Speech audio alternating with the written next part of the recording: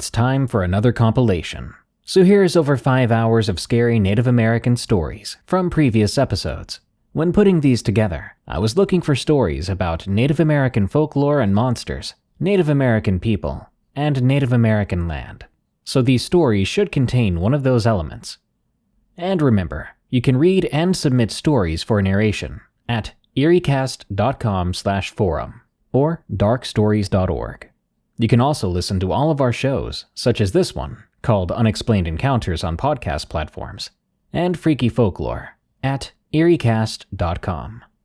Basically, you can do everything at eriecast.com now, so add that to your bookmarks or favorites after you like this video and subscribe. Now, let's begin.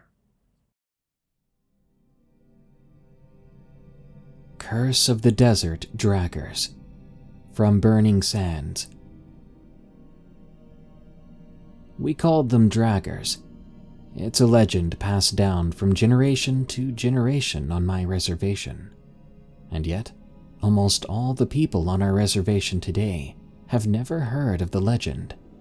Only a few remaining families still tell the story to their children and their children's children. To be honest with you, it's a story even I nearly forgot. Having been told by my grandmother as a small child, I hadn't heard the story told again until I went searching for it in my late 30s after experiencing the most horrific moment of my life. There exists a few miles of desert in one direction of our reservation. As the story goes, the people of my tribe roamed these parts far and wide for centuries. They knew to never wander the desert, as the dreadful heat of the day and the polar cold of the night would likely be your end. But there was another threat that often exited that desert, but always returned, dragging one of the tribe into the dunes. Coyotes. Modern coyotes are so docile that even though I was young and impressionable at the time when I first heard the story, I immediately refused to believe that coyotes of all things would be as aggressive as the story portrayed. And yet the legend goes that coyotes would stalk the village at night, looking for unattended children or infants to grab and drag away, whilst the coyote's companions would growl or attack or distract the family members that attempted to stop the dragger coyote. That is why they called them the draggers. These starved and desperate coyotes dragged infants into the desert, where they were never seen again, and often those who followed in an impassioned attempt to rescue their loved ones would also become lost to the extreme temperatures of the dunes. Believe the legend or don't, that's up to you. It is simply the tragic and terrifying story that my family continues to share to this day. As kids, my cousins and I thought the story nothing more than a cautionary tale, an attempt to keep us from wandering around at night and to keep us from exploring that desert. It's funny how a place so obviously dangerous and treacherous is somehow tempting to a child. There were times in my youth where we would ignore the warnings, and we would adventure into the dunes after nightfall. Usually, we would hear the howls of coyotes and turn back, reminded of the story of the draggers. But on one brave occasion in which we went a bit too far, we stumbled upon coyote tracks and ran back laughing at our bravery or stupidity. Now, growing up usually brings with it wisdom and experience, but that is not always the case. After all, it was my sober decision to set out into the dunes myself for a camping trip, to be alone with myself after a particularly rough year at work. I had a few days of vacation to use, and I used it to return to nature. The legend of the draggers was but a distant memory at that point. Even if the legend had been recalled randomly in my head, I wouldn't be able to recall much detail about it. Coyotes or something, I probably would have said. Memory is a fragile thing as the years go by, frustratingly so. I set out on a clear Thursday afternoon. I paid close attention to the weather forecast for the area. I wanted clear weather and moderate temperatures if I could help it. Any foul weather in a place of extreme temperatures would force my outing to an early end, I was afraid. Luckily, it was supposed to be clear. I settled in an area that wasn't too far from a frequented dirt road. That road wouldn't be more than a mile out, if I recall correctly. That particular spot would also make remembering the direction of the road simple, due to the shape of the dunes around me. The plan was not to sleep on the sand. Rather, I'd set up my Jeep with a snug little covered sleeping area in the back. It was a 4x4 with nearly new tires, so traversing the dunes would not be a problem either. Well, I spent the remainder of the daylight reading from my Amazon Kindle, listening to the wind blow through the sandy mounds. When the sun began to dip, I built a fire from the logs I'd brought along. Dinner was deer steak that my mother always cooked so well, fried squash, and some beef franks that I roasted on a stick. Sounds like a lot of meat, but I would not go camping without having a camping snack. But maybe I should have brought marshmallows. As night approached, it was a far more refreshing trip than I even expected it to be. When the day got too hot, the night came along to cool it down. And when I got too cold, I'd just sit a little bit closer to the fire. That night, the desert seemed to be the least dangerous place I'd ever been. Crossing a street in town would be infinitely more risky than this, I thought to myself, thinking back on all the warnings my family had given me as a child over the years. On the other hand, it still made sense. After all, I wouldn't allow my own child to explore the desert on their own. Perhaps growing up into a more understanding and skillful adult had allowed me to enjoy and respect the desert more. I lay back on the sand near the precarious fire pit. I closed my eyes for a while. I wasn't tired yet. I was just thinking about my childhood for a bit. Nostalgia had come flooding my heart and mind as I sat in a familiar yet wondrous setting. Even still, I found myself dozing off. Guess I was too comfortable.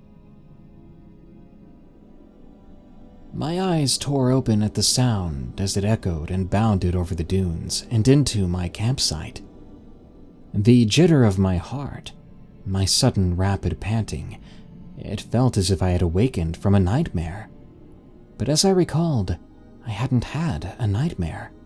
No, I recognized the sound that woke me.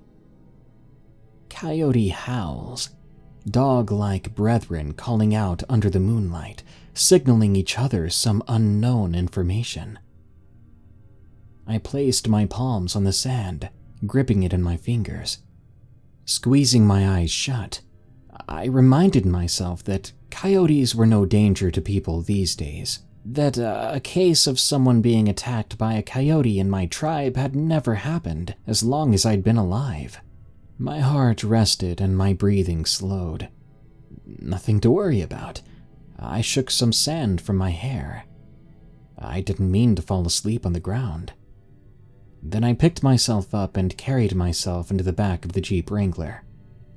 The rear of my Jeep had no glass windows, so I would be very much exposed to the cold night air.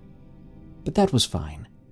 I was overheating from the fire anyway, so I wanted to cool down some. Plus, I had a number of blankets, one of which was heated and plugged right into my Jeep's power outlet thanks to a handy adapter. Fire still crackling near the Jeep on the ground, I lay my head down onto a pillow and closed my eyes.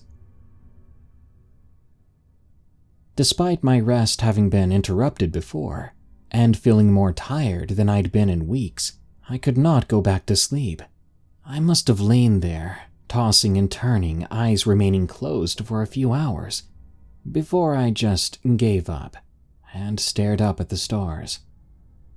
As I wondered if I should put my headphones in and play some music from my phone, I heard a new sound from the darkness of the desert. A crying child.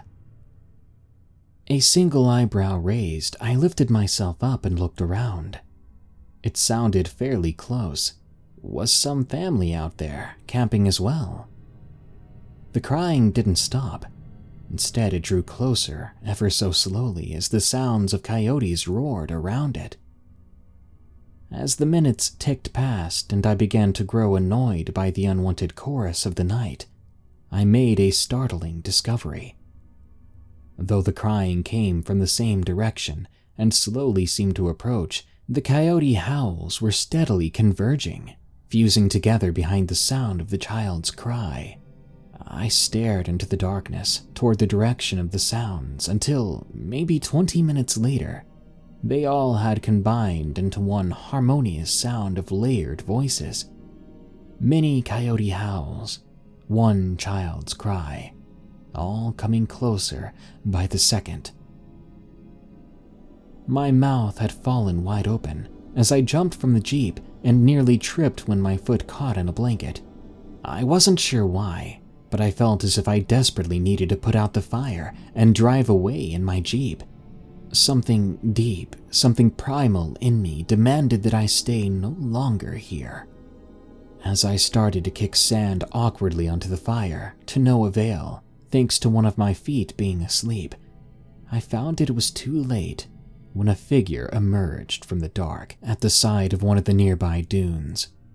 I saw paws first, 4 paws leaving slow, deliberate tracks in the sand beneath it as it traversed down the steep mound. It seemed to be approaching the fire. I was happy that it didn't seem too interested in me. But I had never heard of wildlife approaching a person next to a fire without any caution. I thought to myself, shouldn't it be scared of the flames, scared of a human? Taking a step back, I kept a distance from the coyote as it approached my campsite at a frustratingly slow speed. It took another minute or two just to reveal the rest of itself into the light of the campfire. And when it did, I screamed and fell to the ground. My hands flew behind me, searching as I grasped at more solid ground to pull myself backward, yet all I found was a sea of loose, soft sand. The coyote's furry body ended, or rather began, at a disturbing point. Its face was not coyote at all, but human. Specifically, its face was that of a newborn baby, yet the bottom half was still the lower jaw of the coyote. The human face seemed to replace the top half of the head and snout where the nose and eyes would be. I could see its mouth open in a pant as the human face looked into the fire, the flame dancing across its tormented newborn eyes. With each step, the lower canine jaw opened and a baby's cry came dribbling out of it. Behind it, as if somehow miles back in the desert still, dozens of coyote howls accompanied the cry. The creature approached the fire at a snail's pace. Over the course of what must have been 5 minutes, it made it close enough to the flames to where it seemed satisfied. Then it sat as a dog would on its haunches, its panting slowing as the heat apparently pleased it. It had wandered a freezing desert to find solace and comfort in the heat of my fire. I soon remembered that I was still struggling to make sense of the situation from my position on the ground. I swallowed hard, forcing bile back into my stomach that desperately wanted to rise up out of fear. As I stood, causing the sands beneath me to falter, the coyote thing took notice of me. The baby's eyes looked right into mine for the very first time. I'll never forget that moment. Its lower jaw slacked open and it became motionless as a childlike voice whispered from it. It said, "Mama." I left the fire ablaze, scrambling like a madman into my Jeep. I wanted to scream. I wanted to call someone from my cell phone, but I could not pull my mind away from its focus. to escape. And so I did. I drove as fast as I could in the direction of the road, coming disturbingly close to flipping the Jeep on a few occasions. When sand turned to dirt under tire, I began to cry and smile. Though I no longer lived there, I floored it back to the reservation and stayed the night with my mother, who still called the place her home. She asked what brought me to her house so late in the night. She queried me why I looked so tired and scared, and why I was covered in sand. I sat down on her couch. I spilled everything to the elderly, loving woman. After bombarding her with the most unbelievable ghost story that was my night camping, she nodded and seemed almost unfazed. Your grandmother spoke to me of such things when she was still with us. You remember the legend of the draggers, don't you? Covered in a cold sweat and mouth agape, I nodded repeatedly. Well, then you should understand this encounter entirely. Here, let me get you some tea. She sat up and walked into the kitchen. What did that mean? I wondered. How could I understand something so out of this world? After a few seconds, she returned with a hot cup of tea and sat down again. I drank as she smirked at my still confused expression. You still don't get it. I shook my head. Our people have always believed in the spirits of the land. Spirits of water, wind, fire, even of the earth and desert. When someone was taken from this world too soon, when a person passed away suddenly and in pain or torment, sometimes a part of them would stay behind. It only makes sense that you would see what you saw out there. After all, it was likely the remains of a child stolen from its mother, devoured alive by the draggers, abandoned on this earth, and forced to wander the colds of the desert night alone. And there you were, with a source of heat in the desert hell. My mind reeled. She made my crazy story sound sane, even poetic, and it actually made sense. My fear began to wane, and a feeling of deep sadness replaced it. That creature meant no harm, I think, despite its frightening appearance. Then again, I can't help but wonder what might have transpired instead if I had successfully put the fire out, or if I had worn my headphones in the Jeep like I tried to. What would have happened if I never knew it was coming? My first encounter with the Wendigo, from Greg M. My nephew and I still talk about this experience from time to time, about something we witnessed one night. We are Native American from a reservation in Canada. It happened quite a while back, maybe 14 years ago, maybe more. I can't recall when exactly, but I know it was a long time ago, when we were younger and we had the house to ourselves. While I was watching TV one night, the hairs on the back of my neck stood up, as if I was sensing something that wasn't right. My nephew came knocking on the door and allowed himself into the house. He then said to me, "Uncle, I heard someone crying by the road. I was just walking along the driveway. Maybe they're drunk or something." Now, we did have the occasional drunk visitor, which was really annoying, and I don't drink myself. So I went outside to have a cigarette and to check this out. My nephew came along. I asked him whereabouts he heard that crying coming from, and as he pointed in the direction he had heard it, I heard it for myself. It was coming from a field that led close to my uncle's house. My uncle was a cattle farmer. Now, I didn't have a gun or a bow at the time, so I decided to grab a baseball bat from the storage room and my bear spray. I do a lot of hiking, and the area has bears. From time to time, they do come into the yard or get too close, and the dogs would chase them off, or they would bark nonstop, letting us know that they were there. I gave my nephew the bear spray and a Maglite flashlight. I mentioned it could be a lynx, as they were seen there from time to time as well.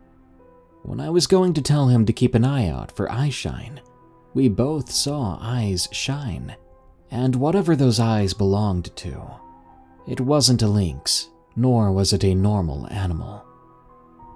Wendigo is talked about in our culture, but many assume it is just a tale to tell around a campfire.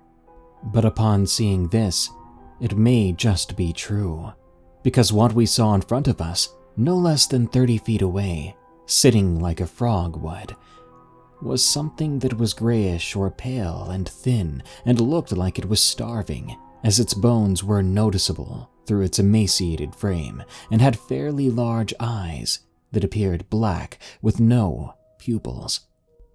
More curious than afraid, and likely just plain stupid, I chuckled to myself writing this now, but I approached it. It backed up in a way that resembled a crab, going backwards into the tall grass with cattails. It was a marshy type area. I went to the spot it had been moments before, but noticed where in the water I stepped, the mud was kicked up and disturbed, but where the thing had been, it had left no signs of which direction it went. All I could see was the bottom of the pond water. I went back to where my nephew stood, and we stood back to back watching out.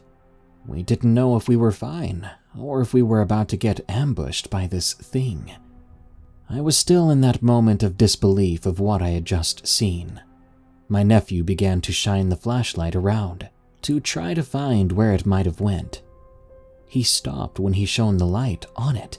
He found it, and we saw it standing upright by a fence line that bordered off the farm from my dad's. It was standing sideways from us a bit, hunched over and slowly tilting its head our direction to look at us. Despite us shining the light right on it, it just vanished. We didn't even see it run or move. It was gone. We shined the light everywhere again, trying to see where we would spot it next. I then told my nephew we should get back in the house right now. We literally walked backwards together the entire way back, looking to the last area we had seen it. We stood on the veranda having a cigarette, again trying to calm our nerves and trying to make sense of what we saw.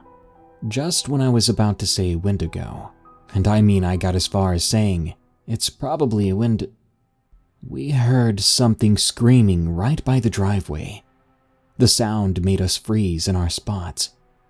It was a scream we had never heard before, and mind you, we know what mountain lions and other animals sound like. But this wasn't no earthly animal. We stayed in place, once again trying to find it with the flashlight, but we couldn't. We didn't see much of anything. We saw no movement, and we even flinched when the dogs had suddenly showed up out of nowhere. But that's when we realized something. The entire time, we hadn't noticed the dogs weren't around. After all, they usually followed us when we walked around. We took the dogs coming out as a sign it had left. My nephew and I agree that we hope we never see it or hear it again. And I don't blame the dogs for hiding. If I knew what was in that field, I would have hid too. All my life. From Anonymous. All my life I've been plagued by strange and paranormal events, some terrifying and some not so much. My great-grandfather was full-blooded Native American. I vividly remember visiting him on the reservation and city. I remember sitting in his lap while playing with his braids. The women in my family are what most people call sensitive. Some of them can sense spirits, Some have had conversations, and, well, me, I've unfortunately inherited all of it. From the age of 8, I've been sensitive to many things. When my mother was married to my stepfather, he had a new home built for us in a new housing development. It was a nice ranch-style home with a roommate floor plan. Although the house was brand new, I still was terrified and even outright refused to sleep in my room. Whenever I did, terrifying things would happen. One night, while being forced to sleep in my room by my mother, who was tired of me sleeping in their living room, I was on the verge of falling asleep when I was jolted awake by what any 8-year-old would call a terrifying event. I awoke with my body halfway off the bottom of my bed, and my covers on the floor at the bottom of the bed. I had been snatched at my ankle from the top of my bed and almost completely pulled off the bed by an unseen force. Well, that wasn't even the half of it. Before my parents were divorced, that room gave me more nightmares than I could possibly count. Not only having physical interactions with things that I couldn't see, I would wake up in the middle of the night and see pale faces staring at me from the wall. Literally half of a see-through human form protruding from my wall silently watching me. It scared the living daylights out of me. When I was 13, the most terrifying event up to that point happened. The pretense to this event was a few days before the big event happened. I was napping on the couch in the living room when I felt someone slap me. Now, this wasn't a slight slap. There was force behind it. It felt as if someone slapped me with all their might, and when my eyes snapped open, I sat up, crying, and yet there was no one around. Fast forward a few days, my mother and I had gotten into an argument. I don't remember what the argument was about.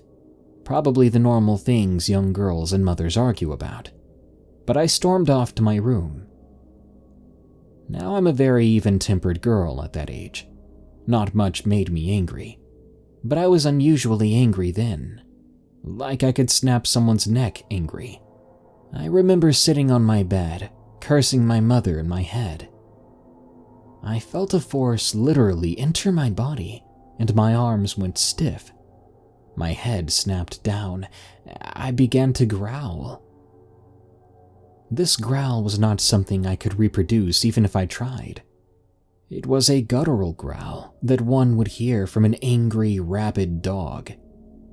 I was terrified, but I had control over my thoughts, but not my body. So I could not open my mouth to yell out for help. I remember wanting to scream for help, but I couldn't. I remember my legs kept swinging off the bed as if my body was trying to get up. The only thought that was racing through my head was if I get up, I'm going to seriously hurt my mother. I concentrated as hard as I could. I forced my mouth open to scream, "Mom!" That was all I could get out before my mouth snapped back shut and the growling continued. My mother, who's religious, made it to my room in seconds to see me on the bed growling, and she began to pray. I don't remember much. The only thing I remember is the beginning of her prayer and going into convulsions. I'm not sure how much time had passed, but when I came to, I felt as if all my energy had drained and I could sleep for days. That was just the beginning of what has been a life of extremely terrifying events. I would have never been here. From Anonymous. If you ever meet my mom, she can be stuck up. Sometimes it's embarrassing, but I'm glad she's like that. If she wasn't, I would have never been here. Back then, around the 1980s, my mother was on her own, living in Phoenix. She would frequently go back to the Navajo Reservation in New Mexico because her dad, my grandfather, lived there. One night on her way back to my grandfather's, she stopped at a truck stop in Camp Verde. As she got out of her truck, she was walking into the store. She saw a guy, and in her words, she said he was handsome. As she got closer to him, he spoke to her, saying, "Hey, I need a ride to New Mexico. Can you give me a ride?" My mother ignored him and made a disgusted sound as she walked by him. Before she went inside, she took one more look back and saw another car coming, so she blew it off. She did her business and came back outside. The man was gone, and so was that other car. She shook it off and went back to my grandfather's. In the morning, she and my grandfather were watching the news. She literally spit out her coffee and yelled, "That was him! He tried asking me for a ride!" My grandfather trembled at the realization of what that meant. The newscast on the TV stated, "Breaking news. Serial killer Ted Bundy has been seen in numerous places around Arizona." My Grandpa's Ghost. From Little Rez Kid. This story takes place on the Blackfoot Reservation in Montana. My dad would often tell this story to me. It's not terribly scary, but maybe a little eerie. My dad's grandpa, Bumps, died when my dad was about 11 or 12. They owned a saddle shop and would make saddles for people. After my dad's grandpa died, if you sat on the porch late at night, you would be able to hear the noise of a hammer striking something coming from the saddle shop. My dad, my two uncles, and my grandma and grandpa both think it's my great-grandpa Bumps.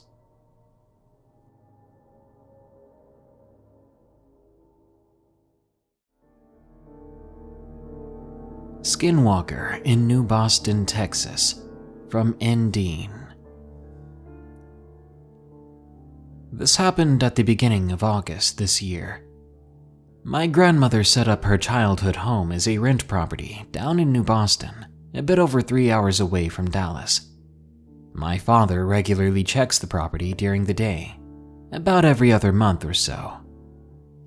The last time he checked it, it appeared we had squatters on the property. The police were of no help either. You see, the police chief at one point tried to buy that property from my grandmother for much lower than the value of the property. And when my grandma said no, it caused some bad blood, telling him to screw off and try again when he wasn't being cheap. My grandmother believed they had a grudge against us. My father had some harassment issues with them for a while, but him being an ex-con doesn't help. So on this occasion, my grandmother asked me to go check the property. A new face, I guess. I mean, personally, I don't have any enemies. She gave me some gas and food money, as most of my time would be spent on the road getting there.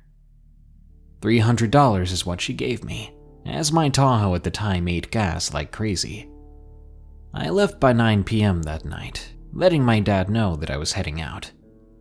I had my Henry all-weather rifle, in case I had any problems that I couldn't solve with words. I made it to New Boston by 12 a.m. I pulled up in the driveway in my 1999 Tahoe. I got out and surveyed the front and backyards, and nothing strange was afoot. So I used the spare key to get inside the house. I checked each and every room slowly. I had just finished my rounds of the entire house when a god-awful smell hit my nose like a ton of bricks. The smell of death and decay was in the air.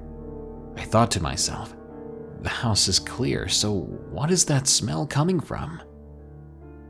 Before I could have even one more thought, I heard a blood-chilling scream, the sound of a woman in pure agony, and it was coming from right in the backyard.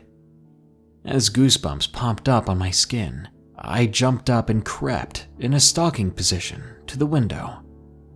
Ever so carefully, I parted one of the blinds, hoping not to announce my presence any further. To my horror, I saw this emaciated thing in the backyard. To be completely honest with you, it reminded me of one of those werewolves from Dragon Age Origins, but far, far skinnier. So skinny, in fact, it looked strained over its bones. Imagine seeing something like this. Your first thought is that those bedtime stories you used to hear are real, and then you start to question whether or not you were drugged somewhere along the way. I had no idea what I was looking at, but I knew I was in trouble. The creature had the appearance of coyote and man, but with no tail. I could feel myself going ghost white. When I noticed the creature beginning to turn its head, I quickly ducked behind the wall. Then I heard the creepiest thing of my life. Coming from the exact same position that creature was standing, I heard a girl's voice. Mommy, I'm sorry. I darn near soiled myself when I heard it. It kept apologizing over and over, mumbling the words but slowly increasing in volume. I'm sorry. I sat at the right of the window as I now heard scratching on the glass. The creature was growling as it spoke like a human girl. I closed my eyes tight as I thought to myself, if you're real, God, I need you more than ever. I hadn't spoken that out loud. You're scared, it said to me. So it did know I was there, and it somehow knew what I was thinking. Or perhaps it just knew that I was terrified.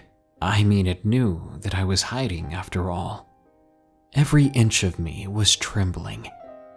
My eyes shot open, and I made a run for the car. I got there and locked the door behind me immediately. All the while, that thing was screaming again. I peeled off down the driveway, managing to get on the highway as fast as I possibly could. When I got off the highway, I must have been doing 80 still, down residential streets. I'm sorry, but I'd never been more scared or disturbed. I cried to myself the entire way home. That night has left me scarred. I still have nightmares about that thing's voice. I see its vile face looking at me in my head. It's this fear and paranoia that drove me to actually submitting my story here, because I began to look for similar sightings of things like that in Texas, hoping I wasn't alone, hoping that I'm not insane. I've lived here all my life, and I never thought that these legends were more than just legends until now. I wish I had someone to help me with this, because going through it alone is hell. Campsite Wendigo, from Anonymous. My boyfriend and I love to try new things all the time. One thing we hadn't done yet was camping. Though I wasn't a huge fan of the idea, I agreed to go. We live in a pretty preppy and basic town, so nothing out of the ordinary ever happens. We also don't live by any kind of dense forest, so that meant we had to travel a bit to find a good camping site. I was not in any way prepared for what was going to happen within the next day. We decided to leave the weekend after my 17th birthday as a little getaway gift. We stopped by the nearest store that sold camping supplies and stocked up on the basics. We had plenty of food and water for a night.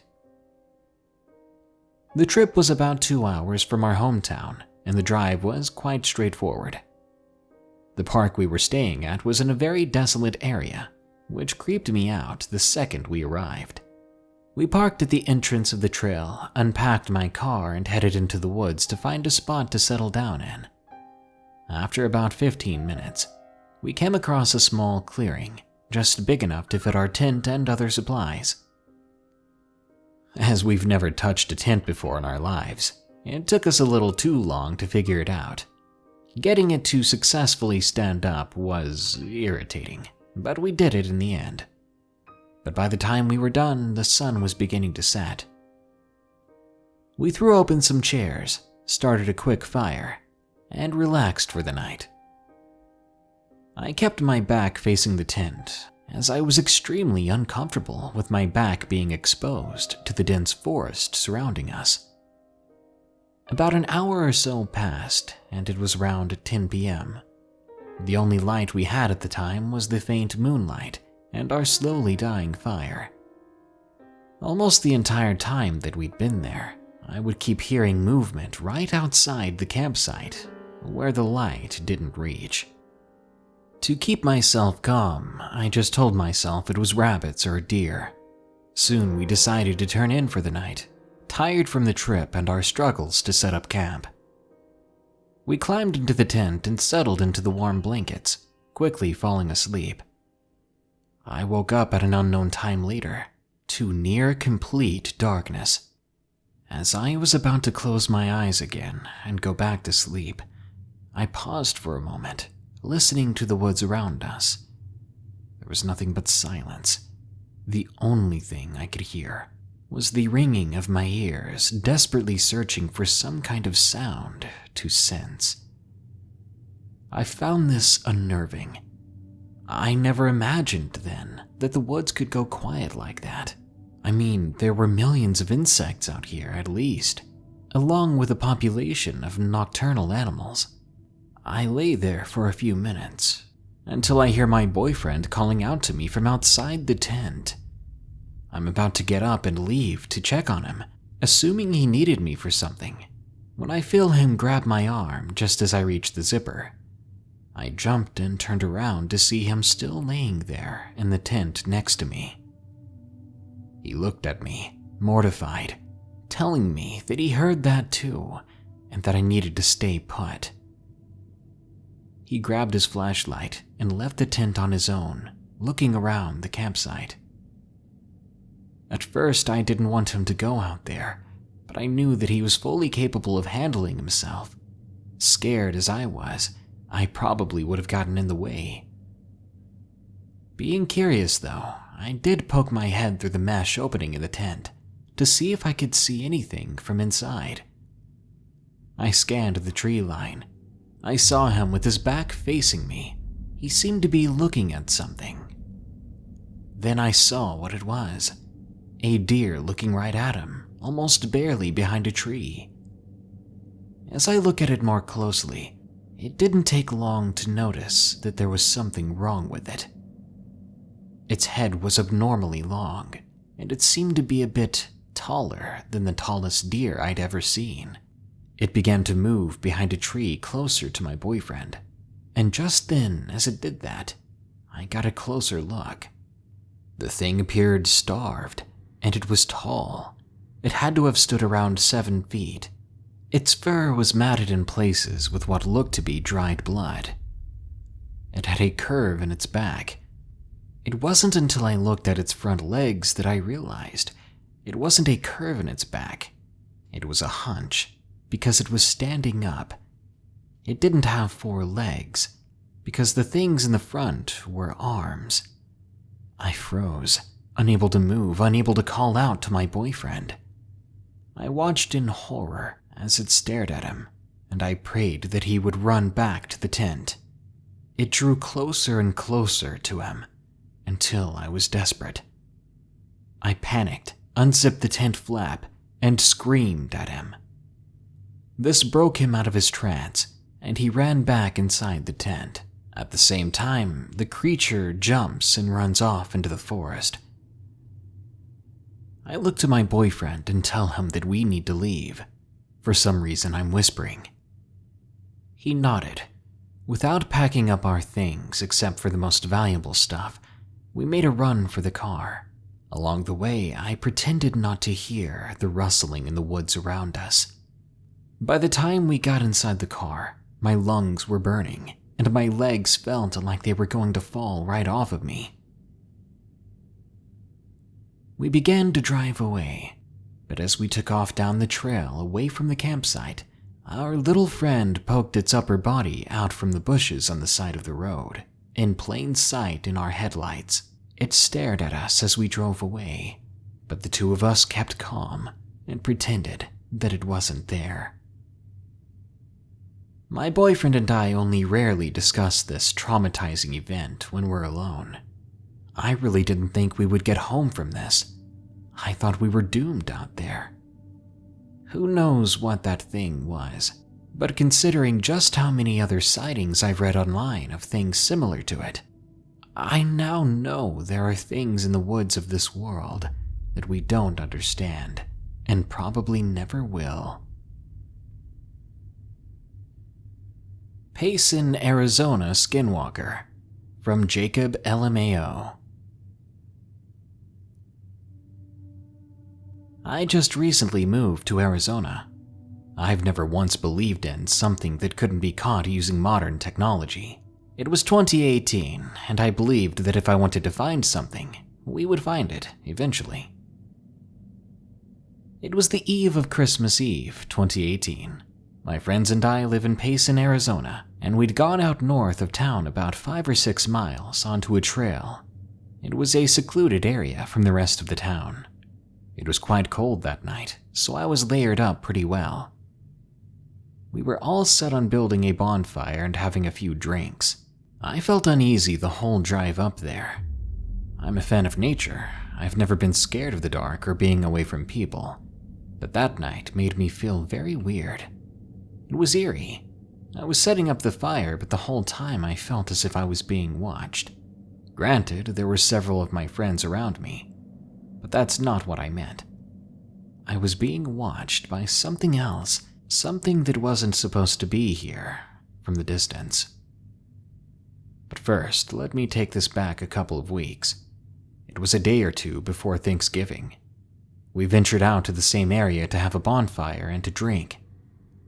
I didn't drink at all that night, so keep that in mind. I was curious to what the area around us was like, so while attaining firewood, I decided to go on a stroll past the bonfire, just to see what I was up against. Before I could even make it out of the area, I noticed something moving behind a tree. I asked if people were commonly up here, but no one answered me. They kept on drinking instead. My eyes would not leave that figure. It was standing behind a decent-sized tree. I could tell it was bobbing its head back and forth like a buoy in the water. I kept thinking, man, whoever this is, they've got some problems. I wanted to call out to them, but as soon as I opened my mouth, I found that I could not speak. I felt weird. Then, whatever this was shot out from behind the tree, running into the distance. It was so unnaturally fast. I immediately fell on my back. I started kicking away and backpedaling in the dirt, scraping and cutting my hand as I did it. Everyone around the fire noticed me fall and began to laugh at me and thought that I was drunk. I managed to get up and asked, "Did you guys see that?" They looked at me like I was dumb. For the rest of the night, I felt on edge, always staring near the fire. Now back to that night on December 23rd. Usually, I don't drink. I'm not a fan of alcohol, but tonight I decided to let loose and drink a couple of rounds. Captain Morgan rum was my go-to. I was having a good time. We were all singing, just letting loose. What I experienced weeks before was not even on my mind anymore, and it was a good night. I got up to go take a leak, and I walked past the truck about 300 feet out near a big rock to urinate.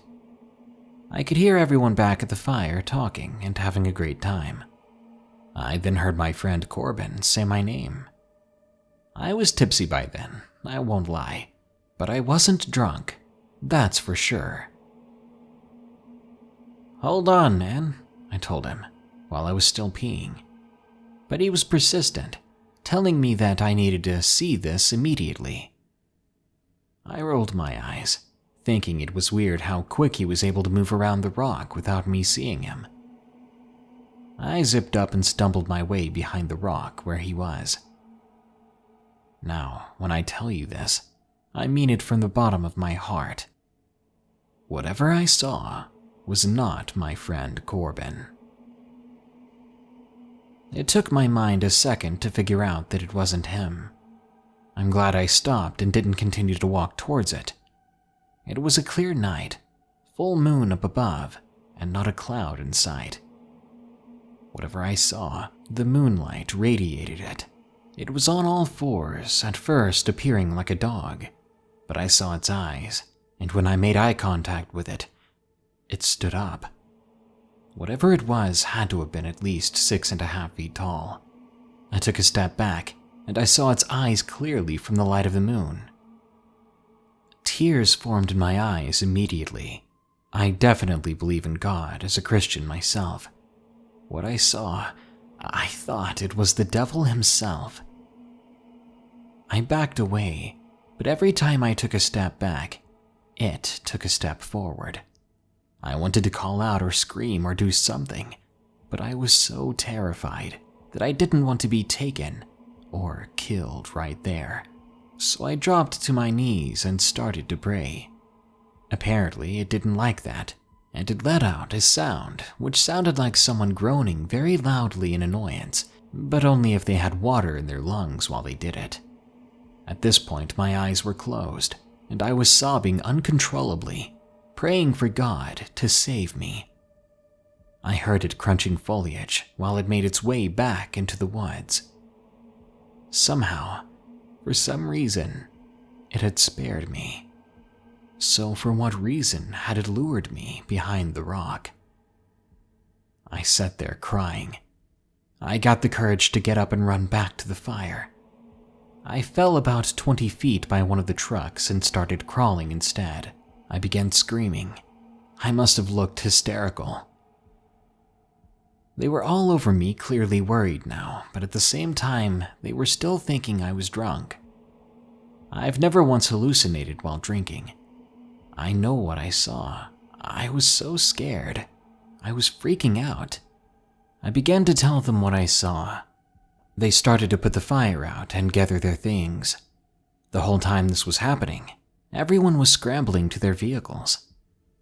I never broke eye contact from where I saw it, because now I saw that it was back, standing by the rock not even 20 yards from where everyone was at. I was to the point that everything seemed like a blur. I was so horrified. I could have sworn I saw the thing smiling at me. After that night, the friends that were there at that campfire, they were harassing me on Snapchat, calling me crazy and making fun of me. Everyone but 2 people treated me like this. But these 2 messaged me, telling me that they believed me, and that they themselves saw something running in the trees after my first scream. I know I saw what I saw. The Face of Summer's Corner, from Lucian W. My friend and I had a long day that day, filled to the brim with fun and adventure, enjoying the downtown portion of Charleston. The breeze was cool, and the rough waters rolling against the docks was relaxing. But we knew we needed to head back before nightfall.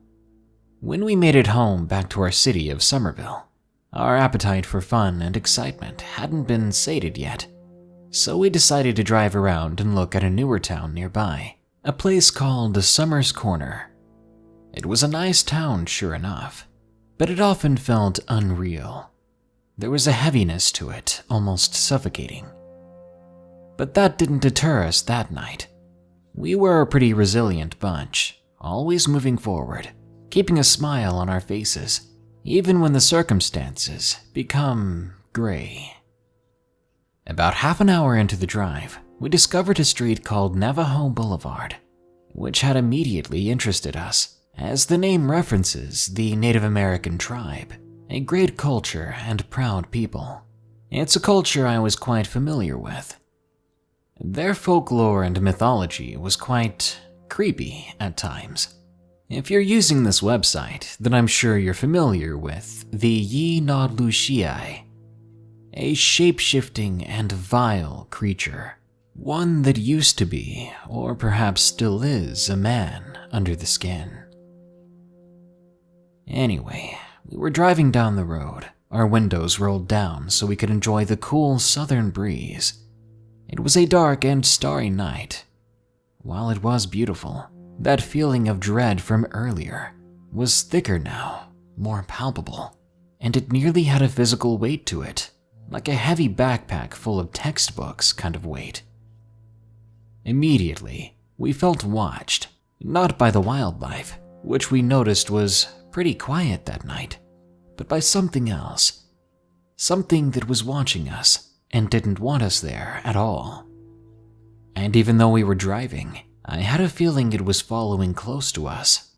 I quickly noticed that I couldn't stop myself from glancing every which way, keeping a lookout for something that I wasn't even sure was there or not. We drove for several more minutes when suddenly, from seemingly nowhere, there was no wind before, but we were hit by a heavy gust that slammed against the car. It was so strong that it nearly forced the entire car off the road and into the woods. Our hearts were pounding out of our chests from the shock of it. I had to slow down, nearly stop, to keep us from crashing or flipping. But then, I slammed on the brakes because the most bizarre and grotesque-looking thing I'd ever seen ran out in the middle of the road in front of our car. This creature was an amalgamation of malice and other spiteful things. Its eyes were pale and silver like the moon, and as the brakes squealed, it stared into my eyes, making my body go rigid. But unlike a natural animal staring into the headlights of a car and petrified, this thing began to approach us, and every time it took a step, my legs would tense up and force my back further into the seat, even though there was no room left. Then it unhinged its jaw, its mouth growing to multiple times its original size, and let out a scream that sounded like it wasn't even coming from its mouth. This forced my mind back to reality. I released my foot from the brake, and I drove like a bat out of hell away from there, though driving past the thing, even at a fast speed, was terrifying. As we made our escape, the feeling was only intensifying, that feeling of fear and hatred, of oppression. Suddenly, my friend yelled at me to look out the window, right behind my seatbelt on the outside of the car. That thing was chasing us down, easily keeping up speed with this vehicle. It was so close, I got a good look at its entirety. Its skin was pale red, and its eyes seemed to have no end to them. Its eyes were goat or reptilian-like, or maybe a combination of the two. There were horns on top of its head, giving it a demonic appearance. Just as a clawed hand scratched at the back glass window, we screamed and were able to steadily approach a speed that it could not replicate. Soon, the creature gave up and disappeared into the darkness of the night. The breeze of our speeding car scattered the leaves across the road. We continued speeding away until we made it back home, and we were locked safely inside to spend the remainder of the night wide-eyed and quiet.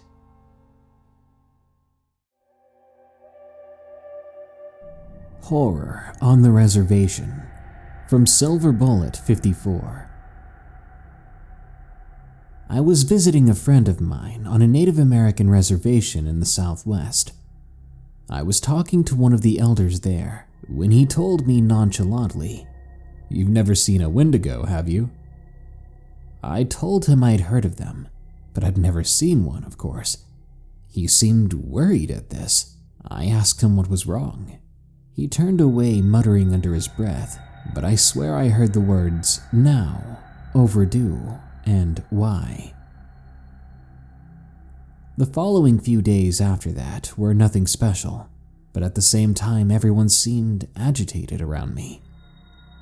On the fourth day, my friend, Blue, said he was getting nervous because it seemed like every time at the end of the month, strange things would happen and people would hear voices in the woods, voices mimicking people they knew and loved. I've heard of the Wendigo doing that based on the legends. I said that I didn't think it would happen to us. I didn't exactly believe in the legends. Blue and I would be sleeping in a teepee he had set up, his version of an authentic campout, which I thought was really cool. It was around that time when we were just lying in our sleeping bags that we heard something odd. There was a voice coming from outside the teepee. It had a southern accent, but it was garbled, like the person was speaking and gargling mouthwash at the same time. I remember raising up from my sleeping bag and looking over at Blue. We were both more confused rather than terrified, but that didn't last long, because then the voice that seemed to be struggling to find words suddenly began to speak fluently. Not here. Leave. It sounded like one of the elders I knew, named Dark Stallion, but I'd never heard him so agitated or rude. I spoke up in reply to whoever was outside our tent. Are you talking to me? You do not belong here. I began to crawl toward the opening of the teepee, all the while Blue was still lying there, only able to shake his head at me, trying to tell me that I shouldn't do that. But I didn't listen. Someone didn't want me here, and I wanted to know why. I wanted to know who it was. I slowly poked my head out of the teepee entrance, and I saw something I'll never forget. It was about 5 or 6 yards to the left in the darkness. I saw it, seizing and shaking violently. It was hunkered down, a fiercely quivering ball. Yet in that darkness, I could still make out its appendages, extremely thin arms wrapped around extremely thin legs in a sort of fetal position. As it shook, I could hear the faint sound of bones rattling. I could not see its face, but I could very easily see the massive deer skull on top of it. I wanted to scream. Before I could do that, before I could pull myself back into the teepee to safety and ignorance, its lifeless skull twisted, facing directly at me as if it was still alive. The skull cocked itself to its side like a curious dog. Then a pale and bony hand was held up to the skull's teeth. It was hushing me. I jerked my entire body back inside the tent. I was trembling now, absolutely horrified. I crawled under the sleeping bag, covering my entire body, ignoring Blue, who demanded to know what happened. I was too scared to leave that sleeping bag for the rest of the night. When I saw the dawn's light breaking through the teepee entrance, I rose up slowly. Blue was still there, seemingly happy that I was ready to talk now. "What did you see?" he asked. I struggled to form even a syllable. Blue spoke again. "I tried to tell you about it. Do you believe me now?" I nodded. The following night I was there. I was sleeping alone this time, as Blue and I decided to sleep in one of the cabins there. Blue had fallen asleep in a separate room, and I was feeling safe in the room I was in, until I heard the voice, a voice that sounded like Blue, even though he was sleeping just down the hallway. "Come outside. I want you to see this."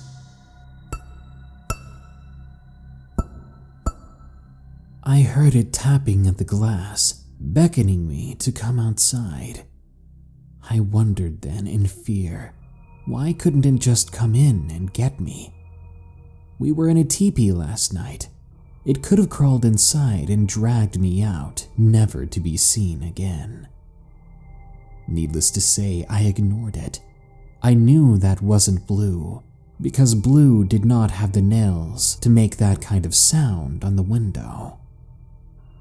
It wasn't until about an hour later I heard footsteps walking away from the window, trampling leaves underfoot outside as that creature disappeared into the forest.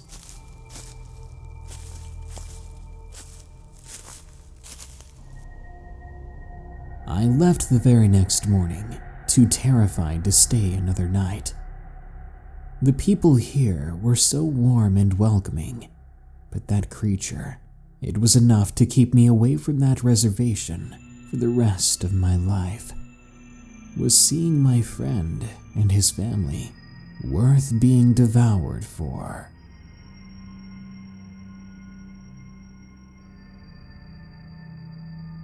My Uncle's Skinwalker Suspect, from D the Beast 14. My uncle is a cop in Utah. One night on March 12th of 2016, he and his partner were sent to respond to a call. The call was made by a husband and wife driving by a forest. They reported that they saw on the side of the road 2 dead hikers. One apparently had partially been eaten. My uncle and his partner, horrified, were sent to go check it out. Coincidentally and thankfully, my uncle's partner is of Navajo descent. In fact, to this day, my uncle claims that's why they survived the night. So the two of them arrive at the scene. They do find the 2 men that look to be in their early 20s. What's odd though is that both of them are now partially eaten, despite the call saying that one of them was. Considering other animals may have gotten to them already, that was nothing to be surprised about, but it was still a very horrid sight. The bodies were about 200 feet apart. While my uncle was examining one of them, he heard a whistle off in the darkness to his right. He shined his flashlight in the direction, commanding whoever it was to come out and to hold their hands up. He then heard a voice in the same direction that sounded like a cop buddy he works with, followed by another voice that sounded exactly like his Navajo friend. He lowered his weapon, but he was still cautious. That first voice, similar to his other coworker, it didn't make sense, because that guy did not work late shifts at all that week. Or any week for that matter. There was no reason he should be here. Instead of listening to the voices that had beckoned him, he walked the opposite direction back to the patrol car. Once inside, he called his Navajo partner, letting him know what had happened. It took a few moments for his partner to respond, and when he did, even over the radio, he could tell that there was fear and agitation in his voice. "We have to go now," he had said. Through his position in the car, my uncle looked up and through the window to see a man who appeared to be in his 60s slowly stumbling toward the car. He opened the door and stood up, commanding the man to stop. The man does for a moment, and then turns and runs off into the woods. My uncle gives pursuit, but this man, who was definitely in his late 60s at least, was moving like a 20-year-old, easily outpacing and outmaneuvering my uncle. The two of them ran down a steep hill, but by the time my uncle made it to the bottom, the man had vanished. Instead, where the man had just been, now stood a large coyote. It glared at my uncle, then turned and ran away into the forest. That's when his partner appeared at the top of the hill, yelling down at him, "We need to get to the car, now!" After one bizarre and unexplainable experience after another, my uncle listened without a second thought, climbing back up the hill, running back to the patrol car. Back there, in the safety of their metal vehicle, his partner then explained to him that he saw the slashes on one of the victims. Then he found tracks in the mud. He knew then what it was. He explained to my uncle that he believed wholeheartedly the culprit they were looking for was a skinwalker. My uncle was shocked to hear this, not because it was unbelievable, but because he was believing it now. His partner then explained that if my uncle had followed those voices, or had continued to follow that coyote, he would never be seen again. Well, maybe, but he'd end up as a pile of mush on the side of the road, like those two hikers. When forensics came, along with a couple of other police cruisers, my uncle and his partner were able to go. But due to the insistence of his partner, their first stop after that was a nearby Navajo reservation. A medicine man blessed the two of them, giving them this weird item as protection. I can't remember what he said it was. By the time they made it back to the station, they were told that forensics said it was wolves or coyotes that attacked those hikers. My uncle ended this story saying that the blessing must have worked, because neither him nor his partner never saw a skinwalker again, and hopefully never will. Bigfoot of White Earth, from JJ. This is not a very long story. It happened when I was 9, before my little sister was born. I'm Native American. I believe in all our spirits and creatures. I was visiting my dad on the White Earth Reservation in Minnesota. It was wintertime, as was usual for me because I love dogs. When I found out they had puppies, I stayed out all day sitting with them in my jacket and playing with them. On one of these days, there was a snowstorm. It started off very light. Then, after an hour, you could only see 10 feet in front of you. While I was sitting on my dad's porch, I heard this huffing sound. I thought that it was a bear roaming not too far from my dad's house, but I was still pretty close to the house and figured I'd be safe. That was until I looked into the trees. I saw a large figure. I was scared right away because I thought it was the bear, and it was closer than I thought it would be. The way it moved, though, the way its silhouette was shaped, it didn't seem like a bear at all. But that's what I continued to think, until it started to jump away branch by branch. The branch it had been crouching on broke when it jumped. I knew that it was no bear then, and I would later begin believing that what I saw that day was in fact a Bigfoot. I'm 16 now, and I believe Bigfoot is a spirit, a docile one that is said to be a protector, but if you disrespect them, they can become aggressive. But it's certainly no evil creature. My experience was peaceful in a sort of terrifying way, and I'll never forget it. Skinwalker Encounter, from Anonymous.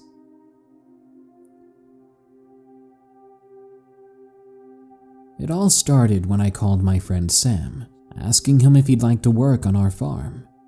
He could spend the night too. He agreed, so I swung by his place that night and picked him up. Before heading back, we stopped at a gas station to fuel up my old red 1960s Dodge Ram Cummins. Half an hour later, we were back at the farm, which is in the middle of nowhere in a small southern town. We worked for the rest of the day. Soon it was sundown. We pulled up into a cattle field to put some hay out when I began to hear this popping sound.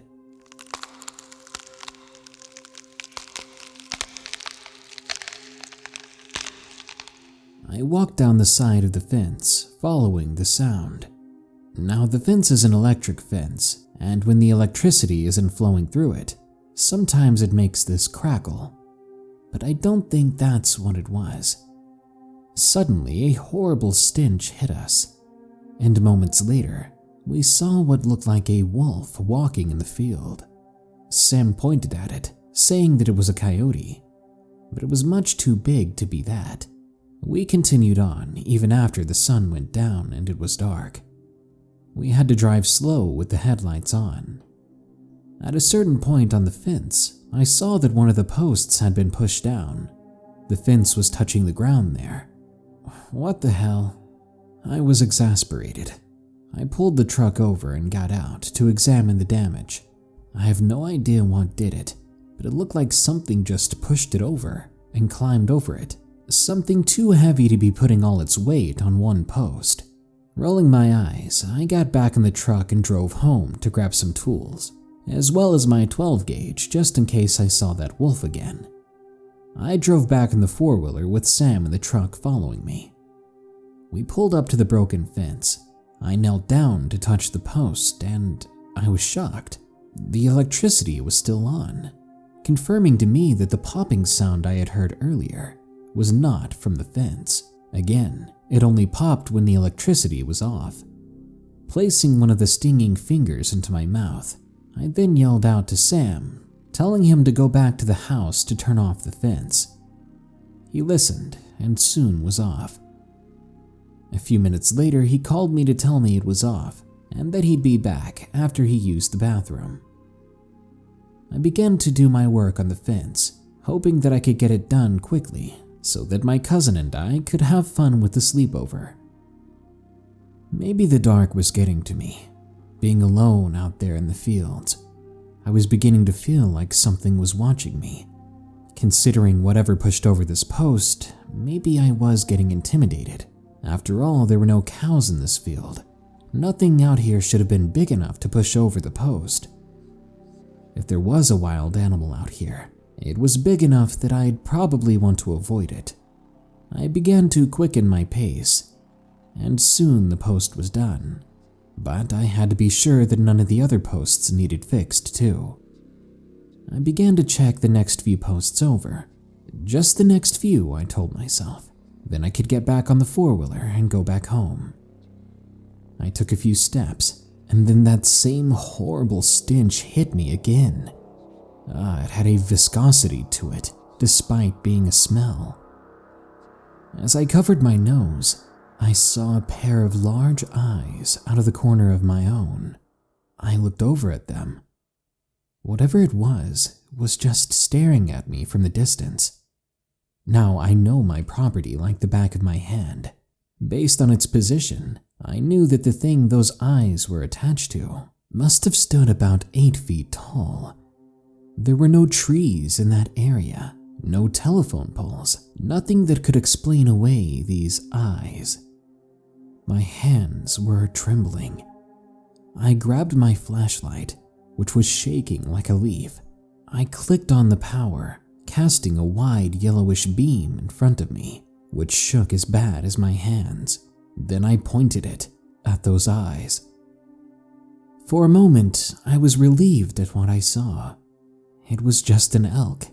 Those antlers and that dark brown fur was a dead giveaway. But as I lowered the flashlight, I got a look at its body, and that's when everything stopped making sense. Because the elk's head was on top of a human torso. Whatever the creature was, it began to spasm, forcing its body towards me. I screamed, bolting back to the truck, only to realize that the truck was gone with Sam, and all I had was an unreliable four-wheeler. I got on the four-wheeler and started it, but it died right away. Come on, I begged the thing, trying 2 more times at the ignition button, but to no avail. When I turned back to the elk-head creature, it was already over the fence. The post it had apparently climbed over was pushed over in this direction, like the other one had been. I panicked, grabbing at my 12 gauge, aiming at the thing, and firing blindly. I missed, but I think it was sudden and loud enough to force the thing to stop and stare at me. I pushed the ignition button 1 more time, and it started, and it stayed on. I floored it out of there, quickly picking up speed to about 40 miles an hour through that field. I didn't want to look back. I didn't want to see it running after me at an unnatural speed. A dozen or so yards away from the house, I slammed on the brakes and ran inside. I slammed the door behind me, with my uncle and Sam wondering what the hell was going on. But I didn't answer right away. I locked the door and began to barricade it. Once I'd gotten my breath, I explained to them what I'd seen. Sam smirked and said that I was joking. "The heck I am," I said. My uncle, probably not believing me, still went around checking the doors and windows. I knew deep down that whatever that thing was, it was definitely dangerous. We stayed inside for the rest of the night, just trying to keep each other company, trying not to think about the horror I had seen outside. By 3 a.m., we had been in bed for hours. I woke up around 3, and I needed a glass of water. I slowly walked to the fridge to get a drink. As I walked past the living room, I heard my uncle say, "Hey, the door's locked. Let me in." I stopped, walked backward to where the living room was, and did a double take. My uncle was not in the living room, but at the window next to the front door, there was definitely someone standing on the porch. I could see their eyes shine as they stared in through the glass. I ignored it, and I walked shakily, still thirsty, back to bed, pretending that it was just a dream. The following day, my uncle called a Navajo friend of his to come bless the farm. After he did so, we shared the story with him about what happened last night. The first thing he said was he was glad that I didn't speak to it, because when you answer the call of a Skinwalker, then you've already met your demise. My God, I hope to never see one of those damn things again.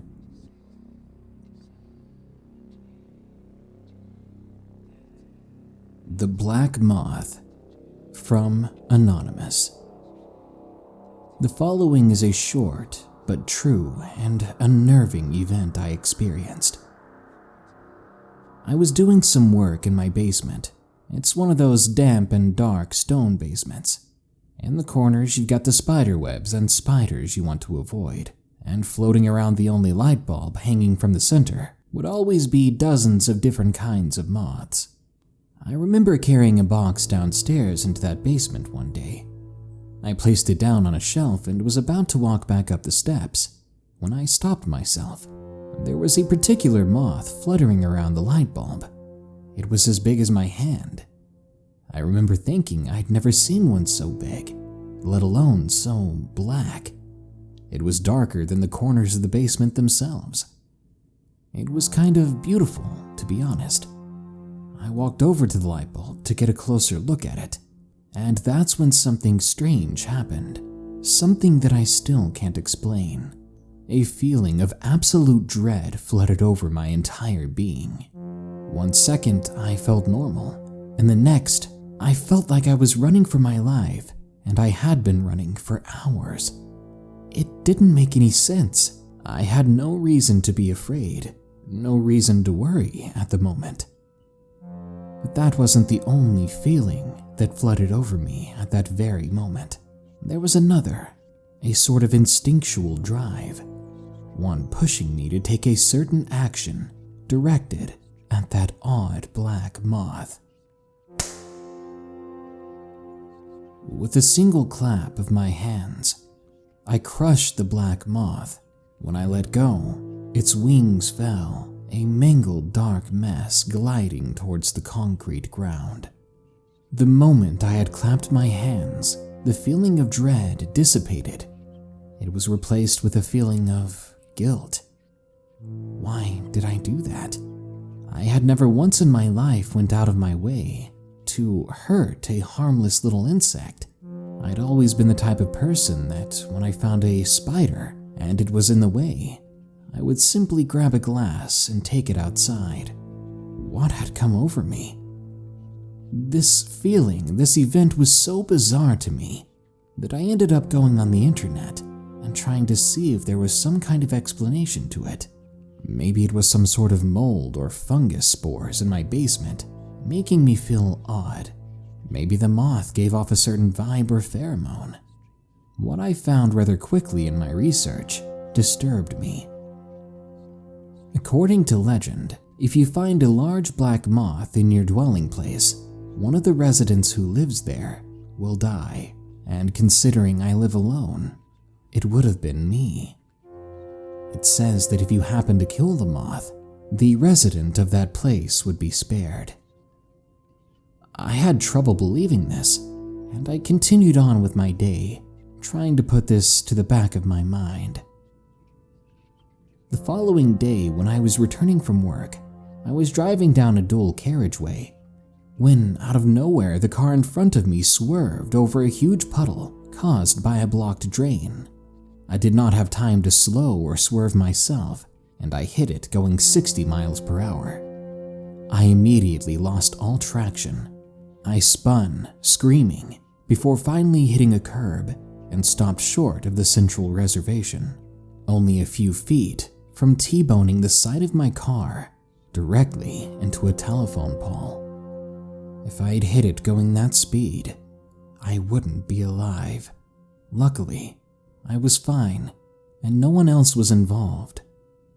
I can't help but wonder, did killing that moth spare my life somehow? I'll never truly know, and I will forever find this event sobering.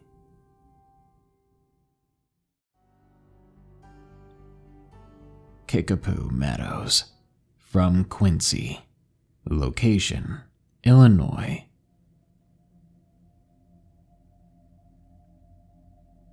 Growing up, my experience with anything paranormal was minimal. I grew up in a small town called Dixmoor, Illinois, on the south side suburbs of Chicago. For the most part, Dixmoor was and still is a quiet small town with very little happenings and very, very few haunts, at least from my perspective. There are some abandoned houses that haven't been knocked down and reclaimed by nature yet that do give off an eerie vibe. However, there are two places that, without a doubt, are otherworldly. There's an old abandoned steel mill factory off 144th and Wood Street, which is right across from where Al Capone buried his targets. Supposedly, anyway. Me and my friends have ventured on those grounds of the old steel mill and haven't ventured too far in because there are dangerous deep holes one can fall into if you're not careful, and it's inhabited by a pack of stray dogs. But that place is a story for another day. The next place, however, I'm more familiar with because I grew up with it. It was right across the street from me. It's a forest preserve called Kickapoo Meadows. During the day, it looks like an average forest preserve. Lush green grass with wide open fields, and a forest in the background dotted with trees here and there. At night, it feels creepy, and it takes on a malevolent appearance. The entire town of Dixmoor used to be Native American territory. That I can believe, especially after doing some research, finding out that I lived close to the border of the Illiniwek and Miami tribes. Perhaps that contributes to the strange things I've been seeing. The thing about Kickapoo Meadows is the fog. It's unusually thick and stays confined to the forest. Even on days where I drove to work, it never spills over onto the roads nearby or onto the two empty lots where houses used to sit. Not only that, but the thing is, when it appears, more often than not you will see the fog on late nights and early mornings on days where there hasn't been rain at all. I always thought you needed some sort of condensation for it to appear, but maybe I'm wrong. Well, why am I so wary of Kickapoo Meadows? Let me start with this. I was about 7 or 8 years old. I was with my 3 older cousins, 2 boys and a girl. Altogether, our ages ranged from 7 to 15. It was summer, so that meant it didn't start getting dark until about 8 or 8:30 at night. We were playing basketball. It was me and my cousin, who was only a year older than me, against his older sister and brother. Needless to say, we lost. However, as the sun set lower, I said we should start heading out, as my mom had warned me that I'd be on the receiving end of a belt if the streetlights came on before I got back home. By then, the fog had started to roll in before we ever finished playing basketball. Not wanting to get disciplined in front of my cousins, I was the first to start walking through the field back towards home, as it was always the quickest way home from the basketball courts. To be honest, I've never walked through the fog either until this time, so I was a bit nervous, especially as it set in so quickly and began to make things harder to see. My cousins, on the other hand, were not as tense as me and played around in it for a second. This caused me to lose sight of them. So now I was growing nervous because I was a 7-year-old child who was trapped in the fog and was all alone now. I could no longer hear my cousins. I called out for them, but of course I received no reply. I figured they were going to try and scare me by popping out of the fog somewhere, which prompted me to move towards the exit quicker. I moved in the direction that I believed was home, and I moved slowly until I came to a tree that sat in the middle of the field. There was nothing special or creepy about the tree, but I knew I would be out of the field if I pressed forward. Before I continued on, the youngest of my 3 cousins, Ramsey, came out of the fog, trying to spook me as he announced himself. Then he asked me if I had seen his older siblings Tony and Joy. I told him no, and according to him, he had lost them playing in the fog. He concluded that maybe they had walked ahead and were waiting for us back at the house. I agreed, mainly because I just wanted to get out of the fog, but I was relieved to no longer be alone. As we trekked on, I began to feel uneasy, especially since Ramsey wasn't saying anything. He was usually a conversationalist. There was what I could only describe as a tingling sensation going up and down my back. I looked back and of course I saw nothing. Maybe I was just scared and the adrenaline started to pick up. Or maybe something was watching me. Afterwards, me and my cousin Ramsey heard his older siblings, Tony and Joy, calling us as we exited the fog at last and walked into the empty lots that set across the street from my grandma's house. They told us that they had been calling for us for over 5 minutes, which we dismissed as a lie. We hadn't heard a peep out of them at all. But I believe them now, and I can't help but think of how eerie that was, that for some reason we could not hear any sounds outside the fog. The tree that sat in the middle of the field was maybe only 50 to 100 feet away from the entrance point, so we should have been able to hear them. We should have been able to hear something. When we got back home, my mom was waiting for us. She had seen the fog roll in that evening. She demanded to know what took us so long, and I was honest with her. It was almost impossible to see too far in that fog.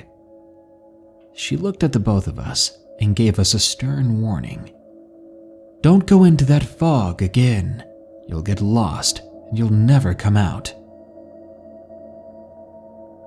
Now, over the years, that stuck with me because my overactive imagination would try to come up with reasons for why she would say that.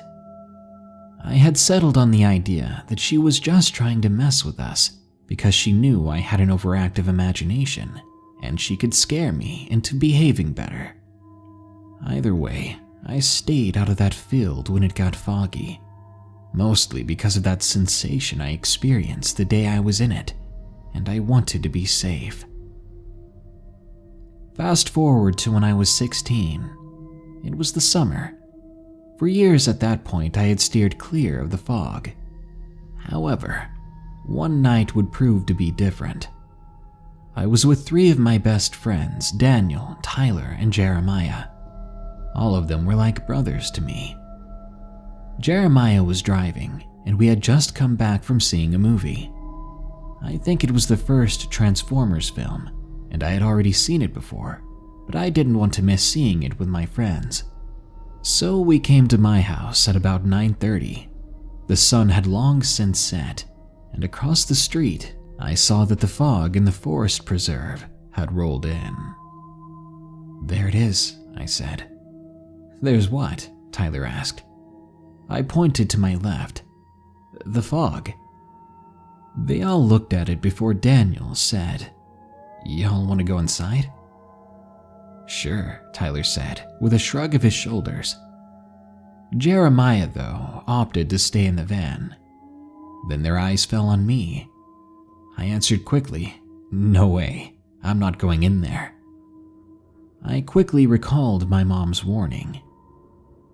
"Quit being scared, bro," Daniel said to me. "Well, you go then," I told him. "I was told not to ever go in there, because you can get lost, and you might never make it out."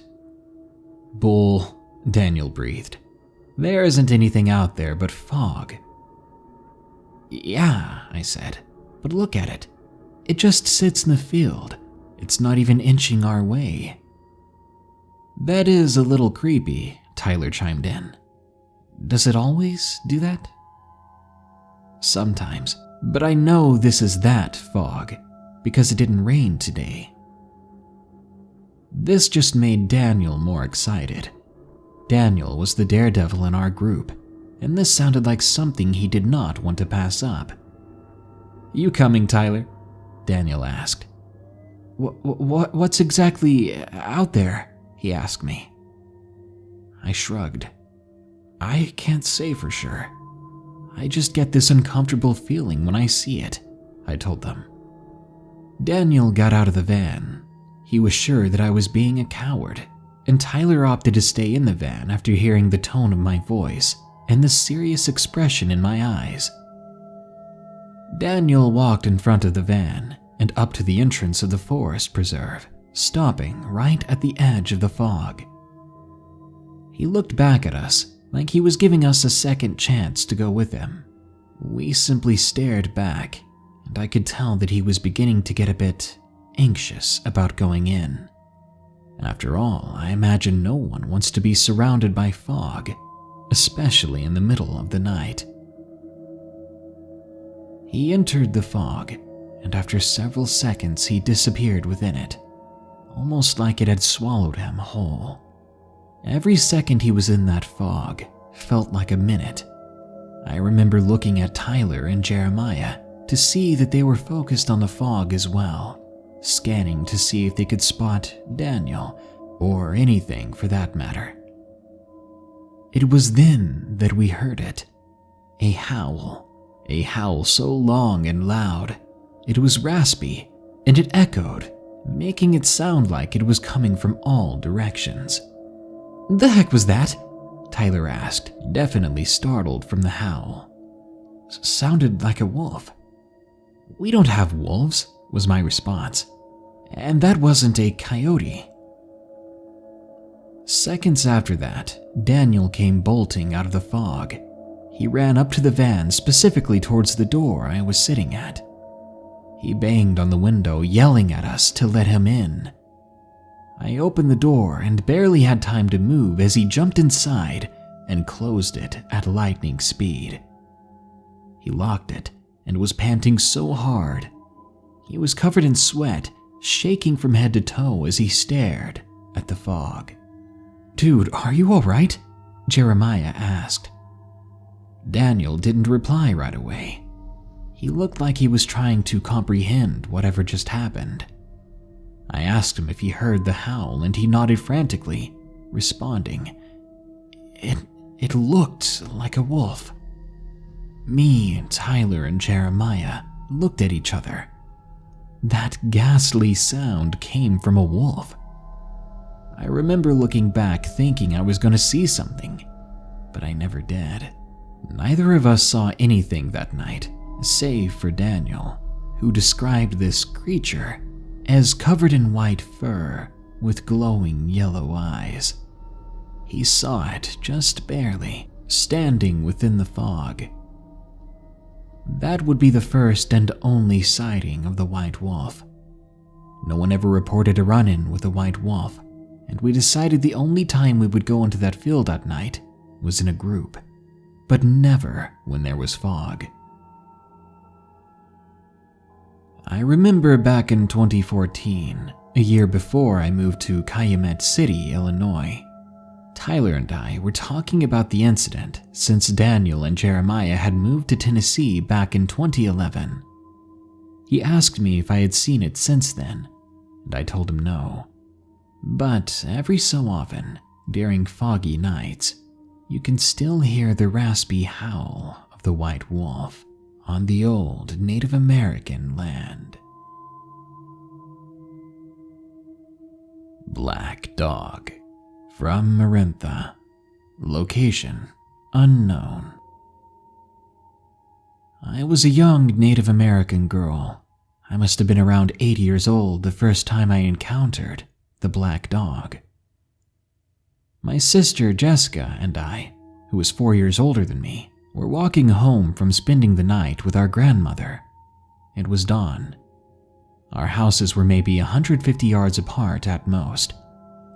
As we approached the yard of our house, we noticed movement in a part of the yard close to the drive and the dirt road that belongs to the wildlife management. We walked a little closer to see a dog lying in the drive. As we walk a little closer to this dog, something bizarre happened. It was like it moved and it didn't at the same time, because one moment it's just lying on the ground, and in a blurry instant, it's standing, staring in our direction. I don't remember ever seeing a dog that big. It was bigger than us put together, and it was covered in matted, solid black fur. It took me a moment to notice its eyes, but when I did, I shivered. They were red like raw anger. Entirely scared, we were ready to run for our lives. The dog, before we could move, began to growl, then bolted off into the wilderness at an unnatural speed. It was gone now, so we took the chance to run for our lives. We ran inside the house and told our mom what happened. She didn't believe us. About a week later, we woke up in the middle of the night to the sound of my mom jumping up, stomping throughout the house, and running into our bedrooms to get us up. Something was happening with our little brother. He was 4 years younger than me, and he was crying. She busts into our room and says, "Do you hear that?" Of course we did. But our brother's cries aren't the only thing we heard, and I doubt it was my brother's cries that my mom was referring to anyway. There was a sound like something large walking around on the roof, followed intermittently by growls. It was unlike any dog we'd ever heard, but from the sound of the footsteps, it resembled a four-legged animal. This went on for about 10 minutes. Then it stopped, like nothing had happened at all. My mom, not being superstitious, chalked it off as some stray. But how did it get on our roof? Another week goes by. I'm staying with my grandmother, lying in my bed. I'm suddenly awakened by this god-awful sound again, growling and footsteps.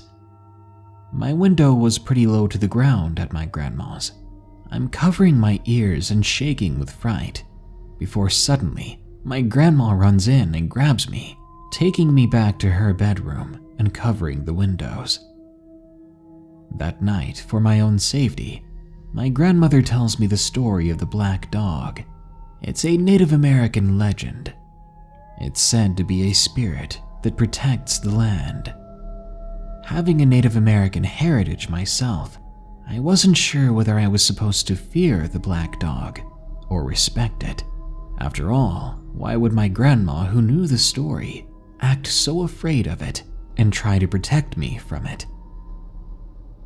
Maybe it has something to do with us living within walking distance to a cemetery.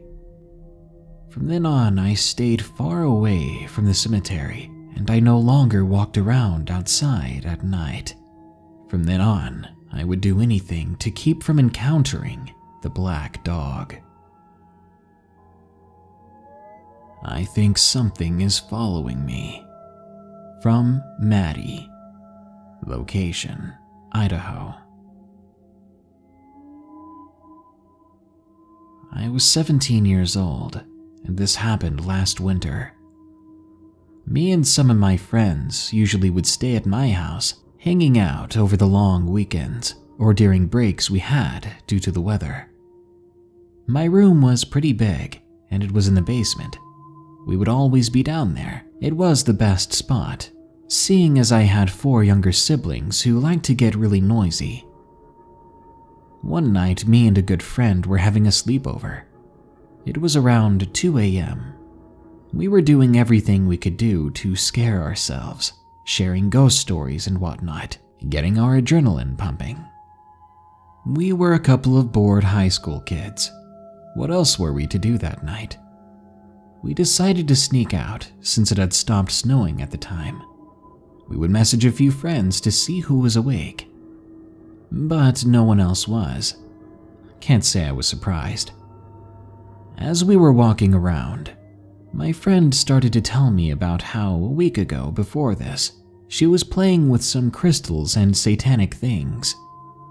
We had another friend that was really into witchcraft. They had used a Ouija board together and were trying to communicate with someone or something on the other side. I immediately told her that that sounds like a terrible idea. I've always been a pretty paranoid person. Even though I like to be scared, I set boundaries. And I told her that Ouija boards are just too sketchy and that that's a line you should never cross. My friend is very much Native American. She's curious of and wants to be attuned with the spiritual world. There's a lot she believes and doesn't believe. Of the things she believes, that includes Skinwalkers and Wendigo. Those stories in particular absolutely terrify me. She mentioned about how in the reservation there's always sightings and stories of people who have encountered them, even in these modern days. Well, a few weeks after her telling me this out in the snow, I was lying on the couch in the upstairs room sometime in the morning. I was sitting there watching Netflix. I decided to head off to bed after finishing a whole season of a show I'd been watching. As I was walking toward the stairs, I noticed a dark, misshapen figure standing near it.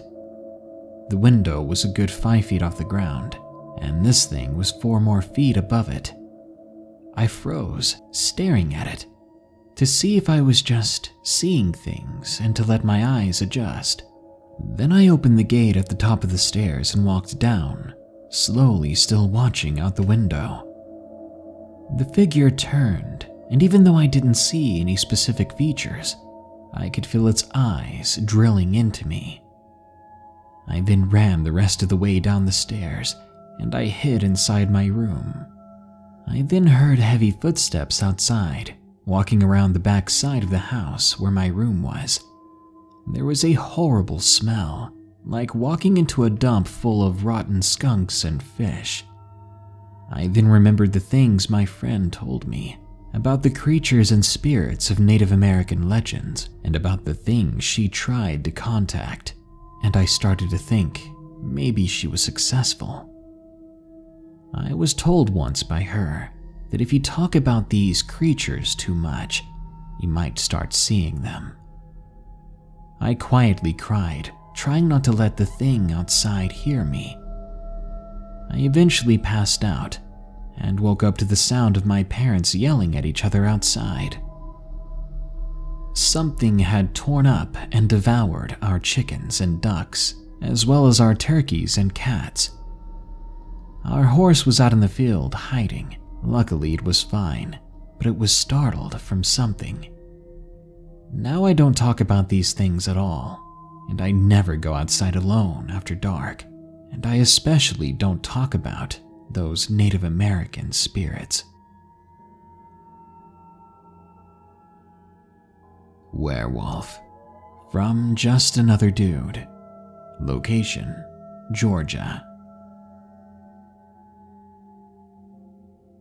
I've only shared this story with 2 other people, one of them being my wife, and the other a close friend. I grew up hunting and fishing. I was taught from an early age to understand and respect wildlife, nature, and all the animals that dwell within it. I was taught to hunt and survive out there. My family is Native American, and our teachings have always been passed down like this throughout the generations. Nowadays, I am often requested to guide people on new land that they purchase or lease for hunting, as I'm well known locally for my ability to read wildlife signs. I say all this to you because you need to understand that not much scares me out there.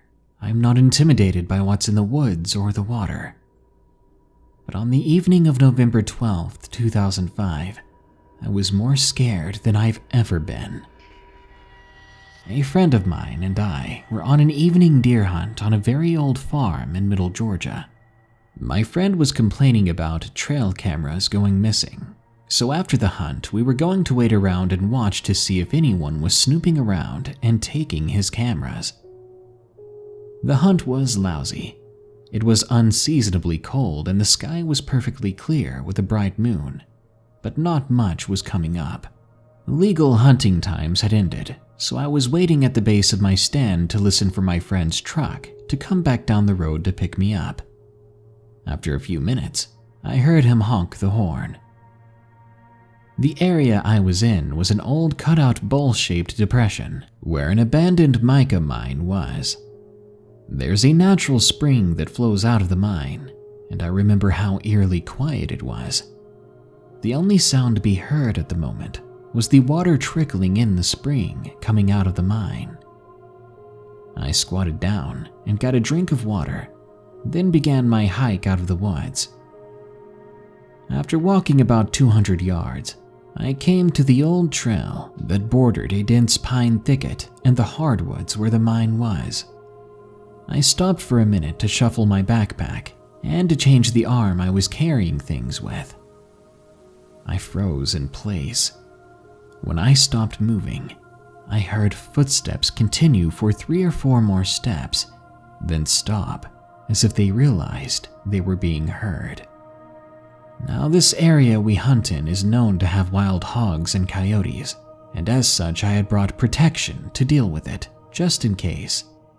I took my pin light and clipped it to the bill of my hat. Then I checked to make sure I was loaded. The sound I had heard was not hog or coyote steps either. This was much bigger and had a longer stride more akin to a man. Slowly, as if I was stalking a deer, I began to walk. When you stalk hunt, you make 4 to 5 carefully placed steps, then stop to survey the area for a few minutes while looking and listening for movement. The light on my cap was not turned on at this point. If you have good moonlight and your eyes are well adjusted, you keep the light off and trust only your eyes and ears.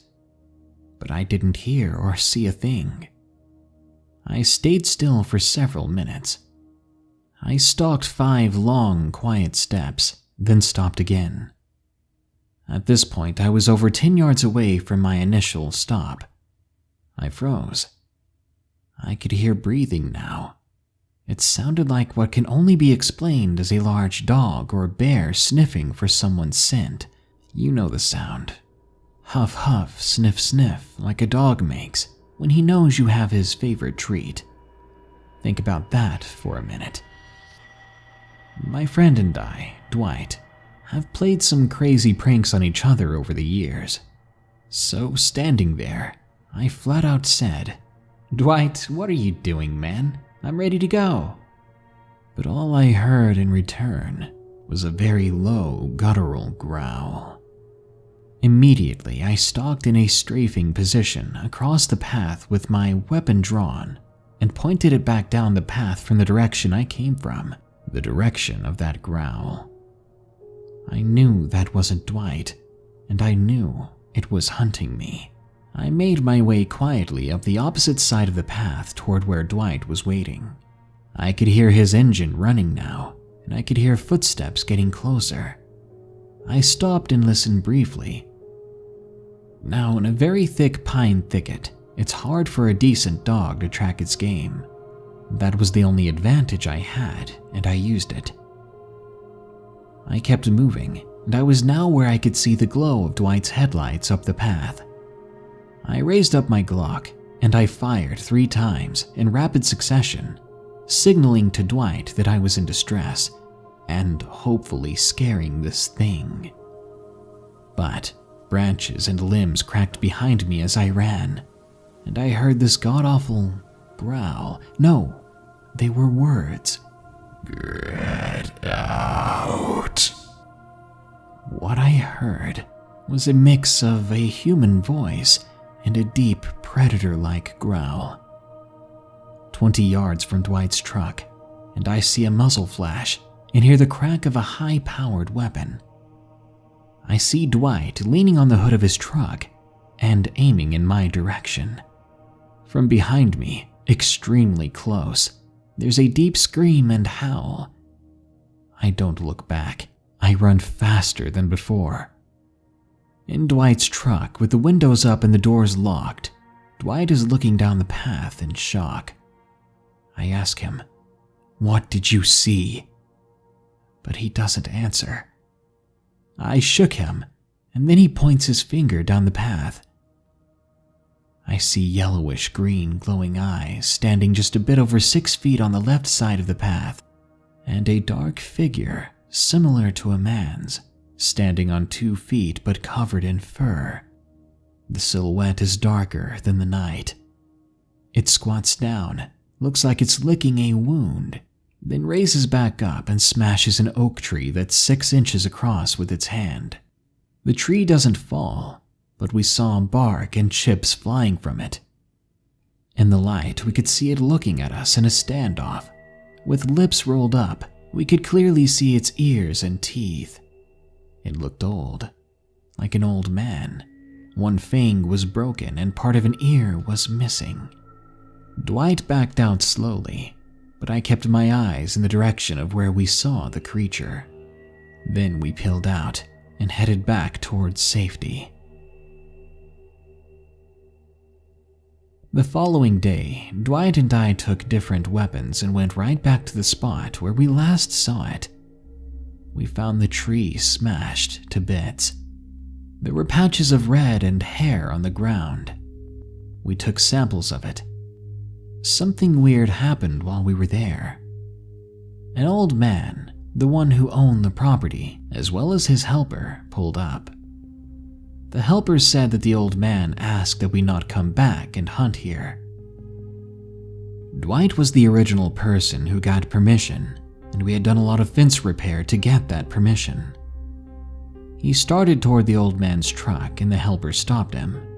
He said, referring to the old man, "He got hit by one of his bulls yesterday, and he ain't feeling too well. He asked me to bring him down here and ask you fellas not to come back, and to be nice about it, but we don't want no one here." The helper then took cash from his pocket, handing Dwight $500 and me $200 for the work we did on the fence. We got our deer stands and we got out. We never found the cameras that we had set up there that went missing, and to this day we haven't gone back.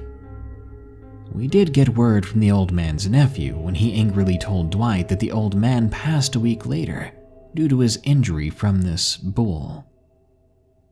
The nephew did extend an offer to hunt there again, but we refused.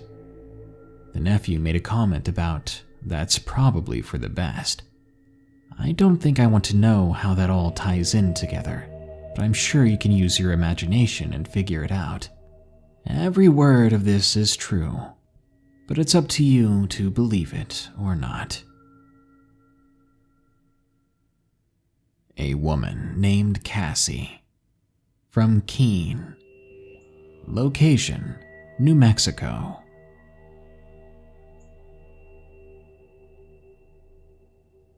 I come from a reservation in southeast New Mexico.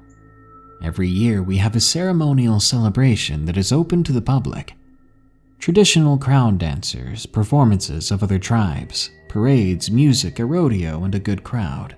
There was nothing unusual compared to other years prior. But like any big event, some planning and safety precautions are to be considered beforehand. Little did I know that I was going to be a part of this event. The tribal vice president had personally asked me if I could be the head of the security detail in charge of guarding the livestock for the bull riders and performers at the rodeo grounds. I agreed to the job. It was only 4 days long, had good pay, and it was the night shift. That was a relief, because it meant it was going to be nice and quiet. I was wrong, though. To this day, I rarely attend the events anymore, as I may just run into this creature again. It was July 5th, 2015, the second night of the celebration. It had been raining and I was drenched. Being a US Marine, you could say that I was used to being out into the elements. At a certain point, it finally stopped raining. I had a team of 6 people that night, and they were finally beginning to show up. They didn't have security experience, but beggars can't be choosers. They were on their routine patrols in no time, and I was soon by myself, checking on them from time to time to make sure they were doing what they were supposed to. They were talking, laughing, and telling jokes a lot, but with it being quiet out, I let them be, to help them pass the time. The clouds broke, exposing a full white moon. It allowed us to see much better that night. I noticed in the northwest corner of the parking lot a yellow Toyota. One of my teammates came to me, Linda, I think, and was a little concerned because they were drinking. I told Linda just to leave them be. Our concern was the bulls, horses, and other animals in the corrals. She agreed and resumed her patrol. It was 11:47 p.m. All was still quiet in the darkness when a voice in the distance pierced the silence. Cassie! Cassie, where are you? It was the occupants of the parked Toyota in the parking lot. Irritated, I went to see what the problem was. I encountered them near the bleachers and asked if everything was all right. They were obviously drinking and seemed quite concerned. They introduced themselves as father and son, Tom being the son and Frank the father. I gave them my name and asked a second time what was wrong. "She's gone, sir. Just gone." She disappeared, like a Skinwalker, I remember thinking. Yeah, right. But I kept that to myself. I set them down on the bleachers and told them to wait right there with the rest of my team. I strapped my LED light to my head, and I told one of my team members, Barry, to open the gate and make his way back in case law enforcement was called. He took his Suburban and did what I told him to. I looked at the 2 men who were still feeling scared. I told them to tell me what happened and to be serious this time. "We were having some beers, just having a good time. I turned around and she was gone. I didn't hear her get out of my car and I didn't hear anything," Tom said. I am skeptical because they were intoxicated, but to put them at ease, I said I'd take a look. The car was parked near a tree line about 75 yards where I was. I turned on my LED headlight and I made my way up to the car. There were empty beer cans all over the place, front and rear of the car, and 3 windows rolled down, indicating to me that someone was in the back. As I said before, it had rained that night, so I looked down out of the car, and there were shoe prints in the mud. They went into the tree line. I thought maybe she went to the bathroom or got sick. I followed the shoe prints. They went about 25 yards into the tree line. My LED lights were very bright, so I could make out the prints very easily. Then I stopped, because the shoe prints just vanished. They ended in one spot and didn't return. No tracks leading back to the car either. Just nothing. They're obviously way too intoxicated, I thought. I circled around and made my way down to the car. I searched the car one more time and again it was empty. This time, right when I turned around, I heard a loud hissing noise, almost like a cat's, but oddly different. There was an undertone like a low scream blended with the hissing. I looked, and 10 feet away was a massive black cat. It was a little over the size of a full-grown golden retriever. This cat had huge paws that looked more like hands covered in fur, and its eyes were human in shape, not like a feline's. Its front legs were deformed looking, as if they were broken in the same places on each side. Patches of fur were missing, and its skin was mangy. I could smell it. It smelled pungent and rotten. It stared at me with orange-reddish eyes. It appeared to be daring me to move. I knew this cat was no normal feline. As I looked into those eyes, it felt like something was trying to take over my thoughts in my head. My mind kept getting darker and darker, as if I was being hypnotized. I closed my eyes and shook my head. I looked at another part of it besides its eyes, and slowly my thoughts came too. I had my K-bar, and I reached for it, unbuttoning the handle. That's when the strangest thing happened. It looked at my hand on the blade. It appeared to recognize it as a weapon. It arched its back and, crazy enough, stood up on two legs. I withdrew the K-bar, waiting for this thing to attack, but it walked backwards like a person, never taking its eyes off me. It backed away into the tree line, standing on all fours again, then ran into the trees, disappearing into the darkness. Now I'm a veteran, decorated too, but that was the first time I was truly scared in almost 13 years. I called Barry over the radio. I told him to pick up Tom and Frank and take them to the police substation. He drove up in his Suburban, flashing his spotlight into the tree line. He came up to me and was concerned because I seemed confused, and I had a hard time finishing my sentences, as my mind was obviously jumbled. Then he asked me a question that sent a chill down my spine. "Did you see the girl? She was standing in the trees. I shined my spotlight on her, and she kept looking at you. She took a few steps and seemed to just disappear in the bushes, as if she squatted down. That's why I was checking the tree line before I got here. Boss, you okay?" "No," I said. "Just take Tom and Frank and take them to the station. Then get back here fast. Take Linda with you. No one goes alone." "Sure thing, boss. I'm on it," he replied. Barry and Linda returned to find the team all on the bleachers. I waited for them to arrive until I could say anything. "Here's what's going down. We split into teams of 2, 3 people a team. No one is patrolling by themselves tonight, and I want radio checks every 15 minutes from everyone. Stay in the light when you can, and stay away from the tree line in the northwest corner. Do you understand?" All confused as to the sudden change in my demeanor, they agreed. Thank God, we finished the night without another incident. Then they began pestering me about what I saw, and I finally told them. They started telling me about their experiences as well. Many of them claimed to have seen a woman. She was walking around the grounds. The animals would act weird around her. Horses would kick the fences when she got close, and bulls would bang their heads against the corrals in an attempt to get at her. They attempted to talk to the girl, but all they could get from her was, "My name is Cassie." Needless to say, I wasn't going to sleep that night. I decided to watch the rodeo as the day shift arrived. I said nothing more about my experience, and I told the team not to speak of it. Then the rodeo started.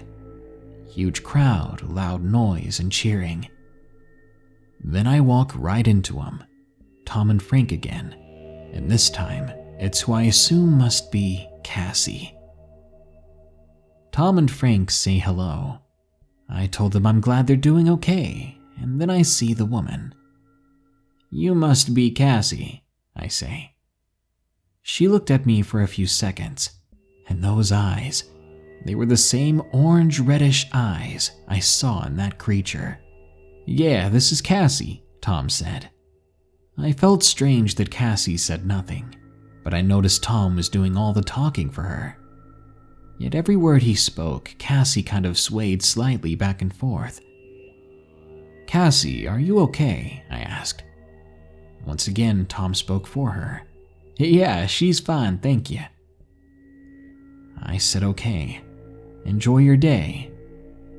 And oddly, as they walked away, they turned in unison, walking in the same manner, their legs synchronized. Yet under my breath, and even with the scores of people making such noise, I quietly said, "I know what you are." Now, Cassie and only Cassie turned toward me. It was like she heard every word I whispered. She smiled, then turned and walked away, driving away in their Toyota. I never believed in skinwalkers before, but I stood face to face with one of those creatures. The Navajo believe in these beasts. I'm not Navajo, I'm Apache, but skinwalkers, oh, they're very, very real.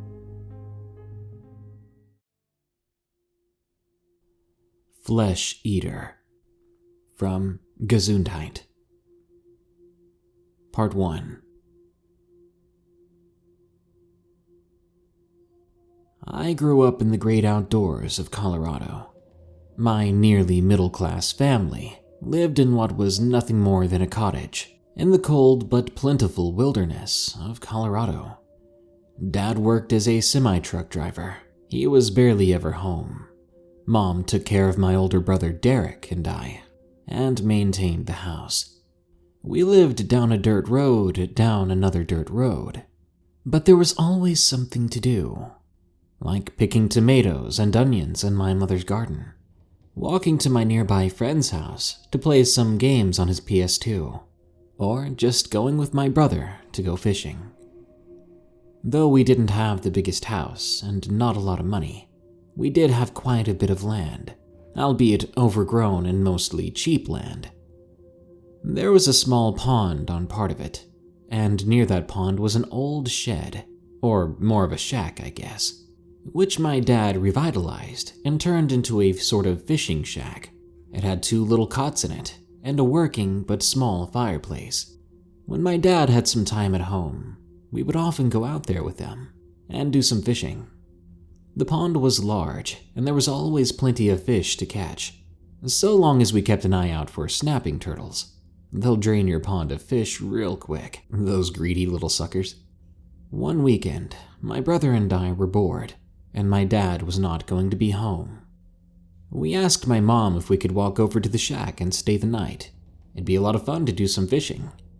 It may not be the tastiest meal, but there's something nostalgic about skinning some fish right quick after catching it and throwing it over the fire. Plus, we could take a lot home and surprise Dad. He loved fish. Getting the okay from my mom, we packed up our fishing poles and Dad's tackle box, setting out to the pond. At the time, I was 10 years old, and my older brother was 14. Derek, my brother, was pretty rowdy. The type of kid who, once he discovered cursing, cursed way too much every chance he got, thinking it made him an adult. I remember walking to the pond with him that night, and he asked me if I spit or swallow.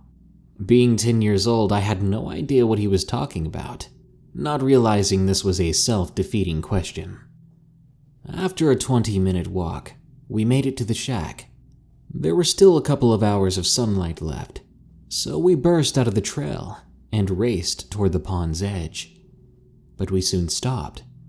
Something smelled wrong, and as we made our way to the edge of the water, we found it. Dozens, if not 100 fish, pulled ashore, half eaten, then tossed to the side. Immediately, we both frowned, and my brother angrily muttered, "Snapping turtle." We gathered up the dead fish, all that we could find anyway, then tossed them in a neat pile on the wood's edge, out of the way. It didn't really do much for the smell, though. If this was a snapper, we were going to have to tell my dad. He had a trap for him that we didn't know how to set up or use, and we were afraid we were going to lose it in the pond if we tried. We kept an eye out in the water for it, but never did see anything out of the ordinary. We did do our fishing, sitting there with our lines in the water for nearly 2 hours, and not a single bite. Thing is, I knew that there would still be fish in there, so maybe they were just cautious, scared, and they needed some more time to propagate. After 2 unlucky hours of no fish, we hunkered down in the cabin as the night grew cold. We got a fire going in the small fireplace. We sat around it, keeping warm and keeping each other company.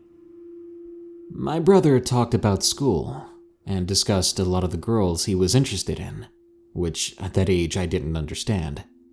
I'd never thought of my female classmates as pretty, though I did have a lot of female friends. When I explained this to him, he looked at me and laughed. "Cart, just give it a couple years. Then all you'll think about is girls and girls." "No, I won't," I replied, feeling offended for some reason that I didn't understand. He squeezed me on the neck and shoulder with a finger and a thumb. This tickled a lot, and I winced and tried to get him off of me. And then he said, "Oh, I see. So you're boy crazy." I pushed him off of me, exclaiming, "No, at least I'm not afraid of the dark." He rolled his eyes at me. "What are you talking about? You're more afraid of the dark than I am." I was going to retort with something, but I remembered I had to sleep with my mom in her bed just a couple of nights before. I'd had a bad dream. We sat back and we got quiet for a while. Then I looked over at him and asked him a curious question I had. "Why are people afraid of the dark?" Derek looked at me, then looked back at the fire. "I don't know. Guess 'cause you can't see what's in there. Isn't it just scary when you can't see anything? Try closing your eyes and walking out into the woods one day. Would be pretty scary, wouldn't it?" I nodded. "Nothing to be scared of out here, though," I said. I was an ignorant and confident little kid. "Well, I wouldn't say that," Derek replied. "You're just trying to scare me. There's no such thing as monsters," I explained to him, like a little know-it-all. "Well, Cart, it doesn't have to be monsters. There are animals out there. Dad said he saw a cougar on one of the trail cams. Cougars eat people." Being 10 years old and hearing this from my older brother really scared the crap out of me. I didn't like where the conversation was going, but I was morbidly curious. "How big are they?" I asked. "About as big as Dad." Derek could not finish his sentence, because suddenly there came a loud sound from outside the cabin. It seemed distant, but still quite loud. It was a windy scream, like a violent wind flowing through a cavern. A scream of pain, though you could be mistaken for guessing it didn't come from an animal at all. You could probably guess I jumped right out of my skin. "What's that?" I demanded to know from Derek. "Speak of the devil," Derek said. "Cougars are known to scream like that." "What do we do?" Having turned to face the door of the shack, where the sound had been coming, he looked back at me and smiled. "It's not gonna bother us. Cougars are scared of people." I didn't believe that for a second. He had been about to say that they can get as big as Dad. Something as big as our dad. Why would it be scared of 2 little kids? Didn't make sense to me, and we hadn't brought any real protection with us. I'd seen plenty of scary movies by then, and if a big cat was anything like my Hollywood monsters, it could burst right through the shack's walls and grab me by the hair, dragging me out to be eaten. "I want to go home," I told Derek. He placed his hands on my shoulders and reassured me. "Nothing's gonna happen, it doesn't even know we're here, and it's not going to bother us. Let's get some sleep. It's probably safer we don't walk through the woods right now. I know you're probably thinking I should take you back home." He lay in his cot, and I did the same. Though I'd been scared, it didn't take me long to fall asleep. An unknown amount of time later, I was awakened. There was a stirring in the shack. Remembering what we'd talked about before going to sleep, I sat straight up and looked over to the cot where Derek was supposed to be. But he was gone. Instinctively, I looked right at the door to make sure it was still shut. There was Derek. He was facing away from me. He was opening the door and about to step outside. "Derek, where are you going?" I said, worried. But he ignored me. He didn't even react to my call. He stepped out of the shack, then closed the door behind him. Not 3 or 4 seconds later, that scream that I'd heard before came echoing from the woods outside. I pulled my thin blanket up to my face. Why did he leave me? Where was he going? What if that cougar got him? The scream would come again and again every few minutes. All the while I sat there, trying to force myself up. I had to go get my brother. I either had to bring him back or stay with him. I was too scared to stay alone. And what if he got hurt out there? Eventually, and ever so steadily, I pulled the blanket from myself, and I got up. The fire had turned into glowing orange embers, but was still plenty hot to keep the shack warm. I opened the door, met by a cold, almost freezing breeze. It was very dark outside. Where the full moon didn't touch with its light was complete pitch black darkness. I stepped out and closed the door. Then, step by step, I made my way toward the trail, calling out his name. "Derek! Derek, where are you?" He did not respond. I walked closer to the trail. It was the only part of the forest that wasn't completely black with darkness, as the canopy above the trail had several openings throughout, letting in much of the moonlight. But still, it was half as bright as the shores of the pond. I walked along the trail, having to remind myself that my brother was out there somewhere and needed me. Otherwise, I'd rather just stop moving or go back to the shack. It was cold, and I was shaking, but probably not from the cold. I was terrified, more so than I'd ever been. The further I walked along the trail, the louder the screaming got, the more clear it was. The windy aspect of it began to fade out. It would sound more and more animalistic as I carried on. About halfway through the trail, only 10 minutes from home, the scream came again, clearer than ever, and I knew then that it was coming from off the trail to my left. I then made the stupidest decision. I was going to go toward the screaming. Now you have to understand why I did this.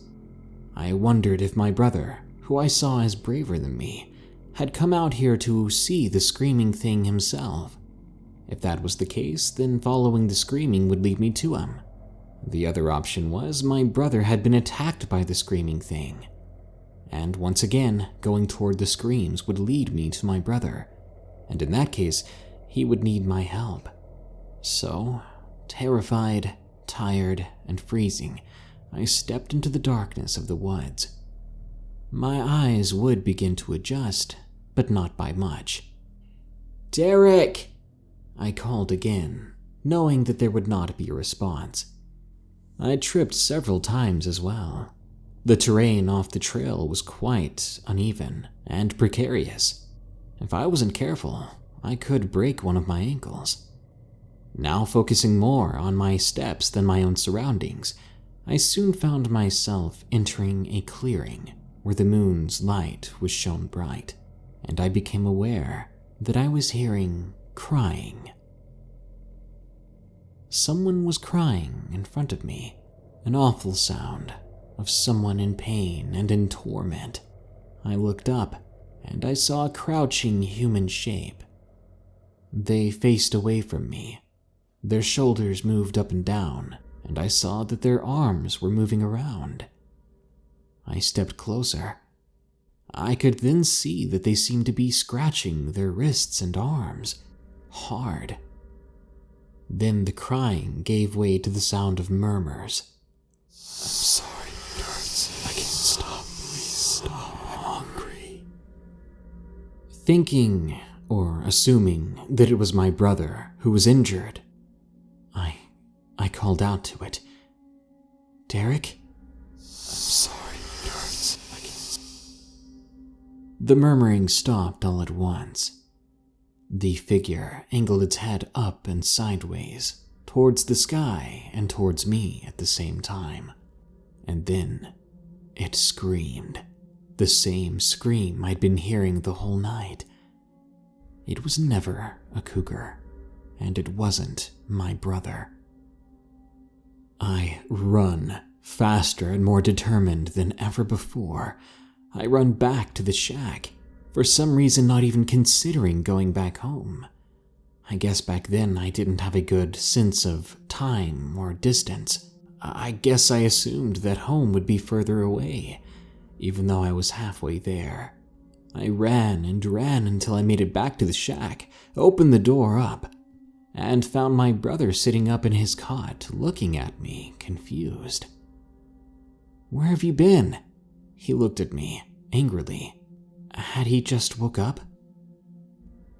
I thought I saw you leave the shack," I explained. "What are you talking about? I've been asleep this whole time. You just scared the bejesus out of me. Don't go outside without me. You didn't go on the trail, did you? Alone? In the dark?" His anger turned to concern. "Yeah, but you weren't here. I had to go find you." I began to cry. Derek hugged me. "Carter, I never left you. I was in here the whole time, I promise. I wouldn't scare you like that, and I wouldn't leave you alone." After he dried my tears with his shirt, he stayed up while I went to sleep, and in the morning, he stayed close to me as we both walked home together. Part 2. I never really knew what I saw that night in the woods. When we made it back home, I did tell my brother what I saw, but I said to him that it was just some crazy man. He didn't believe me. I did have one bout of sleepwalking way back in the day, several years before that, but it was nothing like this. Still, he didn't stop from attributing my experience to sleepwalking. After all, even I couldn't explain how I didn't see him in his cot if he had been there the whole time. A few years after this, school was back in session for the year, meaning we had to wake up super early to get ready for school and to catch the bus. We had to wake up at our house for school way earlier than other kids. We were the furthest out on our bus route. We'd wake up at 5:30, then be ready to catch the bus at the driveway at 6:30. This was miserable. It seemed no matter how early we fell asleep, we'd always wake up feeling exhausted. Not to mention, whenever school started up, that time of year was always freezing cold outside around these parts. I hated it. But luckily, Mom started a new tradition. She'd drive us in her truck to the edge of the driveway and wait with us, heaters full blast, and we'd snack on breakfast burritos that she'd made us, usually. They were quick and easy for her to make, and by God were they delicious. My poor mom, though, she didn't last long when she put the parking brake on. Every day when we waited for the bus, she'd start snoring after a few minutes, out like a light, catching the sleep that I wish I could catch more of. Well, the first day of school that year, we did just that. Mom brewed us all a cup of coffee. Derek was really into coffee by then. Mom was addicted to it, and I was 13 then, so I figured I was man enough to drink my coffee black. But after one sip and a noticeable cringe on my face, my mom laughed at me and poured my cup into hers. Having known this would happen, she pulled out a juice box, apple juice I think, and gave it to me.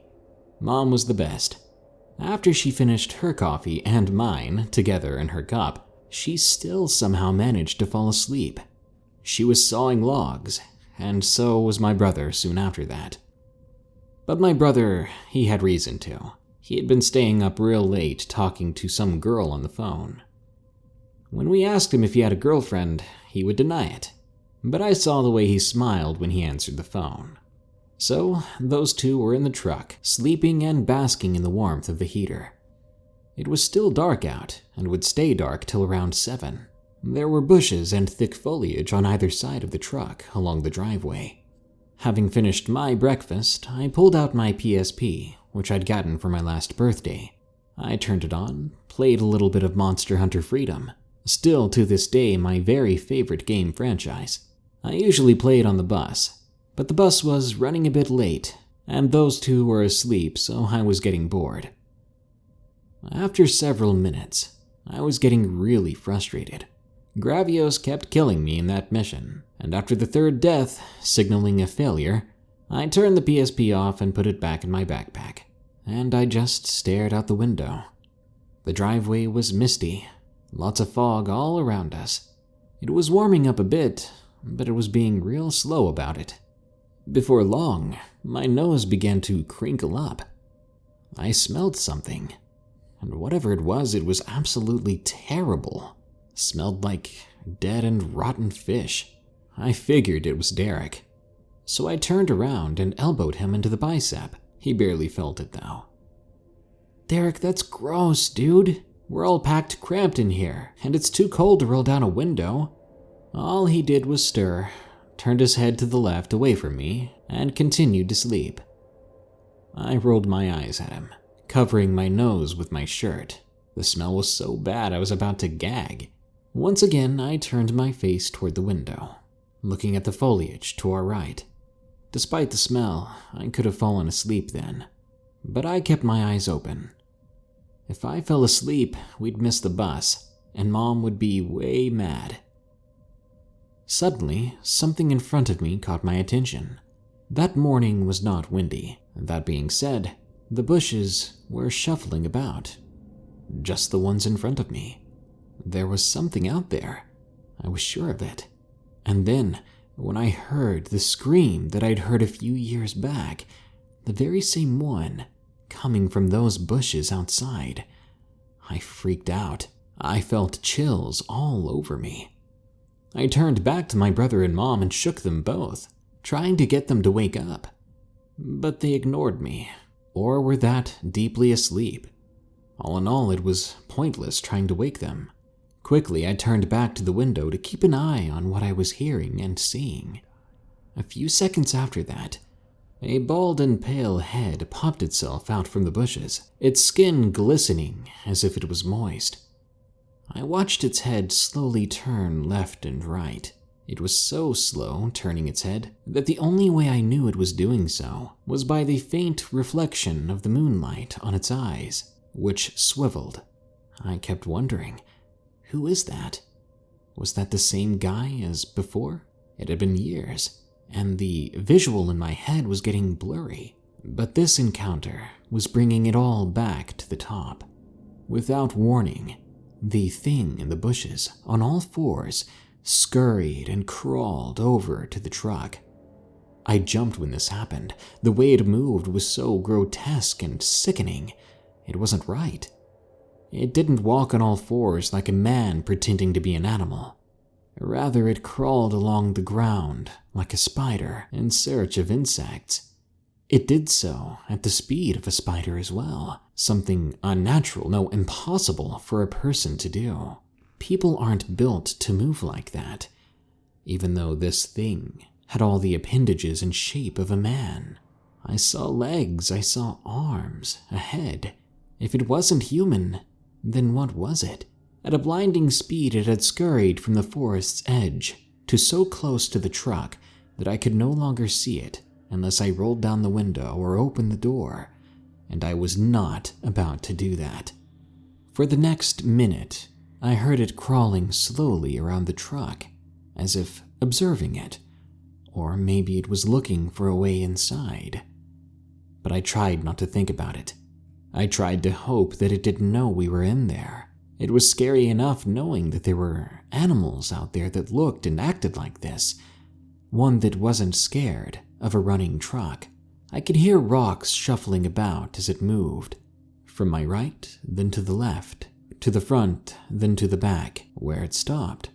I turned in my seat and I stared out the back window, waiting to see something. And I soon did.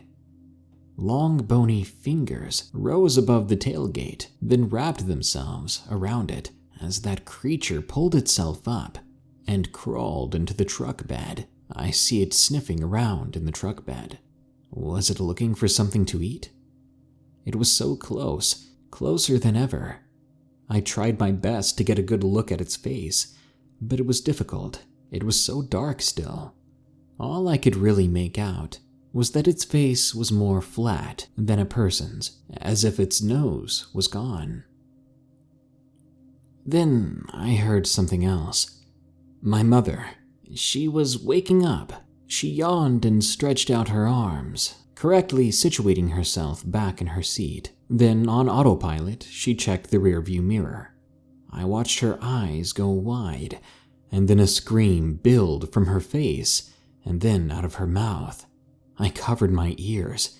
It was so loud. My brother sat straight up. He'd been scared half to death. This spooked the creature too, but rather than running away, it flattened itself so close to the bed of the truck that it was impossible to see due to the shadows. Mom was horrified but confused. She'd only got a split-second look at it. She looked at me, seeing that I'd been watching it, then asked me if it was a dog or a cat or some person. Then she figured it was maybe one of my friends from up the road, coming to the truck to join us, which had happened before. She said if that was the case, it was not funny that he was trying to scare us. My now awake brother turned in his seat, wanting to see what all the fuss was about. He pressed his face right up against the cold glass, trying to see what was back there. But it was just impossible to see it. A sudden squeal from behind us caused us all to turn around. At long last, the bus was pulling up in front of us, squealing to a halt as its brakes howled in agony. At that same moment, the entire truck shook as a great weight or pressure was exerted on it from the back. I turned just in time to see that creature escape through the bushes, leaving the three of us there dumbfounded, me and Derek now forced to get out and enter the bus, which we did in a hurry. I asked the bus driver if he saw that, but he looked at me, as tired as we were, and shook his head. I asked my brother if he caught any glimpse of it, but he still didn't know what we were talking about. All he knew was that Mom screamed at something in the rearview mirror. With a sigh, I sat down, pulled out my PSP again, and tried to forget about it. Derek asked over and over what it was, but I didn't have an answer. When I tried to tell him that I think it was the same thing I saw years ago in the woods, he simply said, "Right," and finally got quiet. Part 3.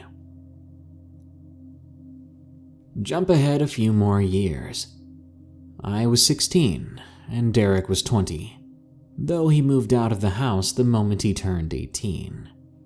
He didn't visit much anymore, and I found myself missing him. It had been a long time since the two of us went fishing like we used to, let alone just sit down and talk about life. Luckily, at the same time that Derek was gone, Dad was able to come back home far more often. He and Mom had finally paid off our cheap house, meaning we did not need nearly as much money as he used to be making. Dad didn't want to cut his hours, but Mom convinced him to. She wanted him home, wanted him to relax and help her with her garden, said it would be therapeutic and even romantic for the two of them. He relented, and he was able to take half the hours he used to. He was basically home all the time now. I wasn't used to it, but I enjoyed it. Heck, I even found myself helping them garden too. And Dad was a great fisherman. We'd go to the pond, rest in the shack, and even travel upstate for more exotic fishing. But there were some other negative changes around then. You see, my sleepwalking, which had only happened once before, came back with a vengeance.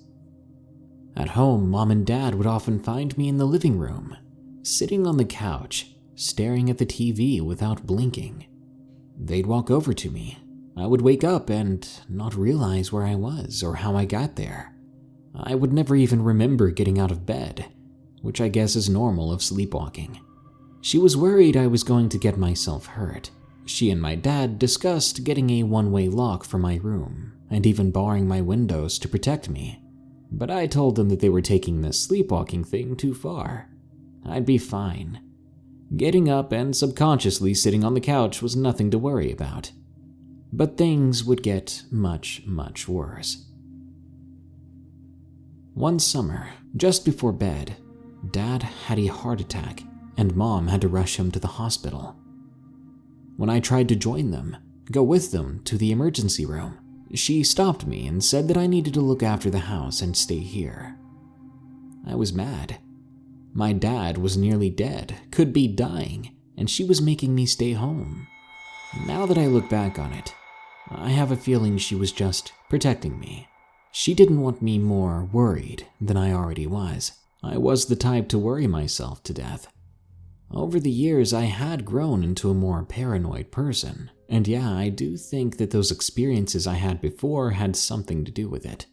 You don't just witness things like that and shrug it off. That night, I stayed in my bed, awake, waiting for my mom to call. I couldn't do anything. Eat, watch TV, play games, until I knew my dad was going to be okay. I was horrified at the idea that I'd never get to spend time with my dad. He worked his life away, just so we could afford this small house. And when he finally had time at home and we were starting to hang out, he had a heart attack.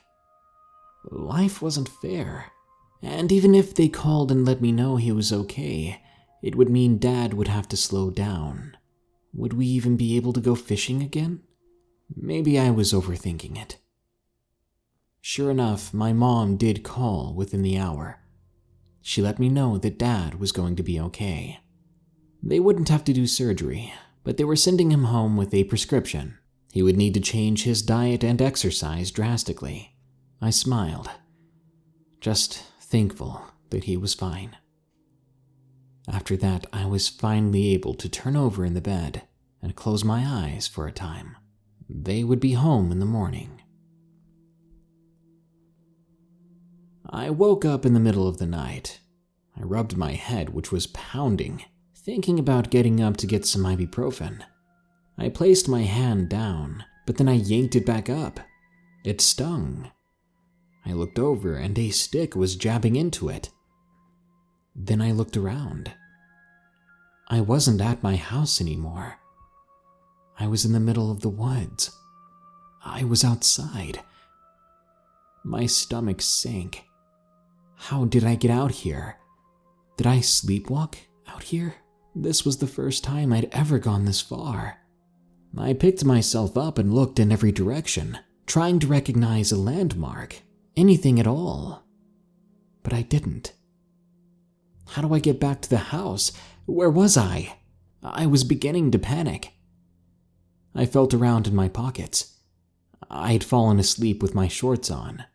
You see, if I wear running shorts or sports shorts of some kind during the day, I would usually fall asleep in them. They were warm and comfy. Luckily, my phone was in my pocket still. Panicking, I called my brother. I wasn't sure why it was him I chose to call, instead of Mom or Dad. Maybe I didn't want to scare Mom after she'd just been traumatized by Dad's heart attack. Plus, I really missed Derek. My phone read 4 a.m. I dialed Derek's number, and I prayed that he would be awake. Hey, Cart, what's up? He answered, sounding tired and irritated. Derek, I woke up in the middle of the woods, man. I've been sleepwalking a lot, and I don't know how I got out here. I don't know where I am. He seemed to perk up after that, and sounded worried. All right, calm down, okay? I'm coming to the house. I'm gonna bring the brightest flashlight I can. I'm gonna come looking for you, so just stay right there. Did you call Mom? No, she and Dad are at the hospital. What happened? Is Mom alright? Yeah, she's fine. Dad, well, he had a heart attack, but he's fine too, okay? Just please, come find me. I'm on my way, Carter. Just be careful, and if you start to believe you're really far from home, call the Forest Service. Call someone who could find you. Someone with a GPS or something. I will. Love you, man. We hung up. I sat there on the forest floor. I tried to get GPS working on my phone.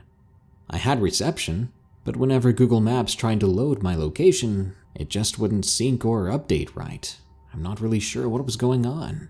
It would load my dot, but from the map I couldn't tell where I was still. And when I walked around, I couldn't get my dot to move.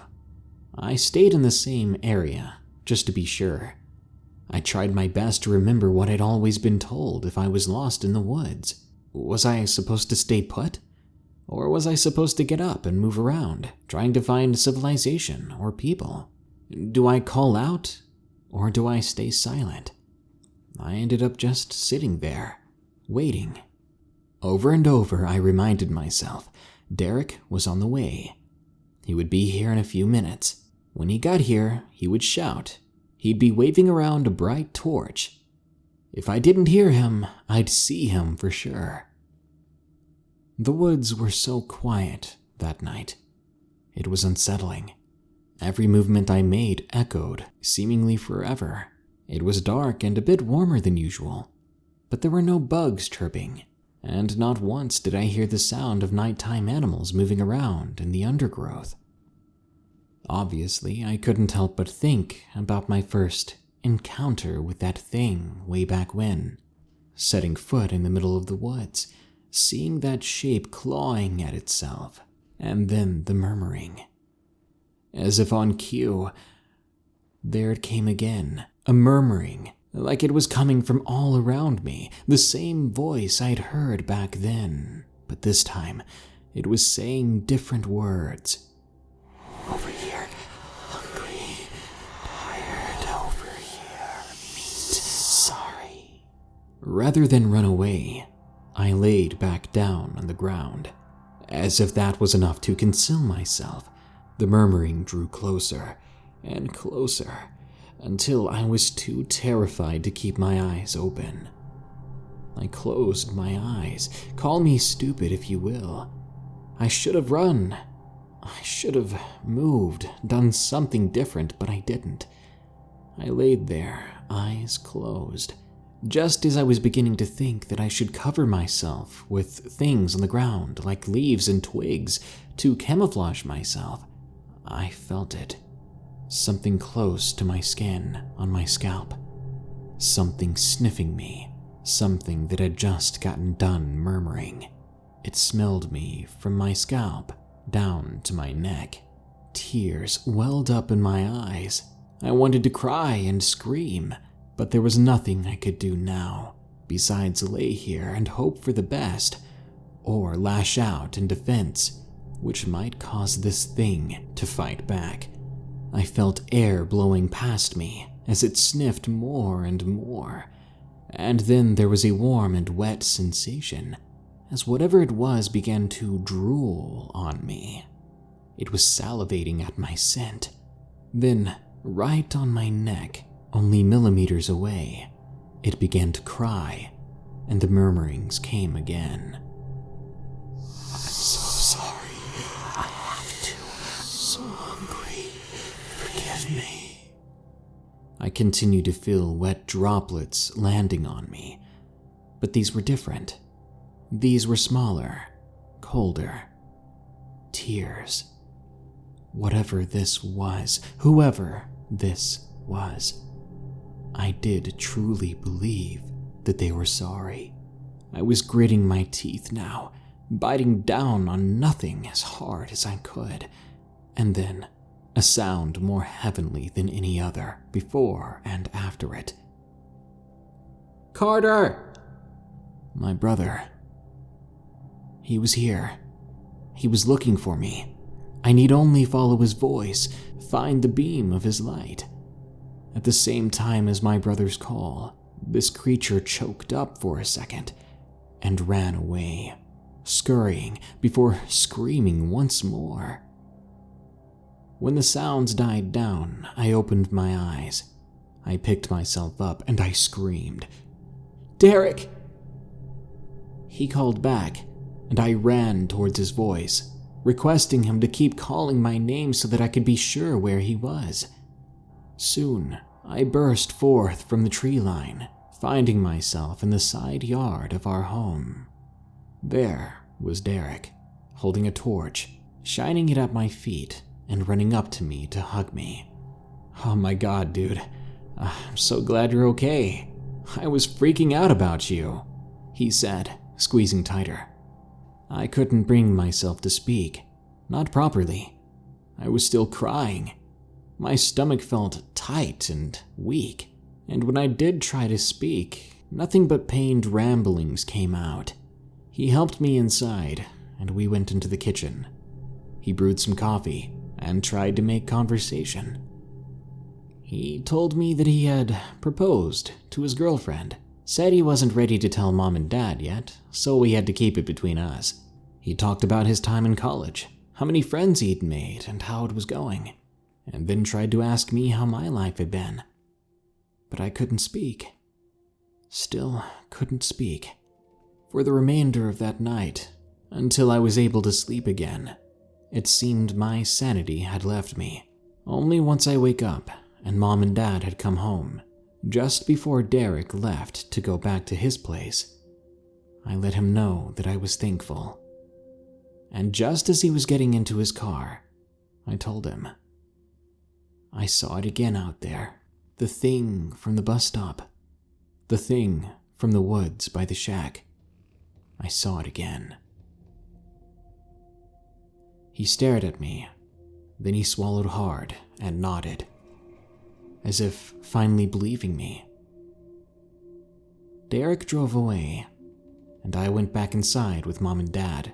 I smiled and I hugged them both, thankful that they were okay, that we were all okay. Wendigo in the Woods of Elbert, Colorado, from Ryan T. Before I begin my story, I'd like to give some background on why I'm writing this in the first place. I do not believe in skinwalkers or any sort of cryptid. However, the subject fascinates the living hell out of me. The other day on the r/Skinwalkers subreddit, I saw and responded to a question that read, "Why do you believe in skinwalkers?" with my beliefs, and gave an extremely brief overview of what led me to learn about skinwalkers. This seemed to attract some attention or curiosity, so I figured that I might as well write about it, since I have nothing else to do, being stuck at home now. It happened in a very small town called Elbert, Colorado, that's very far out in the middle of nowhere. Like a grocery trip took a 45-minute drive just to get to a store. I moved out there in the summer of 2013 when I was 11. My family lived on an 8-acre piece of property in a fairly thick pine forest, with a house just outside the very edge of it. The driveway to the house was a super crappy, super long dirt road that led out to the main street that had to be a little less than 1/8 of a mile away from the house. To this day, I think that place was the most peaceful place I'd ever been to. The only sounds that could be heard were those of nature and our chickens, as we could not hear the rare car that would pass by. The nights there were the best part of the place, though. Because of the lack of city lights, I was able to see every detail of the night sky, down to the dimmest star. Because of the darkness, however, you weren't able to see a single thing below the horizon of the night sky. Along with that, there were several packs of coyotes that lived out there, and every night they'd all be howling at each other. With enough of them, the noise would almost sound like water. The only thing that really sucked about the property, however, was the walk that we had to make just to take the trash out. The garbage company would only accept the cans that were brought to the main road. We'd normally take the trash out before it got dark, but on occasion I'd forget and would have to do it at dark, which I normally didn't mind. The trip would be a super peaceful walkout, and we had headlamps at the ready so that we could actually see where we were going in the dark.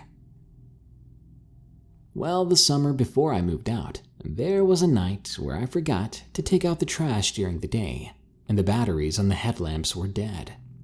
This meant I had to try to navigate my way down our driveway, almost completely blind. I went outside and stood next to the trash cans for a minute or two, staring into the darkness in order to hopefully adjust my eyes.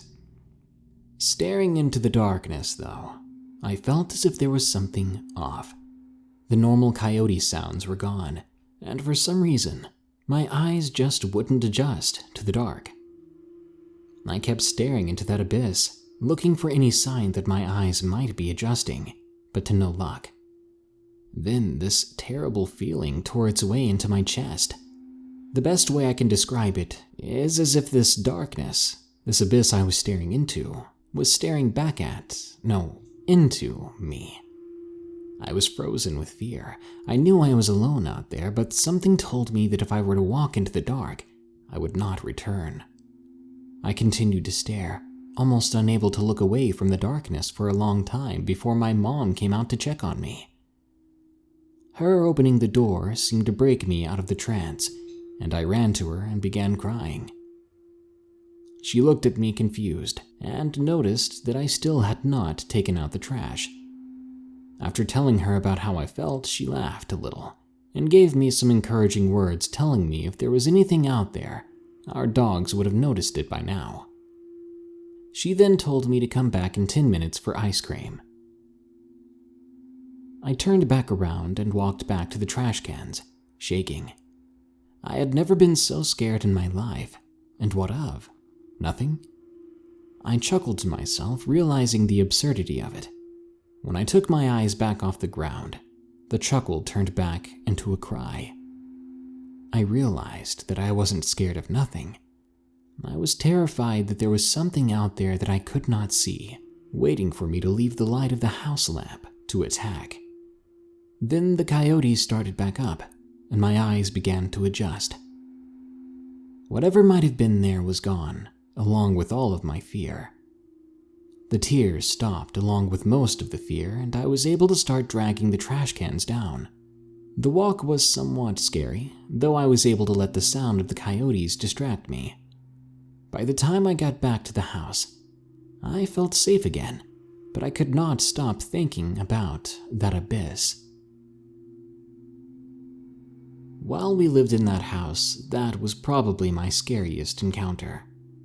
There were other scary encounters while I was there, but the only one that could even slightly relate to the other takes place at my friend's house. For the sake of privacy, I'll refer to him as D. D had a property that was about 10 minutes from mine, and we shared the same forest, with the only separation being a road in between us. We had been hanging out for a while that day, playing a bunch of video games, when I had an idea to go out in the dark and explore his property. He agreed, and so we waited until night fell. After a few more hours of video games and dinner, it finally seemed dark enough to go out. So we did. We were wandering his 7-acre property, being pretty stupid, loud, and making half-assed attempts at trying to get each other a little scared. After some time of this, we eventually wandered into a clearing, and I guess the attempts at scaring each other settled in for both of us at the same time. Together we looked around, concerned.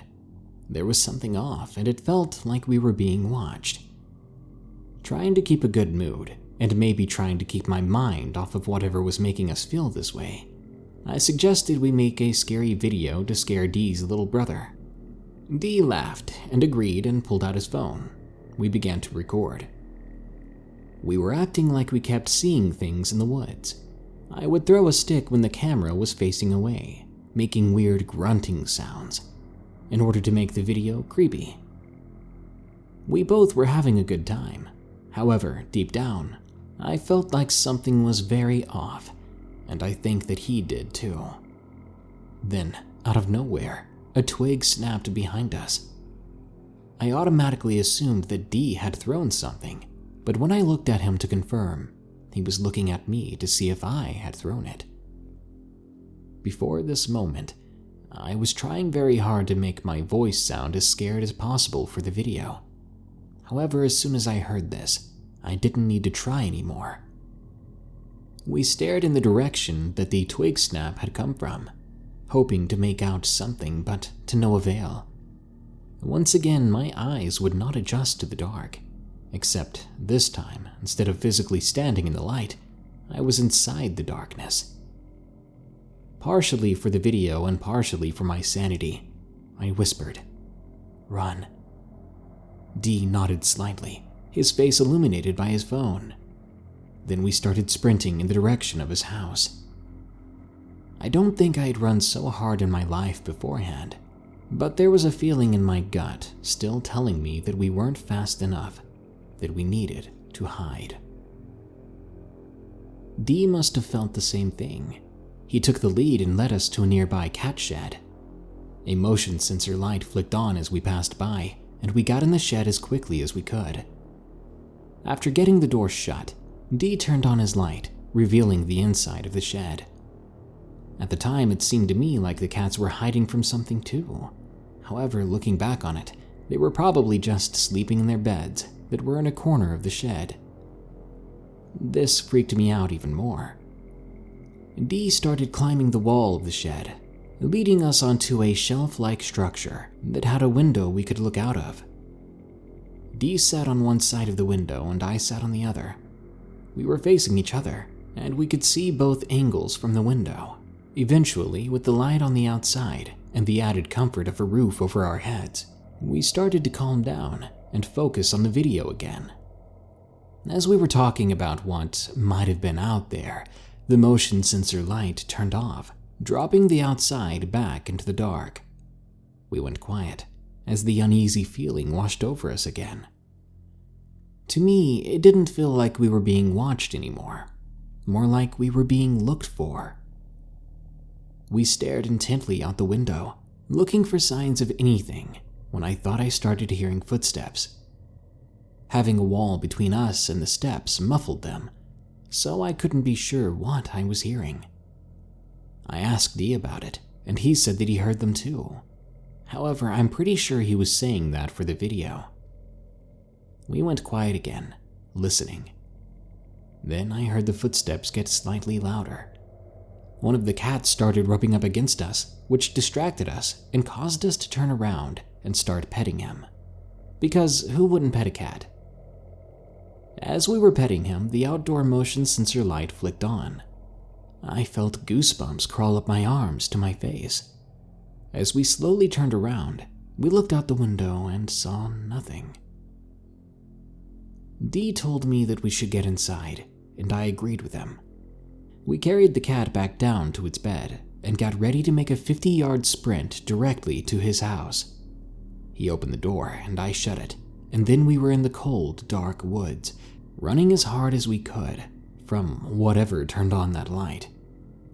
After what felt like forever of sprinting, we finally got to D's front door and we rushed inside.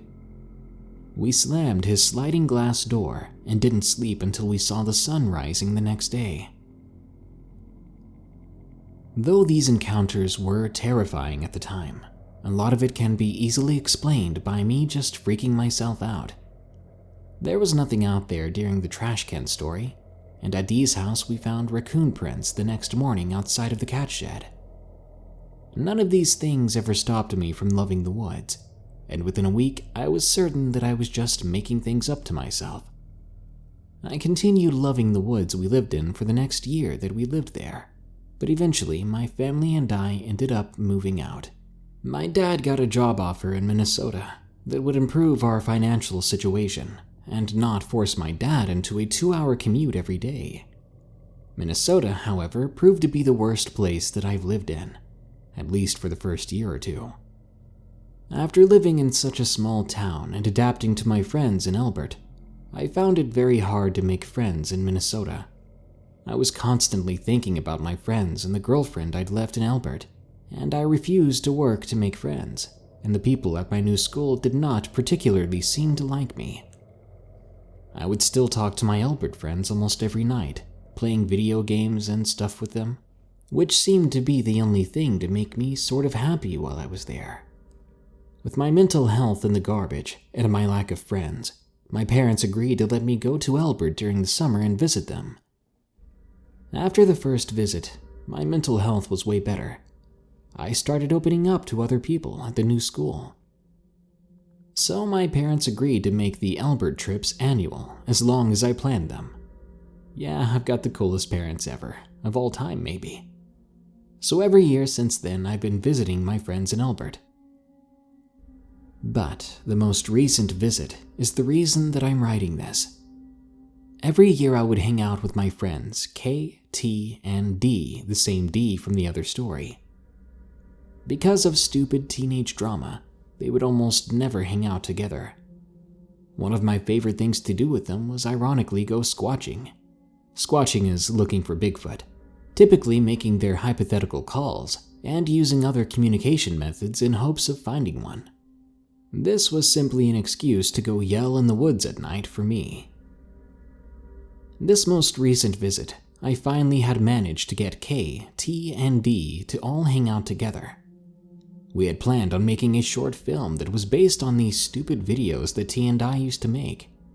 We tried to film it, but we ended up with like one scene before we decided to just play video games instead. One day after dinner, the group came up with an idea to make a squatching video. T, K, and I filmed one last year, so we figured that we'd do another one this year and try to make it an annual thing. We took K's little brother out with us to film for us, and we started recording the video. The sun was still up, so we had no intention of being any sort of scary, just a funny, ironic video.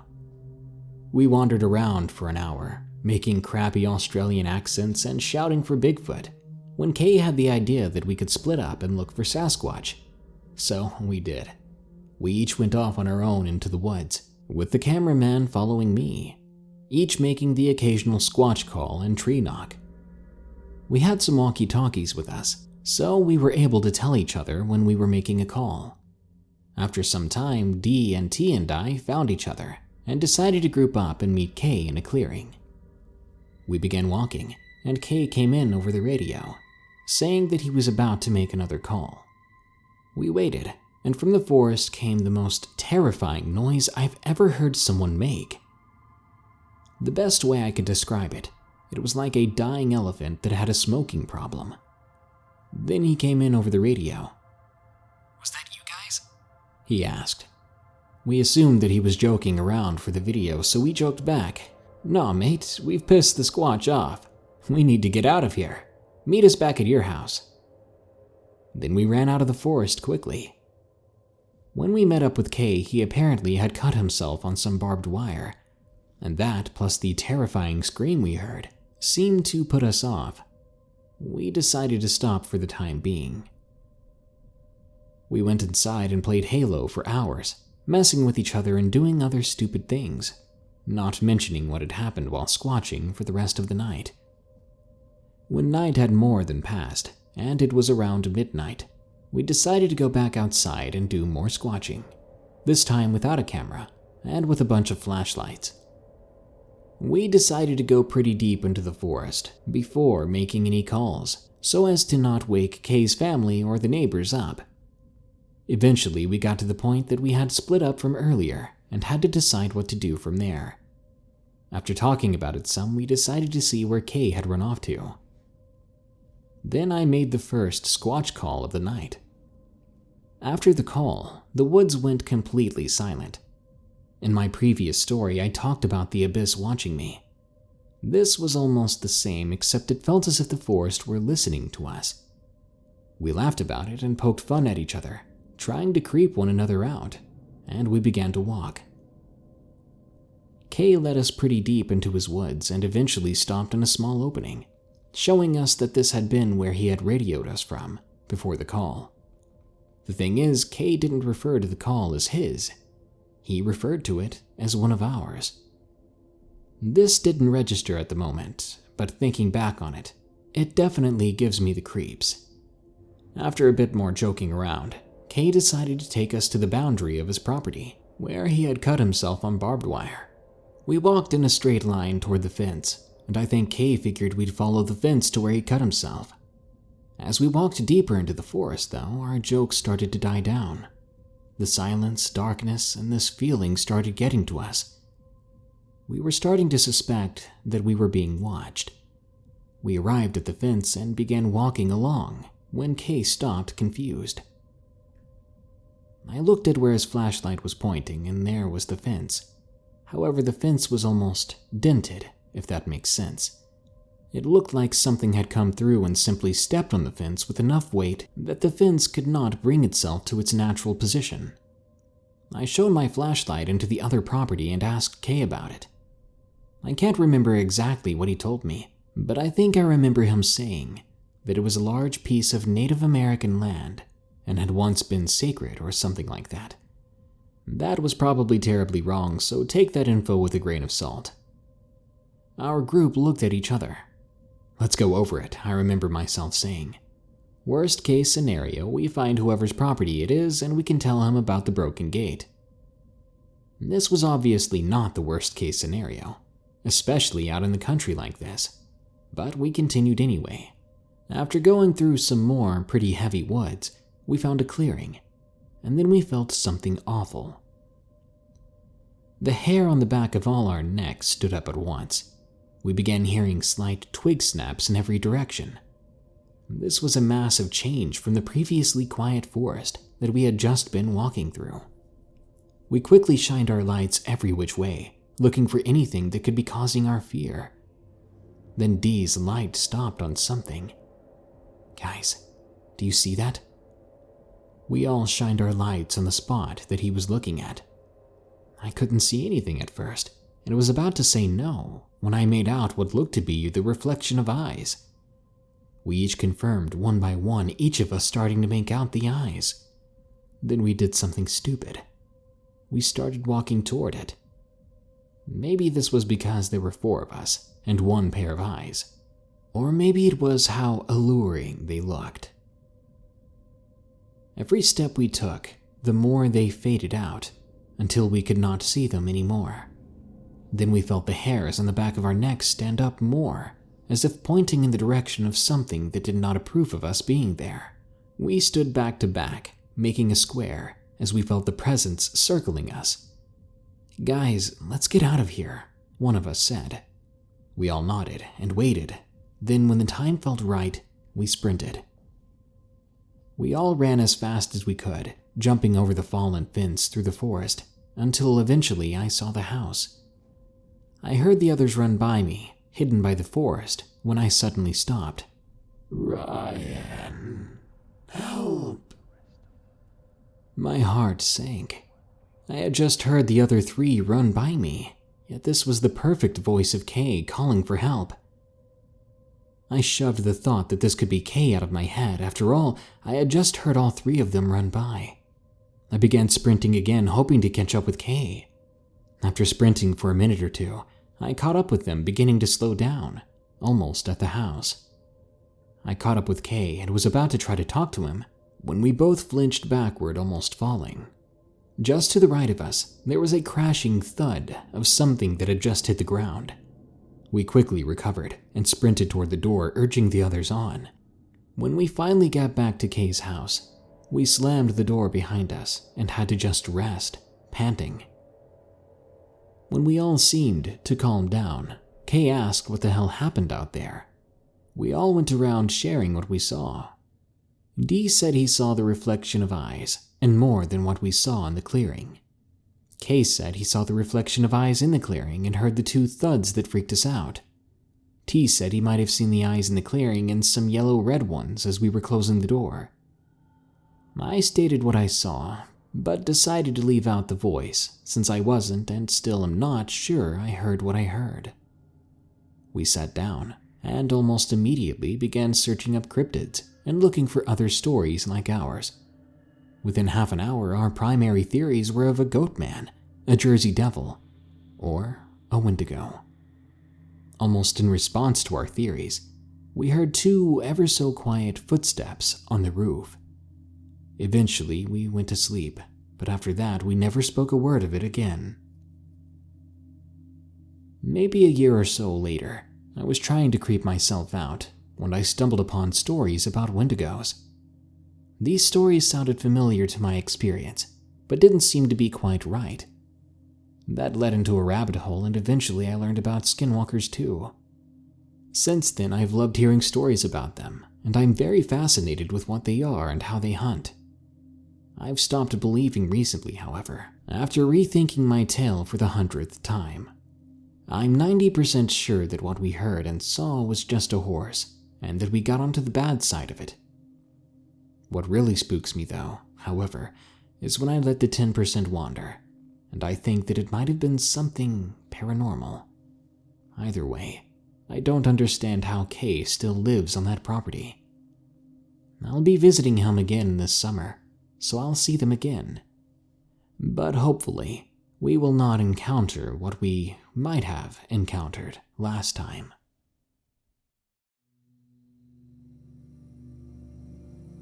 The Bird Seen in My Backyard by Magic Position. This has been on my mind since I saw it Saturday night. I'll start a few months back when it was winter. I live on the Canadian West Coast. I think there was a bit of snow on the ground, and the sun had just set, so it was not completely dark out yet, but not light either. My sister and her boyfriend, as well as me and my boyfriend, were in our backyard. I think we only went outside for a moment to run around in the snow, since where we live it's actually a rare occurrence. I know, weird coming from Canada. My sister all of a sudden freezes and says she saw something behind a tree. She then walks over to it, and she sees it disappear. Freaked out, she wanted to go back inside, so we all agreed to go in with her. Inside, she told us what she saw was a large black-winged creature sitting behind a tree, looking in our direction. Apparently, it was sitting with its wings down, covering its body, kind of hunched over. Then, when she drew closer, she saw it turn away from her, covering its face with its wing, so it wasn't facing her anymore. It moved further away behind the tree, and once she was close enough to see it, it was gone. None of us believed her. We all told her it was probably just a raven, or a herring, a shadow. But she was sure it was some huge creature with wings. We let it go, but she was clearly freaked out. Fast forward to this past Saturday. My boyfriend and I, my sister and her boyfriend, the same people as before, were all in my bedroom, which is the master bedroom to the house. We have these French doors that open up onto the sun deck and look out into our backyard. We were just about to light up some hay when my boyfriend opens the door to the sun deck and looks up past our backyard to see this massive bird leave a branch in a tree. He audibly said, "Holy crap, that eagle is huge." I looked up just in time to see it leave the branch and fly for about 2 seconds before it disappeared behind the row of trees. It was larger than an eagle for sure. It wasn't in a tree in our backyard. We have this embankment that goes up to these apartments that are next to us, and the tree we saw the thing fly off of was up there, so it wasn't exactly clear. But we have eagles around us often. That being said, I've never seen one that size. It looked like its wingspan was 14 feet long almost. It was completely black. My sister and her boyfriend just missed it, but they saw the tree branch it came from still bouncing up and down from it jumping off.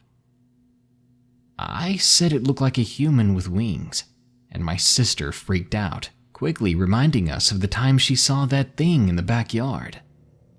All of us except her had forgotten about it until she told us again. Now I actually believe her. My boyfriend said it looked like a person with wings too, but he doesn't believe in stuff like that. Plus, on top of this, we had a dog who passed away in January. Rest in peace, Juno, we love you. But she would sleep on the sun deck if it was warm enough for her, and often we could hear her growling at something in the backyard and pacing back and forth. Could have been a deer in the backyard or a raccoon, but my dog was uninterested in deer, and raccoons used to come on our back deck all the time, and we would hear them. But when she growled like that, it was different. Smoky Mountain Raven Mocker by Bill. My father and I have been hiking for years in the Smoky Mountains of North Carolina and Tennessee. But one incident has caused us to never be out after dark, not in those mountains ever again. We went on a fishing trip in what was one of the most remote areas of the park, the Upper Raven Fork of the Oconaluftee River above Cherokee, North Carolina. The trip went according to plan until we couldn't find the unmarked trail to where we were fishing. So we took off through the ivy, mountain slang for mountain laurel, and it was so thick we were walking sometimes 10 feet off the ground. After an hour of this, we finally emerged on the riverbank. We went up the stream, fishing along the way, and finally reached what is called Three Forks, where we spent an hour or two fishing and having lunch. At 2 o'clock, we left the Three Forks and made our way up the right fork of the stream, instead of going back through the ivy. Bad idea. An hour in and we hadn't traveled a quarter of a mile. We encountered a bear cub and her mother along the way, but that was only the beginning. We ran upon a cave beside the stream and decided to take a break inside its rather deep mouth. That's when, from upstream from us, we heard a raven's cry. But it was wrong, so wrong. It almost had a human-like cackle in its voice, something that sent more than chills up my already wary spine. We were already lost in the middle of nowhere. I looked at my dad and whispered, "What on earth was that?" He replied shakily, "Just a raven, a very loud raven." We soon left the cave and continued upstream. Again, a bad idea. About another quarter mile up, we decided to just make our way to the ridgetop through a world of ivy thickets, more akin to the underworld than Earth. About halfway up the mountain, we again heard that strange raven, but something else struck me as odd. It was on the opposing ridge on the ground, not on a branch, not in the air. We booked our tired selves out of those woods as quick as we could. When we reached the park trail, there were still 4 miles to go, and that raven thing was still behind us, apparently just out of sight. We finally got about half a mile from the car when I finally picked out what was making the noises. It was a person, maybe. It didn't have the head of a raven, exactly. More like it was wearing a giant one, and it had wings in place of its arms. I screamed, "Run!" to my dad, who, though he hadn't seen it, was already on edge enough to listen right away.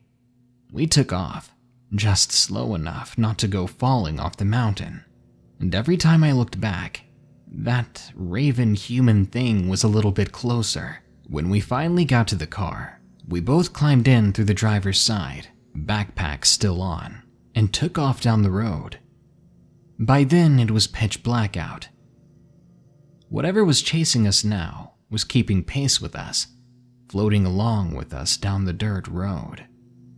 After 10 minutes of chase, we were almost back to civilization, but it finally made its move. The thing landed on our hood. My dad slammed on the brakes, and we stared for a moment at the thing as it stared back at us. Then it flew away, screeching that awful noise through the night. Then we sped on home, worried that that thing might find us again.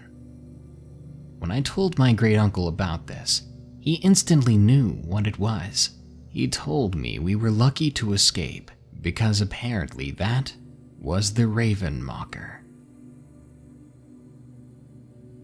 Demonic Raven by Silent Eyes. I have a very well-aged grandpa who's 96. He has told me countless stories about an evil being that takes the form of old people and scratches the hearts of the dying and sick. I thought that was all made up. I thought my grandpa Antonio was just a crazy old man out of his mind.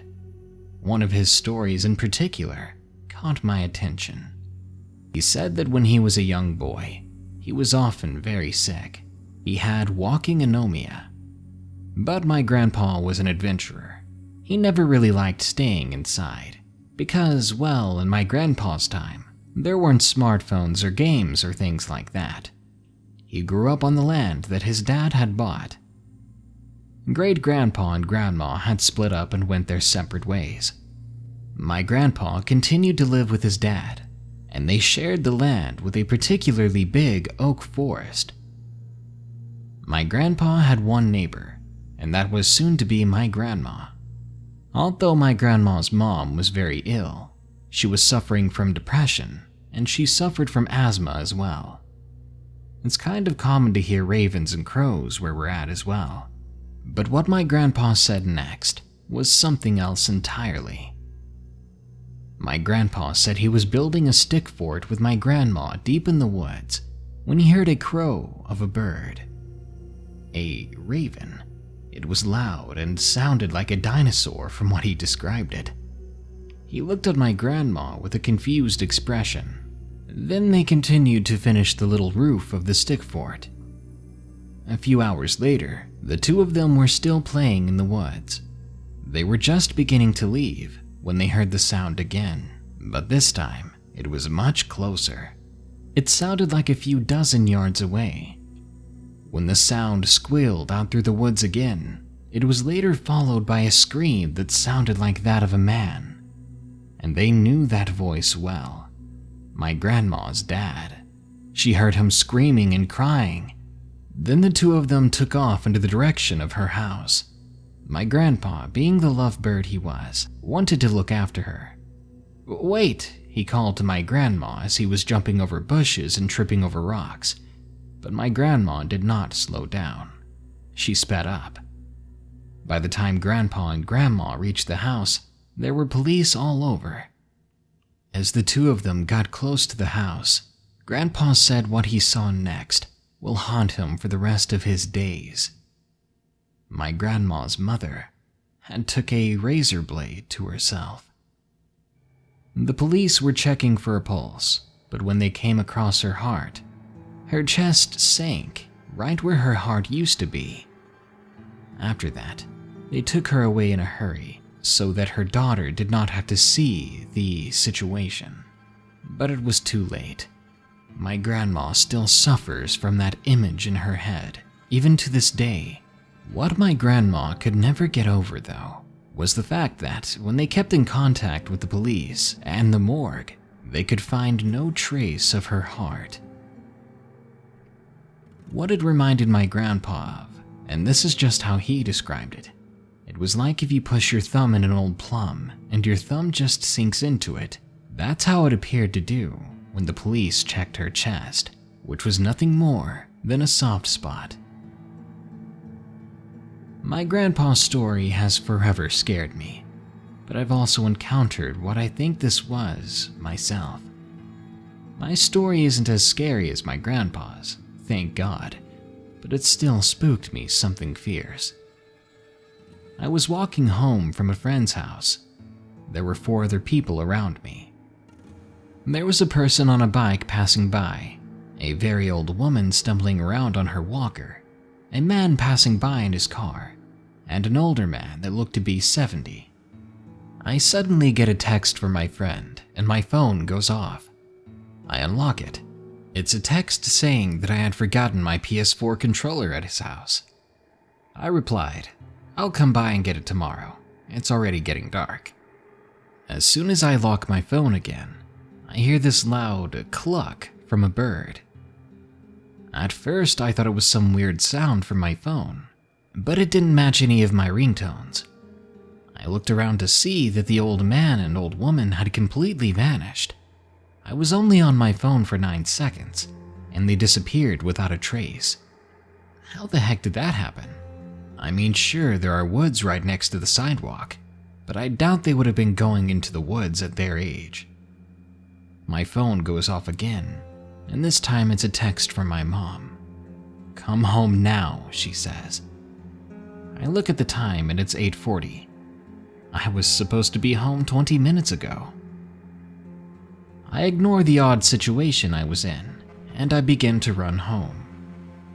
I eventually come upon my house and open the door, just ready to hear it from my mom. Instead, she walks up and hugs me tightly. I'm confused. "Mom, are you okay?" "It's not my birthday," I said. She loosens her grip and makes me sit down on a couch in front of the TV. My mom is watching the news, which is very unlike her. She's tearing up, and I focus on the words plastered across the screen. "Man found in the woods. Cause of passing unknown." I sit there, paranoid and a little bit freaked out. Then the most unspeakable thing happens. The live news reporter walks up to an old lady stumbling with her walker. The same woman I had just walked past an hour ago.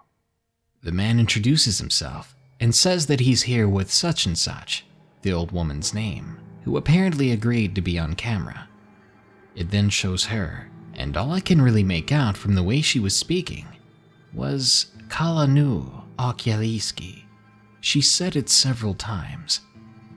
Kalanu Okieliski. You could tell the interviewer wasn't having it, thinking the old woman was out of her mind or was just trying to mess with them. But I kept wondering, what in the world did that mean?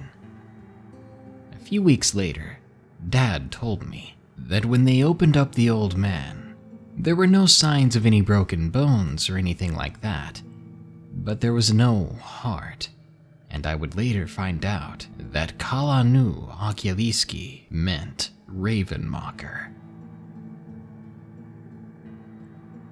Ravenmocker by Taylor. I've been unsure of where to go to tell others about this. My grandfather recently passed away, and the night he did, the strangest thing happened. I'm from the Appalachian part of Virginia, and my family are of both Cherokee and Navajo heritage. Stories of creatures in the woods are not uncommon to me. I've heard everything there is about stories, and my family takes it all very seriously. And for everything native, I would highly recommend it be taken seriously. Because what my grandmother and I experienced alone that night will haunt me forever.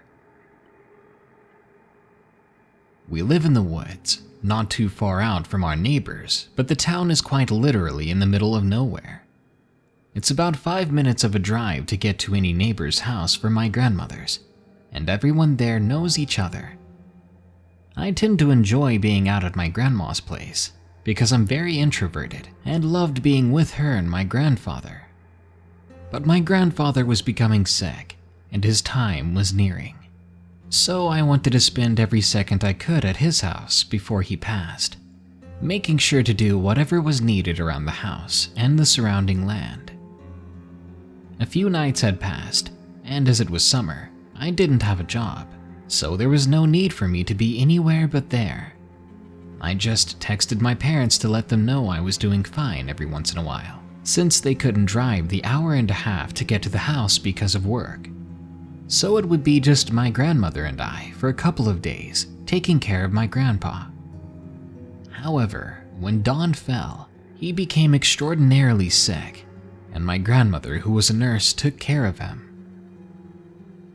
I was on the couch in the living room, playing guitar, trying to write music, when suddenly I heard what sounded like something flying over the house. My first thought was maybe there was a helicopter flying over, because people got lost in the woods often, and search and rescue missions were very common. But this wasn't a helicopter. It sounded more like a bird, a huge bird at that, flying right over the house in circles, like it was signaling its next meal. I immediately ran to tell my grandmother, who said it may have just been a helicopter as well. So I did what any confused teenager from the woods would do. I grabbed my .30-06 and went outside. When I looked up, I didn't see a thing. There were no lights and it was a cloudy night, so it was just pitch black. I could still hear it flying in the air. Then it stopped out in the distance. At that moment, I heard what I can only describe as a scream or screech of pure evil. At that moment, I froze. I had never heard anything like it, and for at least 2 seconds, everything was silent. The middle of the woods, next to a pond, always sounding with creatures, and I couldn't hear a thing except my grandmother opening the front door and yelling for me to get inside. Now, I may be someone who would want to say that I'm big and bad, but that was the fastest I ran back in the house. My grandmother, now crying, immediately told me to say goodnight to Pa and run downstairs. I tried to tell her no, but there was a look in her eyes that said not to. So I greeted my grandfather, who was barely alive at that point, and I told him goodnight, that I loved him. I hugged him tightly, then ran downstairs. I sat down for 2 minutes when I heard the sound of my grandmother coming downstairs. She came into the room and held me tightly. Then she spoke softly. "He's gone." She said we needed to stay down there for the night in her medicine room. She said a short Cherokee prayer, and we went to bed. When I woke up the next morning, we buried my grandfather. My grandmother told me then what a raven mocker was. She said that according to legend, when they consume a victim's heart, they take however many years left that person had to live as their own. She then said that Pa had cheated them because he was ready to go before they even had arrived. We are mourning over his loss, but we have told our fellow Cherokee of the incident and informed the medicine men to keep watch. Old Family Tale of the Raven Mocker by Mick J13. I am Native American, half Cherokee and part Creek, also known as Muskogee, Shawnee, and Kickapoo. My mom is a full-blood Cherokee, and my dad told me he was a mix of Muskogee, Shawnee, and Kickapoo himself. Cherokee language is syllables and not words, just in case a couple of these words sound strange to you. Now, my grandpa Thomas, whom I miss deeply and who helped raise me, used to tell me stories while he sat and smoked his tobacco in his corncob pipe. One afternoon, we sat down, and he told me of my great-grandpa Sunhawk, who had practiced medicine in his time and was well respected amongst the people who came to him for help. This was his encounter with a Kalanu Okyaliski, or in English, a raven mocker. It was in the late 1800s, mid-fall, and Sunhawk was summoned to treat a man who was near death and kept begging his family to save him from the man outside his window. He told them he needed to be protected. He didn't want his heart stolen.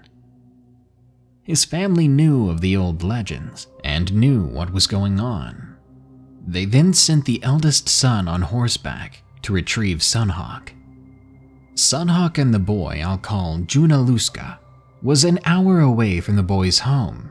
Sunhawk told Junaluska to not be afraid and to pray for protection from the Creator as they strode through the cool of the evening.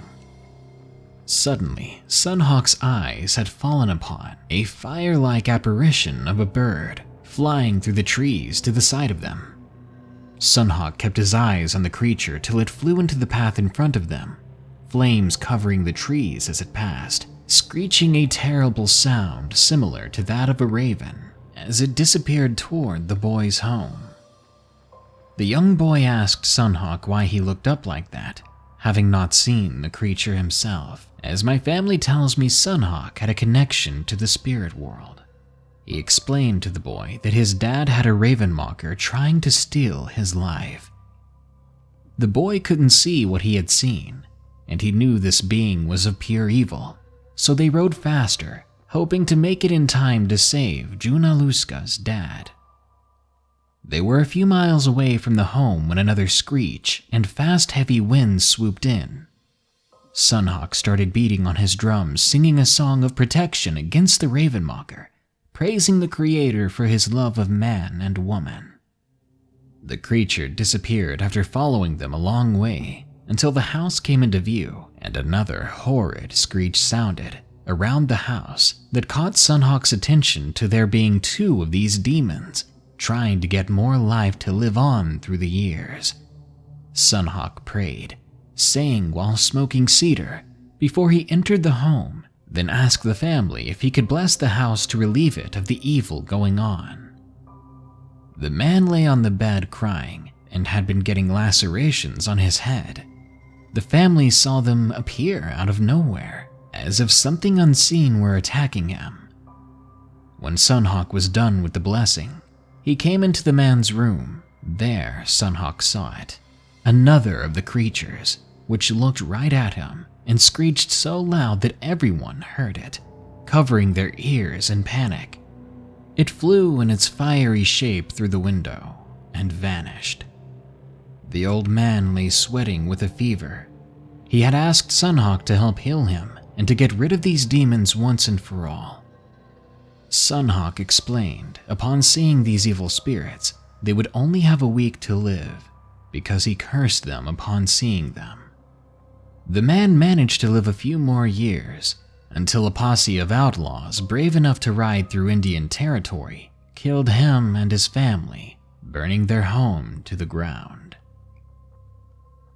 My grandpa Thomas always told me when you speak about them with another person, it's like telling one of the ravenmockers to come and get you. The night Sunhawk died, he told everyone to leave the room so he could have a moment alone to pray for his passing to go smoothly. As my grandpa closed the door, big winds busted the window open, and Sunhawk screamed. The door had been barricaded by the shelf that fell over. My grandpa caught a glimpse from the crack that showed the wall opposite of Sunhawk's bed.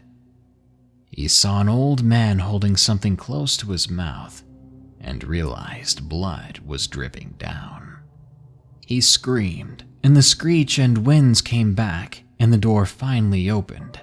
The lifeless body of Sunhawk lay in the bed. When the death certificate came after the autopsy, perplexingly, it showed that he was missing his heart.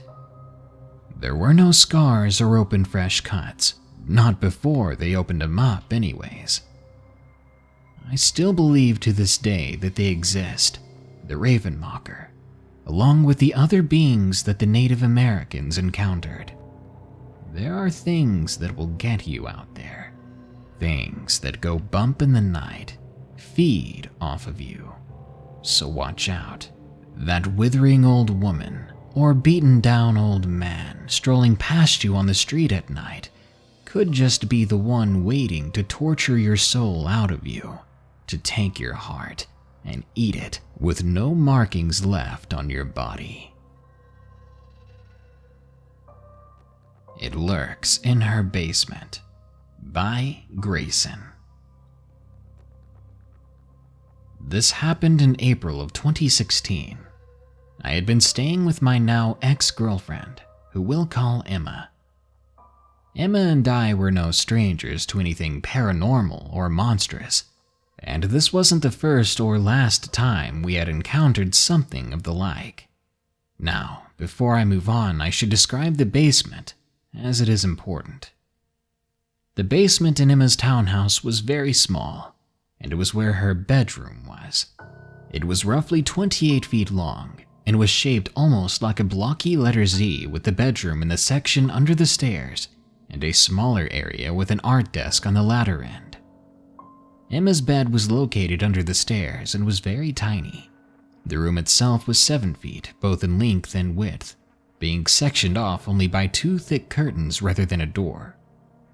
When I arrived that Friday, I greeted her and noted how she seemed to be feeling much better, as she had a gum graft 2 weeks prior. Throughout my stay, nothing unusual had happened, until Saturday night. That's when I got a random feeling of unease. I brushed it off, and we went on with our night, watching movies on her bed and chatting about our friends. The following morning, I woke up at 9 a.m., which was very unusual as we had stayed up very late, and I used to sleep like a rock back then. As I lay in the bed, I wondered why I had woke up. Emma was still asleep, and if I had been woken up from any sound, she should be awake too, as she slept much lighter than I did. I rolled onto my side, looking out towards the curtains on the other side of the cramped room. That's when I saw what woke me up. Tall and slender, in the far corner of the room, wedged between the dresser and curtain, stood a creature so large that its neck had to be lowered for it to fit beneath the ceiling. It was black. It appeared to have some sort of cloak on, and had a long dark beak with a slight curve, with dull white eyes above it. I lay there, motionless and confused at what I was seeing. I blinked and the creature remained, staring at the wall across from it. Cautiously, I sat up as quietly as possible to try and get a better look at what I was seeing, what I didn't want to see. As I propped myself up on one arm, the thing slowly turned its head to face me, moving its body only after it had settled its cold, lifeless gaze upon me. It seemed as if this terrible creature's body was sucking up every last bit of light, sound, and energy in the room, and I felt as if I was being judged by it. Mustering up my will to move, I tore out of the basement and ran upstairs. For the remainder of the day, I spent my time upstairs with her mother, leaving for home only after she had woken up some 5 hours later. I had called her later that night via Skype and asked if she had seen something in her room, something like what I'd seen earlier that day. Her facial expression soured into one of fear and confusion. "How would you know about that?" she asked. And before I could answer, she told me what she used to see. "That thing. It used to follow me around my old house before we moved." I was confused and scared at the same time. I had no idea what this demonic bird-like creature was. A while after, Emma moved to a house that was a bit closer to mine, and whilst renovating it, she and her family had found that a small room in the basement seemed to be full of negative energy. Slowly, weird things began to happen, and that entity would appear in her new home as well. It still emanates a dark feeling, and her dogs bark and whine at the creature whenever it appears. I don't know why it follows her, or why it just stares, but I think it may be something called the Ravenmocker, based on its appearance. All I can do is pray that it doesn't decide to do something more than simply watch her.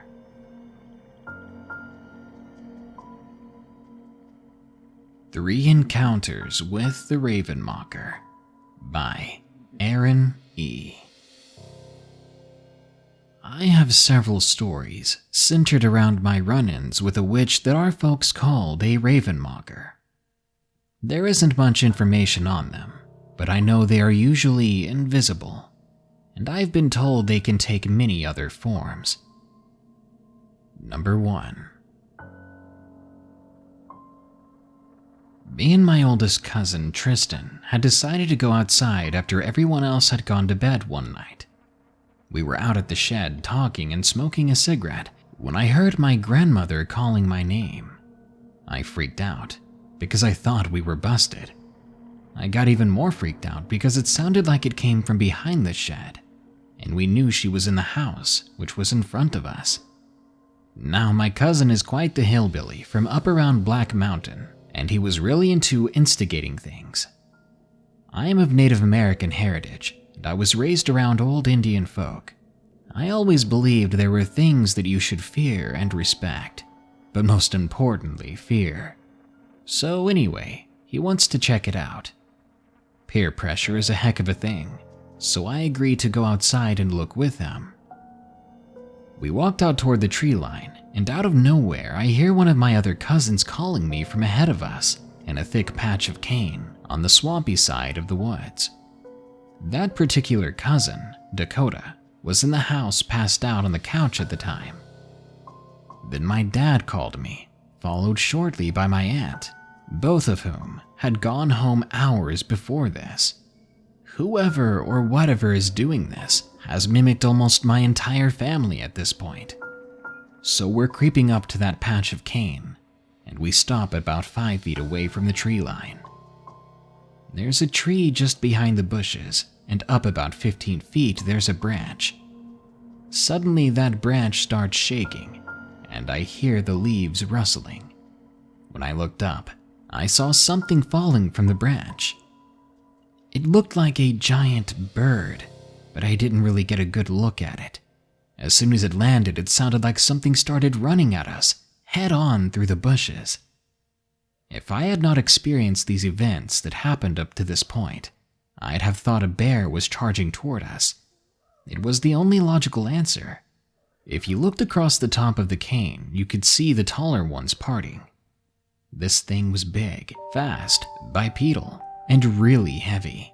It looked like it was going to make one heck of an entrance, with a sound to match. I can only describe the noise as sounding like a man that weighed as much as a small horse, running at full sprint.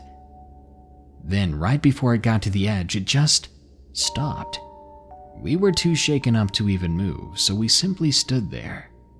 When I finally regained mobility, I walked backwards all the way to the house.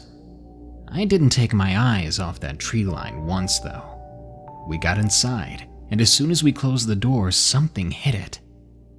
Tristan opened it up to look, and there was nothing there, so we closed it and locked it.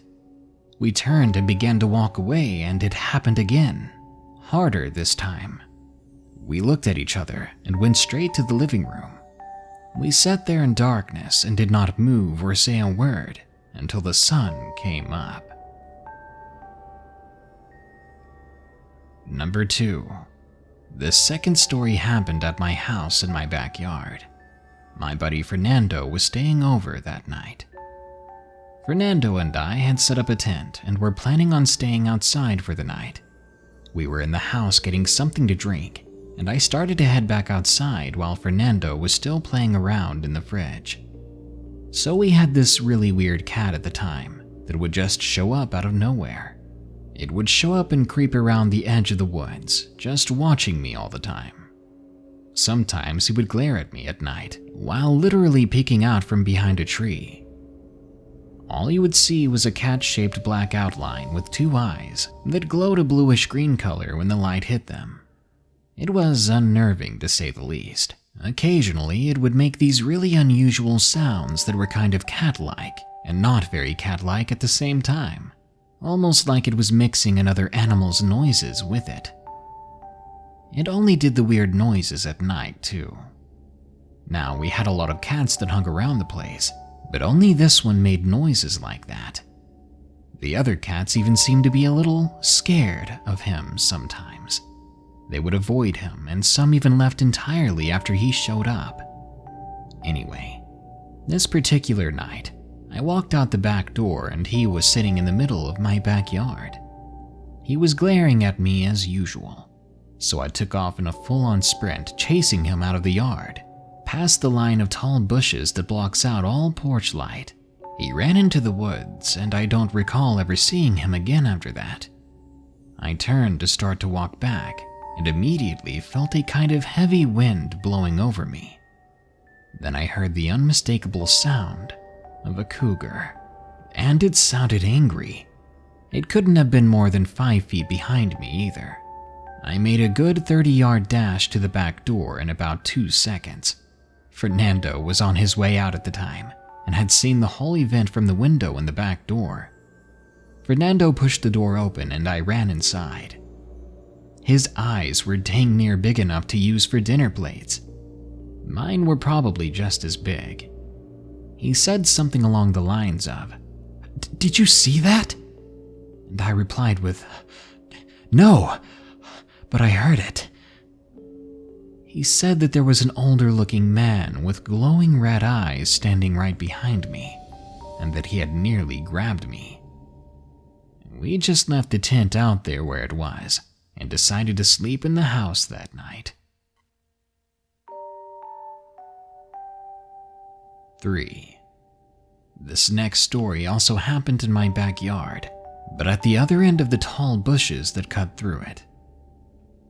My dog was chained up to a tree that stood maybe 20 feet in front of this old barn behind the house. This old barn is where we store the tractor. It's pretty much just an unfinished shack. It has 3 rooms and only one has walls, mostly just plywood. The other 2 are pretty much just a tin roof and some 2x4s that hold it up. This barn is on the other side of those bushes, where the porch light stops. So I'm pacing back and forth lengthwise of the dog runner and talking to the creator, occasionally stopping to pet my dog. I know, weird, but that's how I pray. I pace a lot at night during the summer, especially in the few days leading up to, during, and after the full moon. My neighbors probably think I'm a werewolf. Anyway, I'm doing my normal pacing ritual, and I start to get this really weird feeling like I'm being watched. I immediately turned in the general direction of where I thought it was coming from. My dog made it clear that it wasn't just my imagination, when she even perked up and started staring in the same direction. She started alternating between deep growls and a deep hushed bark. The hair down her back was standing straight up. Now that line of bushes blocks all the porch light, as I said before, and in the summer the trees back there are so thick that even the brightest full moon will not light up the tree line. Plus, the tin roof blocked out any light that did get past through the trees, so it was near pitch black under the shelter. I made the mistake of saying, "I know you're there. Show yourself," just as a joke. I don't even know to who. I guess I was just pretending. But what happened was not pretend. Instantly, this unseeable thing begins to attack us. Me, mostly. The dog begins to pull away, whimpering, trying to yank her head out of the collar. And my entire body is tensed up with this electrical energy in the air. A horrible smell that I can only describe as death starts floating around. I felt paralyzed and sick to my stomach. It only seemed to get worse. Whatever it was seemed to be focusing solely on hurting me. My chest began to feel like someone had set my insides on fire and started to dig around inside me with a fork. I couldn't even run. Eventually, I blacked out or went into some kind of trance or something. When I came to, I was just standing there, still staring in that direction, standing in the same spot. My entire body was sore and I felt sick. I unhooked the dog and we walked back inside, my head nearly twisted backwards on my shoulders as I made sure that nothing was sneaking up on me. That night, I could not sleep and I did not get out of bed for nearly 2 whole days, just closing my eyes and wishing I could have the comfort of rest. I was sick as a dog and it felt like I had been poisoned. It took almost a week to recover completely, and after that, you could not pay me to go near those woods at night. Heck, I wouldn't even go back there in broad daylight for months after. My Father's Fall by Jerry Larry. My father passed away in 2015. My family has deep Cherokee heritage with a bloodline we have traced back over 300 years.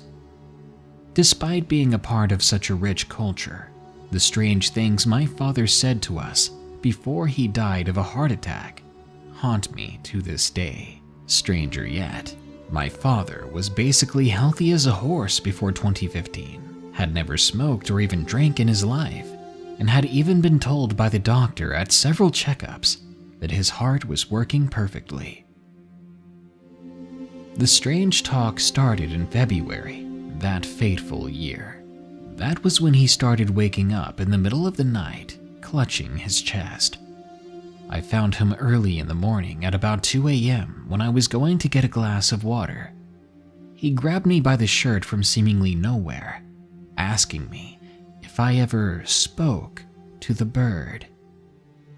I'd never been so weirded out before, and when it comes from someone like your own father, it becomes something deeply troubling. Another notable occasion was that March, when he was basically living at the hospital, hooked up to tubes and heart monitoring devices. I caught something he had whispered to my aunt. He had said, "It's twisting my chest. Talons." I remember having a nightmare after hearing that one. Then just a few weeks after that, before he was gone, my father said one last ominous thing. This one was for my mother. "Laura," he said, calling my mother over. "why don't you see it? Why don't you even try to stop it? It's squeezing my chest. It's killing me." I'll never forget those bizarre and terrifying things he said. And until I heard you bringing up the topic of the Raven Mocker, I never would have imagined that a boogeyman from my own culture would perfectly fit what may have happened to my dad. It Wears People's Skin, submitted by Darren H. I never thought I'd see something like this in my life. You won't find me back in the woods for a very long time. I was out there in the Ozarks. It was looking like another beautiful season for hunting. I'd been seeing deer everywhere, almost hit one on the road, just trying to get to my perfect hunting spot. I'd been hunting at these parts for decades now. Sometimes I'd come here to escape. You know, life isn't always a happy thing. It was quiet that day, cold, misty. The autumn leaves filled the forest floor to my ankles. The trees were bare as the wind blew past their nothingness. I actually enjoyed this dreariness. It was mesmerizing. It made me want to sit up against the trunk of a tree and fall asleep for a while. So when I did finally sit down below my tree stand, I never started climbing. Instead, I did just that. I laid my head against the bark, and I closed my eyes. I woke up some time later. I had no idea how long I'd been out, or what time it was, but I did know one thing. Something woke me up. A noise. It had come from deep within the woods, maybe 30 yards ahead of me. So it was close. At this point, on any normal day, I'd already be slowly and quietly readying my gun. Thoughts of deer stew for dinner this coming week warm on my mind. But I couldn't move. I couldn't move because the sound I had heard that had jolted me awake was a sound that did not belong in our plane of existence. It sounded like a large man screaming for his life, but under his voice was another, a young girl's voice, screaming in the exact same tempo. When it had finished its double scream, it simply reversed it until it was back to silence. Chills filed over my skin as I prayed that what I had just heard was simply the fading end of a dream that I had had. But it wasn't. There was something ahead of me. A silhouette was forming and fading into appearance from the mist. I stayed quiet. I dared not move. I gritted my teeth and forced down a scream. Because when I saw the creature before me, all life and existence lost its meaning. Whatever the creature was, it hadn't seen me yet. maybe because it was too busy to notice.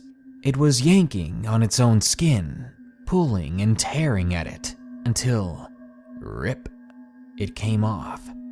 Yet underneath that skin there was fur, a thick layer of fur. Its arm no longer had skin on it.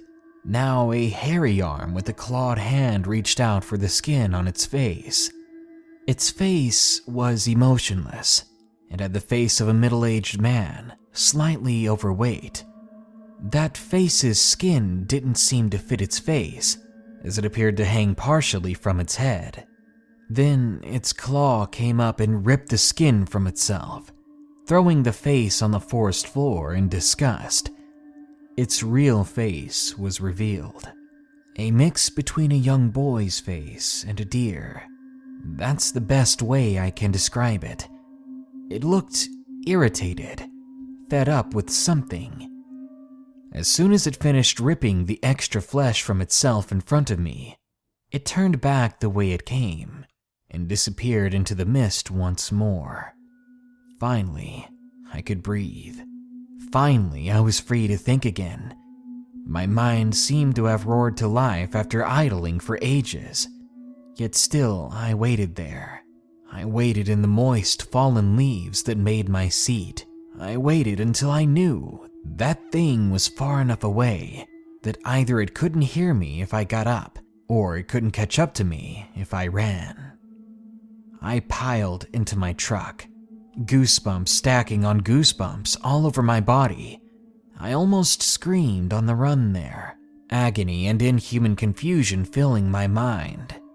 I haven't gone back to those woods. I won't be going back into any woods for a very long time. Watch out when you're in the Ozarks. There's something out there, and it wears people's skin. Skinwalker After Midnight. Submitted by Taylor A.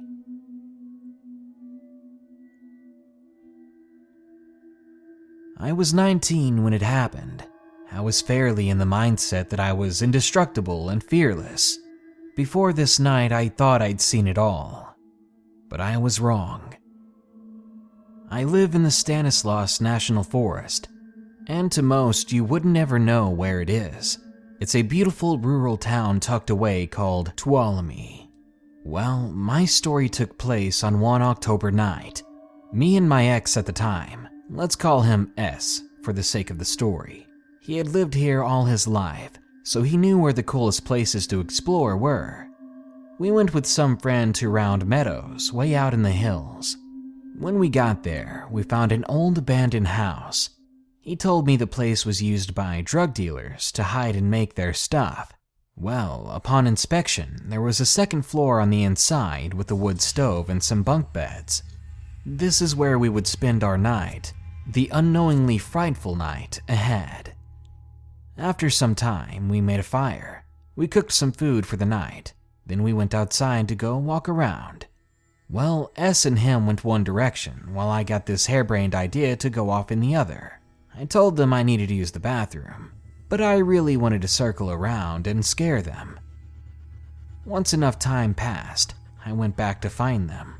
Keep in mind, I've never been to this area, and as expected, I got lost pretty fast. I was soon regretting my decision. The whole meadow was lit by moonlight, but the house we were in for the night was tucked in the tree line, so the moon was no help to find the place.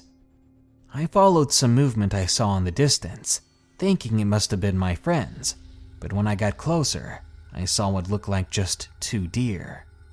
I figured I'd scream at them to goof off, and maybe even get my friends' attention.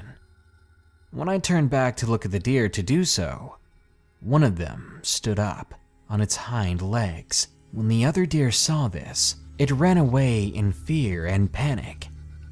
The deer that was standing on its hind legs, it looked at me with an empty gaze, and all I could muster was, "What?" And this thing looked down at me without moving its mouth, in a creepy low voice, and it repeated back to me what I had said. "What?" And and for the first time since I was a child, I was afraid out of my mind, afraid of whatever this was in front of me. In the distance, I heard my friends laughing. Then I heard a gunshot. Apparently, those two were playing with a gun.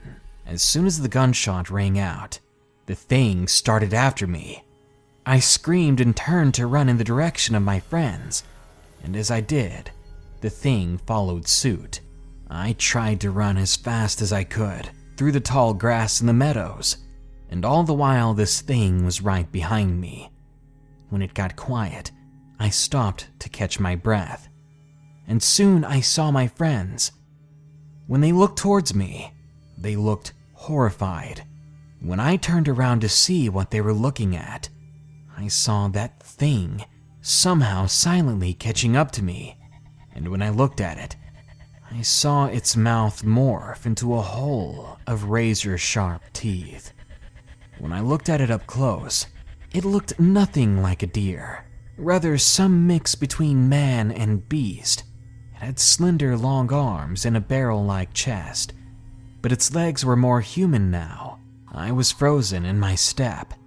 I just couldn't move. Out of nowhere, a gunshot rang out again, and I turned to look at my friends. They yelled at me to duck, and as soon as I did, they shot again.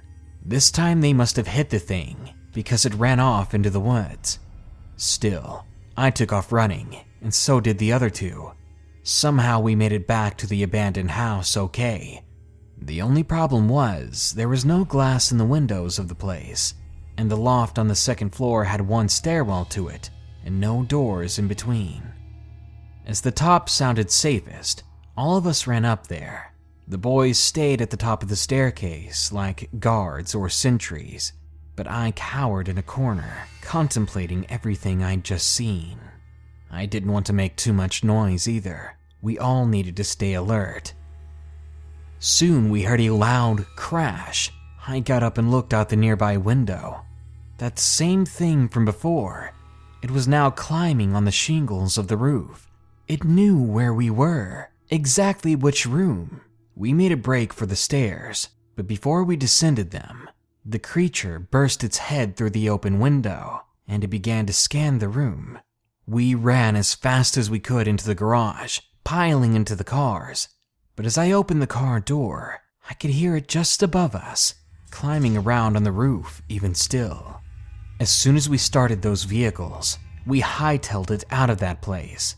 But no sooner had we started driving down the road, we saw that thing on all fours trying to catch up to us. S grabbed the gun again and shot at it, hitting the dirt next to it. But it was enough to get it off of our tails as the beast turned to its left and disappeared into the woods. Only later did I realize that we had left some of our things at the abandoned house, but I don't think any of us even cared. I'm 22 now. None of us really talk about what happened that day. I don't think anyone would believe us. Before this, I really had nothing to fear. Nothing about the darkness or the forests that I called home. But now, I was scared at every little movement, every little sound, and especially the dark. I can't even look at deer the same way since that day. I have never returned to Round Meadow since that day, and I don't think I ever will. Weird Stories from Mexico. Submitted by Mado8154. My mother is originally from Oaxaca, Mexico, and she shared some creepy stories told by her older relatives with my older brother and me. I kinda wish the only scary thing she had to tell us was when someone she knew got chased by a cow, but no, there were worse things in store. One afternoon in the kitchen, either my brother or I had brought up the topic of skinwalkers. My brother told me that a video game he played consisted of creatures from Navajo legends. Even though my mom's family isn't really of Navajo descent, she did tell us about how her entire family thinks that her cousin Vicky is a skinwalker that turns into a snake. She said they once found shed snakeskin in the corner of her room. However, the shed skin was massive, far too big or too long to be any regular snake in the area. And why would such a big snake be left alone to stay in Vicky's room? Surely her family would have gotten rid of it, right? This piqued my interest, for I had already listened to a bunch of Skinwalker encounter stories before. Eventually, I asked her again for more stories, more tales of the Skinwalker. She told one that's a little bit weirder. Mom explained that her uncle was driving home after 3 days of being away, probably to sell goods at the market, spending the night near his stand. While on the road home, his car had stopped moving, and when he tried to start it up again, it should have, but didn't. He wasn't out of gas, and he couldn't find a problem with the car. There wasn't anything wrong with it. I knew this already because the car would start later on in the story, but not before her uncle, through the blackness of the night, saw a group of people that had not been anywhere near there before, had suddenly appeared. These people, some were covered in fur, some had horns, others tails. They didn't make eye contact with him while crossing in front of his car, and then they just disappeared. Like I mentioned before, the car did start up again, but when he arrived home, he was immediately confronted by his family, who were frantically asking him where he'd been. My uncle, confused, said he was only gone for 3 days like everyone knew already. Every family member disagreed, saying that he'd been gone for 3 years, not 3 days. Of course, my great uncle was shocked. No one had any explanation for why he doesn't remember 3 years of his life. No one knows where he went. Now, I'm not a religious person by any real means, but for some reason I still do believe in demons and ghosts or spirits. Whether or not the devil himself is real, or whether or not God is real, is still something I'm on the fence about. But when it comes to skinwalkers, I'm definitely certain. I trust my mother's family 100%, even if some of their stories can be a little crazy. I really hope that none of these entities, especially the devil, try to find me after sharing this story. Unidentified Monster. Submitted by Benjamin.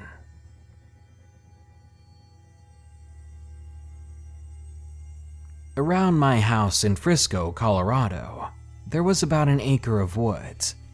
Before the cul-de-sac I lived on began to be developed, the woods were mostly lodgepole pine. I was outside during the summer, and I was around 10 years old back then. What happened that day, though, I will never forget. Anyway, I was outside, about 20 feet from the cul-de-sac, when I heard it. It was some sort of monstrous growl or roar, a mix between the sound of a cougar and a reptile, though a good deal quieter. It was very close, and I briefly looked around to find it, but I didn't see anything. I was kind of creeped out, so I returned to my house, pretty much happy that I didn't find the source of this weird noise. I don't know if it followed me. It may be possible, because I'm not a quiet person.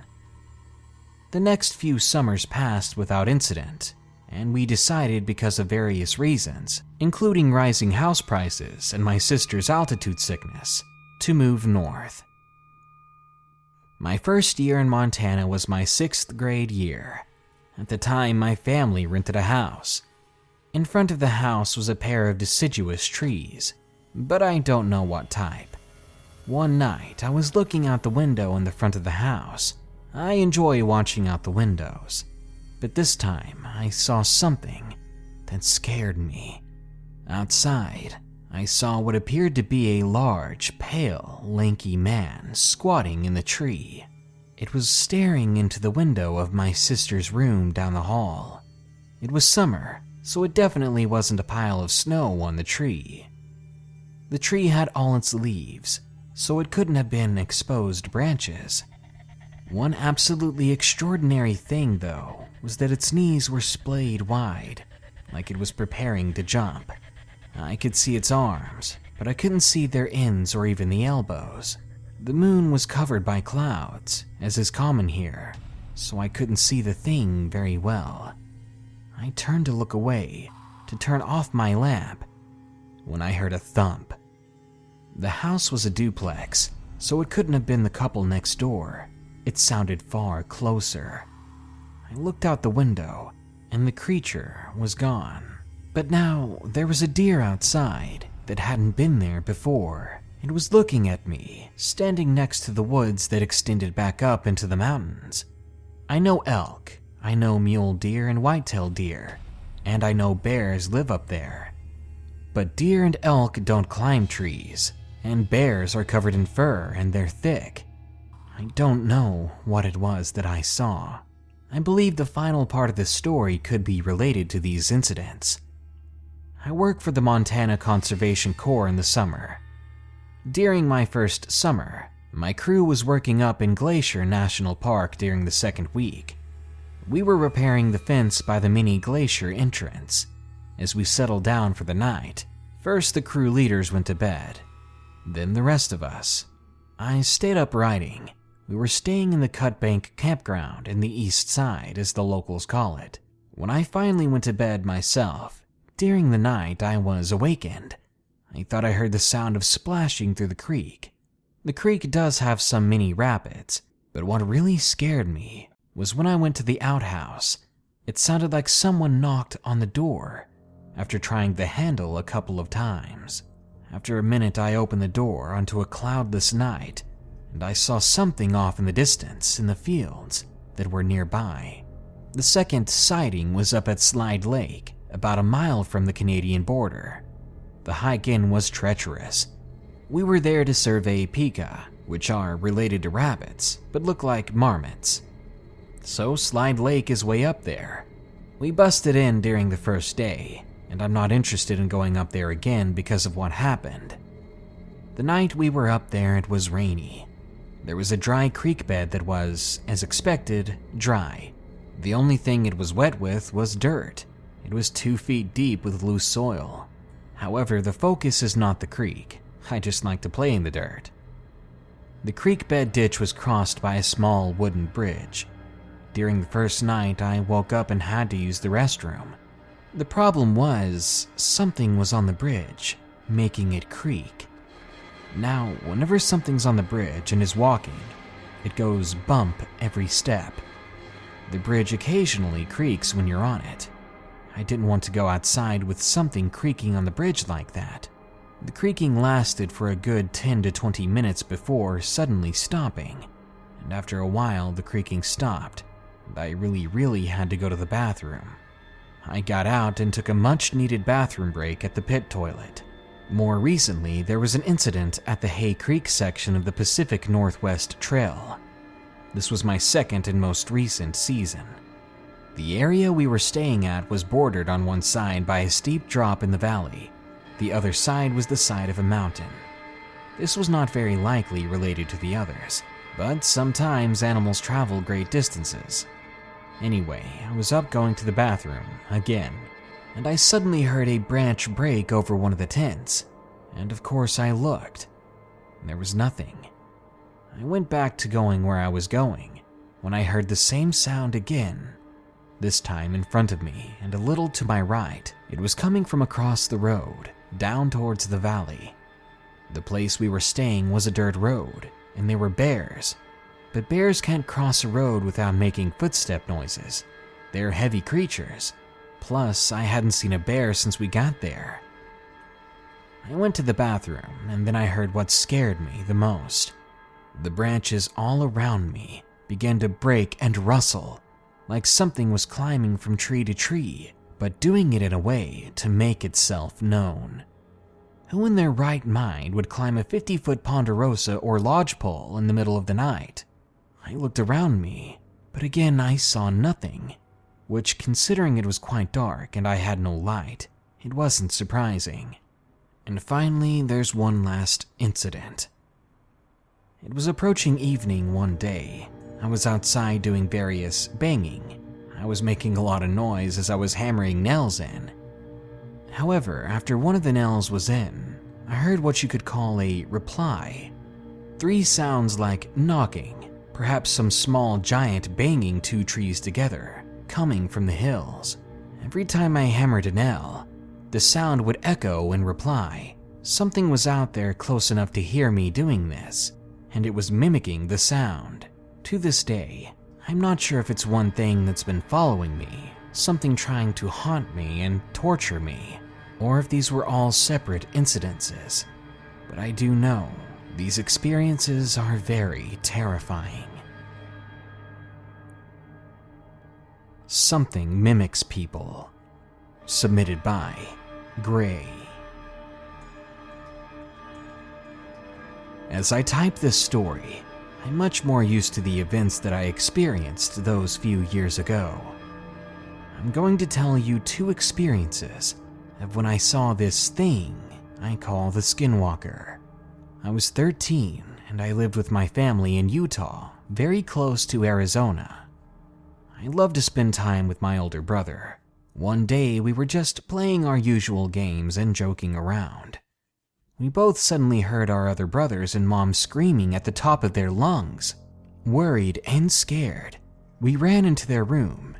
We asked what was the matter, and they said that they'd heard galloping from a horse, which didn't sound too scary to me, even though there were no horses around these parts. Naturally, we tried to calm them down. As they sat there spooked, one of my little brothers admitted that he saw the thing making the noise. He said it was running on 2 legs, and it wasn't human. My brother and I, curious, decided to go outside. As we looked around the house, our dogs formed a circle around us. They seemed much more protective than usual. They seemed more serious too, not paying much mind to us. Rather, they were watching the woods around us in no particular direction, and every so often, they would suddenly bark, making us jump and making us wonder what they had barked at. Eventually, the dogs calmed down and they stopped barking, and we began to think that whatever was out there was finally gone. But as we walked back in the house, we were confronted by our grandmother and asked if we were calling them into the woods in the opposite direction that we actually were. This freaked us out. We were on the other side of the house completely, and we hadn't said a word since we stepped out the door.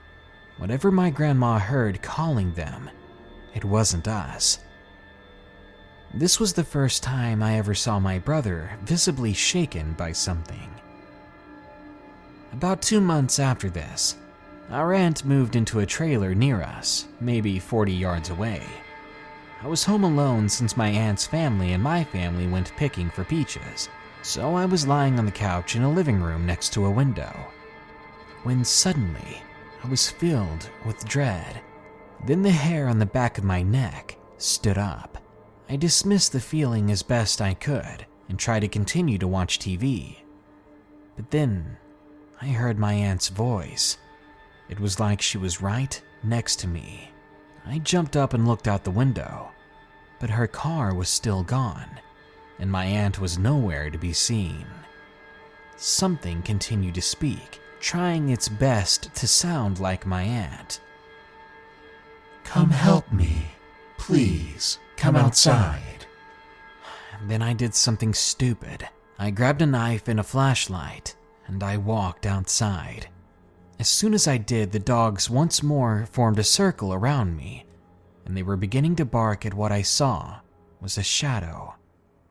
The thing was a bulking figure. It towered over me. This wasn't some person, and I could feel the thing watching me.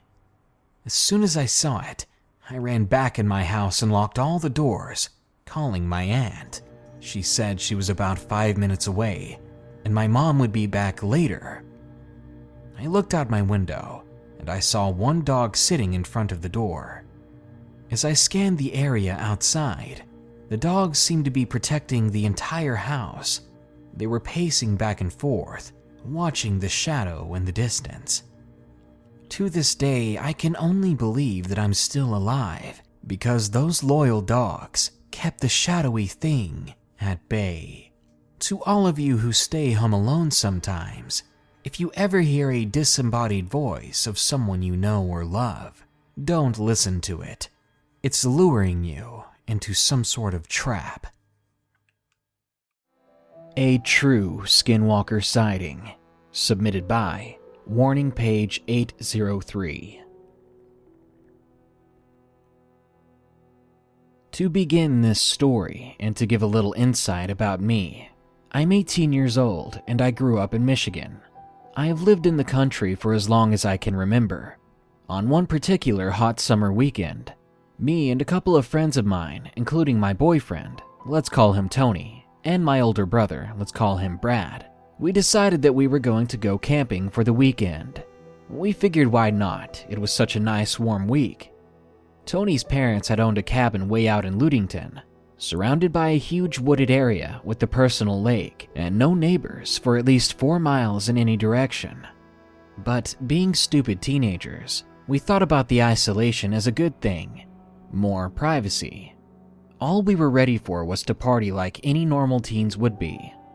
Well, after we got there and set up for about 2 hours, our fun started. Tony's friends brought tons of alcohol and weed to last us for the whole weekend, so we wouldn't be bored since we had no cellular service and only movies to watch. Before we knew it, it was 12 midnight and it was pitch black out, so we got a big bonfire going. It was a total of 6 people including me and Tony out there. As we talked and laughed about upcoming events in our lives, we were so distracted that we didn't even notice that my brother had literally frozen his eyes onto one section of the woods. Now, keep in mind, at the time we were all intoxicated and high. Eventually, our talking ceased when Tony realized his friend and my brother had an emotionless expression. "Hey, dude, you alright?" he asked Brad. But there was only silence, no reply. Brad didn't even make any movements to indicate that he had heard him. After a few moments of awkward silence from Brad, I began to get a little freaked out. It took a lot to faze my brother, so it was very much unlike him to act like that. Eventually, I was the first to actually question what he was staring at. He wasn't even blinking, staring into one spot in the woods. I turned my head to follow his gaze the best I could, and when I finally saw what he was staring at, my heart sank. There, right freaking there, was what appeared to be a dog at first look. At least that's what I thought. I was assuming that it was some person's dog that wandered off, but then my brain kicked back in, and I remembered that we didn't have neighbors for miles. So how could there be a dog here? My mind was still racing, while Tony tried to get Brad to speak or even move. In one motion, this thing that I thought was a dog, it began to stand, and by God, it was tall. And when I say tall, I mean massive. It must have been at least 6 feet tall. Everyone saw it then. How could you not? I heard a few people behind me gasp in unison as they finally understood the gravity of this situation, of why my brother was as still as a stick. No one moved for what seemed like hours. Eventually, Tony was the first to talk. No tail," he mumbled. No one heard what he said but Brad, and I swear to you I'm not exaggerating when I say his eyes widened as big as pan saucers. Seeing that expression on his face, that look of terror, it scared the hell out of me. "What did you say?" one of the girls asked behind me. "It has no tail," he repeated at her. My heartbeat seemed to stop in that moment, because he was right. Whatever that thing was, there was no tail on it. This was no creature I've seen before. Suddenly, my clouded alcohol mind cleared up in a fraction of a second, because my scared mind made a guess at what this thing was, and I suddenly understood why my brother was basically pissing himself. This thing, it was a Skinwalker. My instincts kicked in right then and there, but before I could nope the hell out of there, that thing before us screamed an inhuman scream. That sound was enough to scare the hell out of everyone. My brother was the first to get out of his chair. He began to shout native words to the creature. I turned and solemnly told everyone else that we needed to get the fuck inside. No one questioned me when they saw how serious I was, especially Tony. He's never seen me so scared. I think we all understood that this was a bad situation. We all hightailed it into the cabin, with my brother in tow still shouting native words at the creature, which seemed to keep it at bay, while it gave us enough time to head inside. Once we were all inside, Brad followed, and he slammed and locked the door before turning all the lights off. He ran into the kitchen, opened an old dusty drawer, then pulled out the ceremonial ashes, which he started to sprinkle on the doors and windows while chanting. Of course, the whole situation was so bizarre. We were all petrified, and a few of us were in tears. After he was done, no one said a word, and for the longest time we were silent. We were all just in shock. At one point, he grabbed our dad's pistol, and he had it posted by him for hours. Everyone was entirely too shaken up to even question what just happened. We must have fallen asleep at one point, because when I woke up, my brother was packing all our stuff into the 2 cars. I understood why. We had Navajo heritage. We knew what we were dealing with. We knew it would be back, and it might not be alone. Before we left, I did a blessing on the cabin, speaking a few calming words in my native tongue, and I tried my best to calm the still very freaked out girls as we loaded up into the cars. To this day, we still haven't explained exactly to our friends what happened that night, what we saw. Then again, they never wanted to ask. My Grandma's House. Submitted by Baby Panda and read by Let's Read. I've always loved going to my granny's house, but with her living about 7 hours away, I only got to visit about once or twice a year for only about 2 to 4 days. My granny is mostly Native American and loves nature. She always puts lots of belief into all sorts of haunted stories she heard from family. About 2 or so years ago when I was 13, my parents decided to send me to my granny and papa for a month in the summer because I had told them I liked the rural area she lived in rather than the city we lived in. Can you blame me? Nicer people, cleaner air, beautiful pieces of land. I've always loved and much preferred it. When my parents first left me there, it was the same as always. My older brothers, who were 22 and 27, both also living that area with their wives and kids, asking me about boys at home, and my cousins deciding to roughhouse with the youngest cousin and only girl. When I was little, my granny always wanted me in the house and in bed by the time it was dark. Same for anyone else who was staying in her house that night. She always said it was because of the coyotes, and when I was younger, I never questioned it. But at 13, I definitely questioned why I had to be in bed. I could understand the in the house part, but not the in bed part. The first week, nothing special happened. But by the second week, I noticed some weird stuff. My belongings would go missing, then after intensive searching, I'd find them exactly where I'd left them.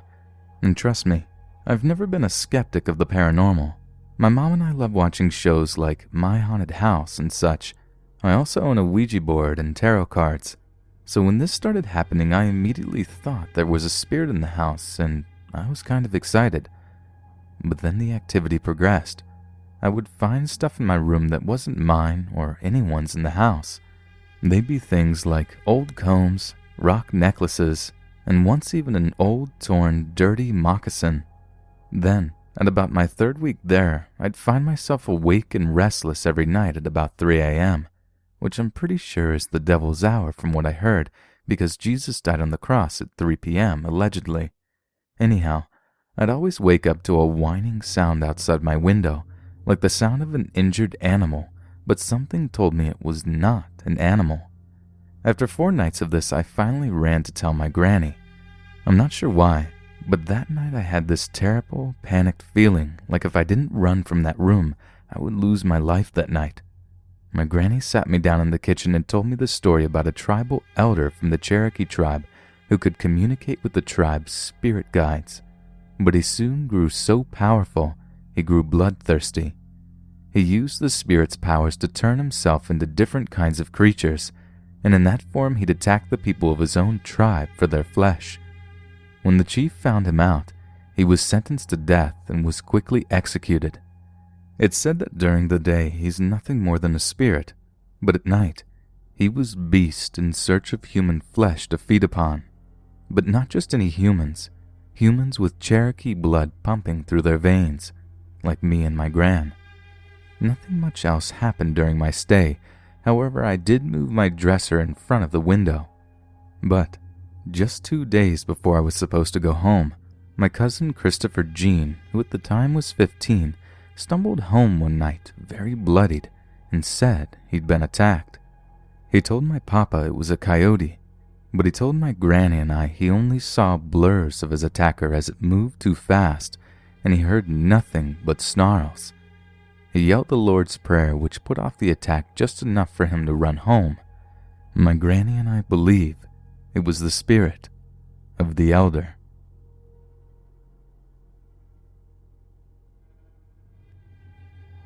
I ran into the Rougarou. Submitted by Stanley. If you don't know what a Rougarou is, it's a Native American demon who, according to myth, has to give blood to the devil, because if it doesn't, the devil will take its blood instead. This story took place in 2003. My girlfriend and I, let's call her Yvonne, along with several of our friends and their wives, went out camping in the woods. We were out there for about 5 days. The first day was fine and everything was pretty normal, as was the second day. We were just having a good time. But by the third day is when everything went downhill. We were all sleeping in our tents that night until I heard rustling outside. Now, we all slept in different tents with our significant others. As such, I thought it'd be fun to give each tent a walkie-talkie. That way, we wouldn't have to call out to each other to talk or exit the tents in case of emergency. So immediately, when I heard this strange rustling sound, I got on the walkie and I asked Doug and Chad if, from their separate tents, if they could hear the noise in the woods. They said yes, almost cutting me off, because apparently they were about to ask me the same thing. So we guys decided to meet outside the tents to see what was going on. Before I exited mine, I made sure to grab my rifle. Outside, we met up toward the center of the campsite. By then, the noise seemed to be getting closer. It seemed like the sound was heavy. It sounded more like another person in the woods rather than some animal of the night. This worried me more than anything. We walked over, quietly, trying not to make a noise, when right out of the blue, we heard this nightmarish screaming. But this sound was coming from behind us. We immediately turned around by instinct to see what that noise was. I felt goosebumps all over my body, even before I saw what it was. At first, I honestly thought it was another person, because it looked like an older woman, someone who definitely shouldn't have been in the forest this time of night. But it only took a few moments for me to realize that this was no person. Her skin was far too pale, and it looked like it was rotting right off of her body. And then I saw her legs, which were veiny and bent backwards, and they seemed to end in claws rather than feet. My mind and body seemed to give out. I almost dropped my gun before I remembered that I had it. This thing, whatever it was almost to my tent where Yvonne was sleeping, and God knows what this thing wanted. So I took aim and I shot at the thing. I must have hit it because it screamed again. This time it was louder and sounded like it was in pain. It then turned and dashed off into the woods. Doug and Chad went after it, while I tended to Yvonne to make sure she was okay. Thankfully, everyone was fine, so when Doug came back from chasing that creature away, we all loaded up into the sedan. We didn't even bother packing up our gear or tents. We just got the hell out of there. Needless to say, it took a while for me and my friends to want to go camping again, and to this day, we will not return to that area of the woods. Coffee Shop Creep, submitted by Siegelind and read by Let's Read. I'm half French, half Native American, and I'm in my second year of medical school. I know I'm pretty young, but I look a lot older than I actually am. Most people think I'm 19 or 20. As much as I hate to admit it, I'm from an extremely wealthy family. Both sets of grandparents are old money, and my parents own a highly successful company. My parents are gone on business most of the time, so they insist on me having a bodyguard. I absolutely hate this, but my older brother can give me permission to go places without my bodyguard, so I'm grateful for that. I was meeting up with my best friend and a couple of my other close friends at a local coffee shop to study and talk. I managed to convince my older brother to let me go without a bodyguard. That was a bad decision. I was waiting for my friends at the coffee shop, hanging out at a table in the corner, scrolling through Tumblr and working on calculus problems, when this guy approaches me. "Hey, this seat taken?" I hesitate, as I'm sitting alone at a 5-chair table and the coffee shop is quite busy. "Yes, actually, I'm waiting for my friends." "So am I. Do you mind if I wait until my friends show up? He should be here soon." I motion towards one of the chairs and focus my gaze back on my notebook and calculus problems. I'm a very serious, rather cold person, but I've been raised with manners. "So, you in college?" "Yes." I'm slightly annoyed by this guy talking to me. I'm working at advanced calculus, and it takes quite a bit of focus to solve the problems. I take a quick glance at him. He's probably 22 or so, brown hair cut in a popular style. He has blue eyes and light skin. I suppose people would think he's attractive, but I find myself to feel asexual, so I obviously don't care. "Ah, me too. What's your name?" I sigh in a mixture of unamusement and annoyance. I'm a pretty private person, so I just reply with my middle name, Siglinda. "Oh, that's a pretty exotic name. Where are you from?" I have a slight accent, something that my grandmother calls a mix between Navajo and French, but not enough to make a difference. "I'm American." I suppose the guy takes the hint here and gives up on asking. "I'm Mark. It's nice to meet you, Siglinda." I nod and continue my calculus problem. I'm not a very friendly person, plus there's something off about this guy. "So, what stuff are you working on?" "Calculus." "Oh, nice. My calculus classes are always so boring." You have really pretty eyes." I have very unusual chartreuse eyes, considering my background, and I get a lot of compliments on them. I'm used to people hitting on me, so I don't pay much attention to the compliment. "Thank you." "So, how long have you lived here?" 3 years. "Oh, wow. You're pretty new then." "I suppose."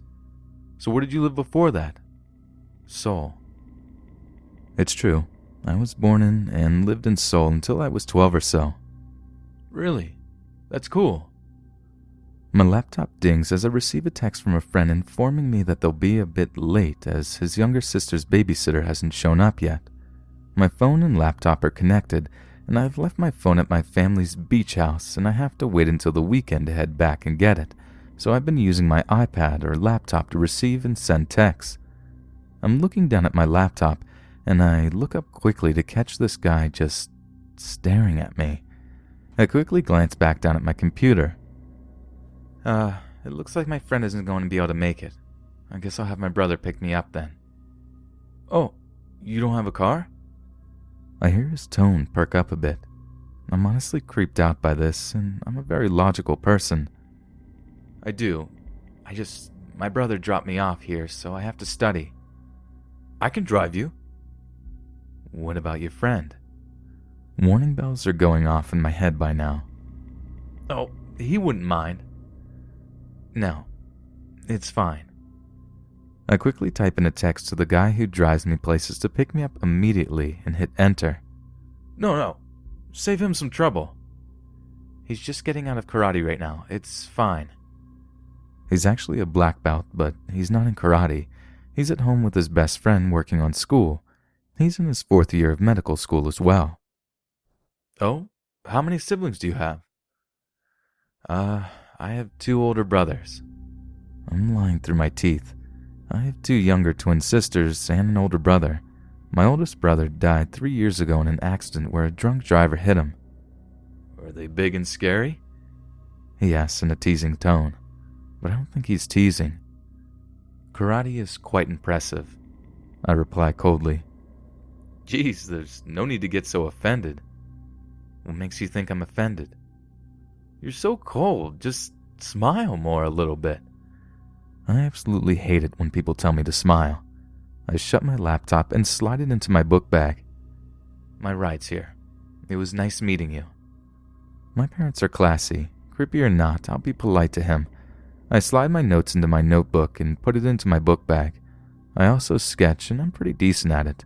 I've been watching this show. You may have heard about it before since it started airing. It's called Kuro Shitsuji. My best friend is half Japanese, half Korean, and he's the one who got me into it, as well as one of the characters having the same name as me.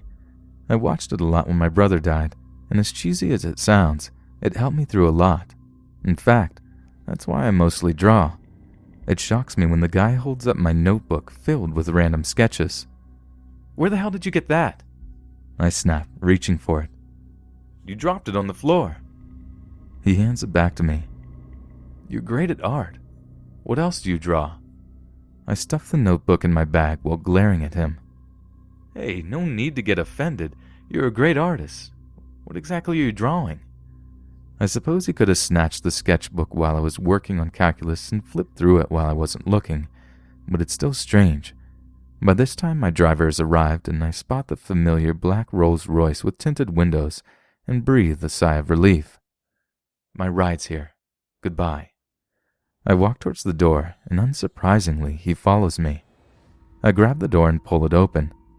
Is that your ride? He asks in a slight tone of shock, looking at the black vehicle I'm heading towards. If I'm not wrong, I see a quick smile spread across his face for a moment. I don't really care if he sees the car. We have a lot of different cars, and if I wanted to, he'd never see that car in town again.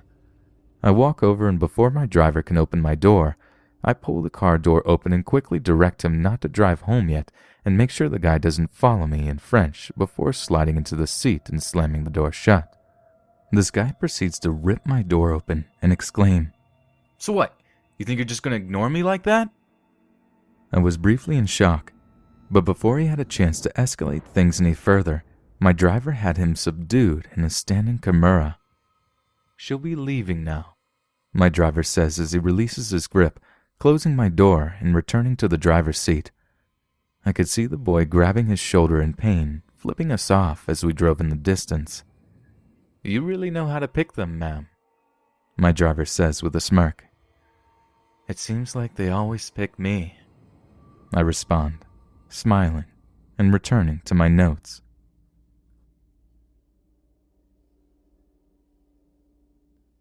The Native American Raven Mocker. Submitted by Vana. There was a story told to me as a young child. A story my grandmother used to tell me. My grandma is Cherokee. Way back when, the Cherokee Indians covered most of the southeast United States. The Nu-Nu-Nu-Wee is a monster of the Cherokee beliefs. It is described as a human-like being with a skin as hard as stone, of which no weapon can pierce. It's also known as the Stone Man. When my grandma was a small girl, my great-grandfather took her hunting in the woods of Kentucky to get food for their supper. They got down to a river bottom and they saw an elderly man with a cane. He appeared to be very dirty, with rags for clothes that were covered in holes. My great-grandfather saw the man's face, so he yelled out to ask the man if he needed some help. Oddly though, the man did not respond, so he yelled out to him again, "Sir, do you need any help?"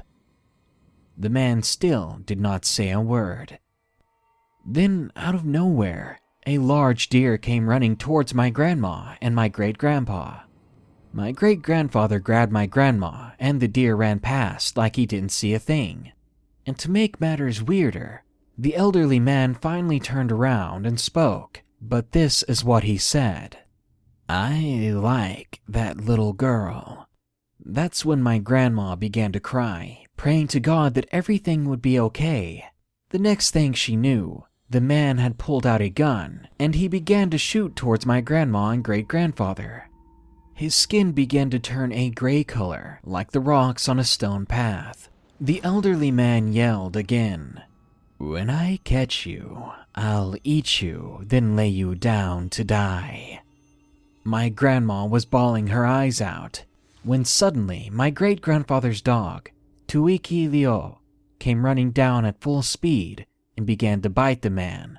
From there, my grandma could hear the gnashing of the dog's teeth. The dog didn't even leave a mark, and it sounded like the dog was chewing on a rock. The elderly man smiled with this dog attacking his arm, and that's when whatever this man was picked up the dog that was biting him, and he began to chew on him. My great-grandfather, a big and powerful man in his day, who was known to never be scared of anything, had a look of dread and terror in his eyes. He picked up my grandma right away and ran back through the forest, taking her away from that man, from that disturbing scene. But only a few minutes later, they heard very loud, very heavy footsteps behind them. When they reached the edge of the forest, they took one look back behind them, and there was the man, the same distance he was before. He had a bloody smile on his face, and he was laughing. He was still holding the dog. Tuiki was now lifeless. My great-grandfather turned and ran out of the forest completely, and when they looked back again, the man was gone. Finally out of that forest, my great-grandfather and grandmother felt a sense of peace and safety. My grandma has since passed on, but during her time on Earth, she told me this story many times, and she actually had a journal entry on it from when she was a child. I'm 3/4 Cherokee myself, and to this day, I won't go into those woods because I fear the man may show up again. I fear the Nununu-wee. Native American Story, submitted by Anonymous, and read by Let's Read. I live on the Menominee Reservation in Wisconsin. Growing up around here, paranormal and mysterious activity is something that most of us, and honestly probably Native Americans in general, have grown accustomed to. We all have our own local police force, and I was told this story through one of the police officers who had been employed there for quite some time. He will stay anonymous for privacy reasons. So how our reservation is laid out is there are a lot of tribal housing areas and a ton of woods and trees, basically what the tribe is known for. There was a night where this officer and his partner were called to an initially thought domestic violence call. It is a pretty normal thing around here, unfortunately. So the individual who made the call explained that they could hear people screaming, fighting, breaking and shattering glass within this residence, so the two officers rushed over to the alleged residence, and as they approached the house, they too could hear the screaming, kids crying, and the place basically being destroyed from inside. The officers had to engage and try to stop the violence. As they knocked on the door, they could still hear the ruckus, so they had to bust the door down for safety reasons, and when they entered the residence, it was completely dark, and the officers had flashed their lights everywhere and couldn't find a single piece of evidence that anything violent had taken place, and the entire residence was empty. Both of the officers had left and were extremely creeped out from this experience, and don't really talk about it from the best of my knowledge. And to be completely honest, it really surprised no one around the town, considering creepy experiences are a normal thing around here. I hope I have more opportunities to share creepy stories from around this dark heritage. It Was Mad by Justin V. It happened back in summer of 2014.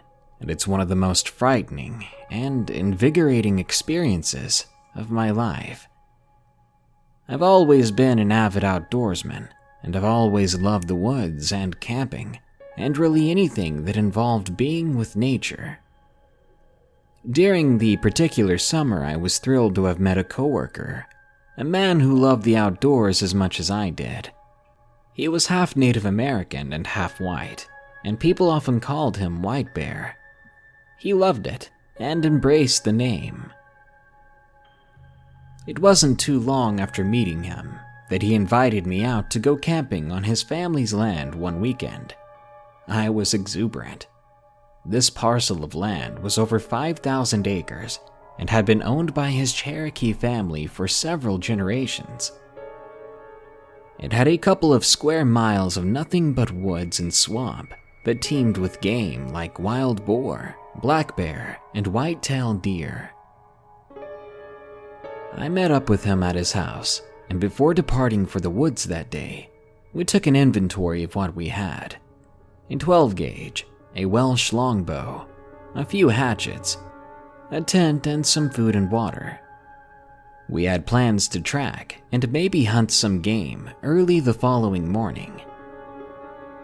When we arrived at his family's land, we parked my car and hiked a mile or two into the woods. It was beautiful and lush. The forest was loud with birds and smaller animals chirping and whatnot. Eventually, we found what seemed to be the perfect spot for setting up a campsite. White Bear set up with his 12-gauge to see if he could bag a squirrel or something for dinner, while I began to dig a fire pit.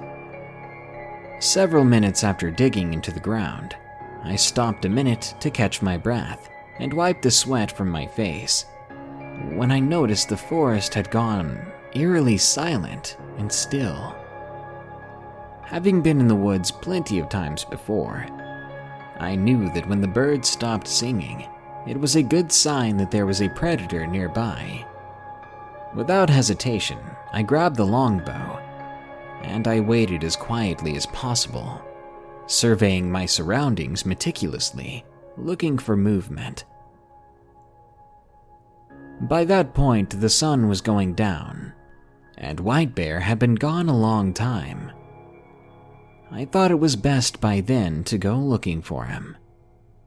I was certain he hadn't gone far, but I wanted to make sure he was back at camp before dark.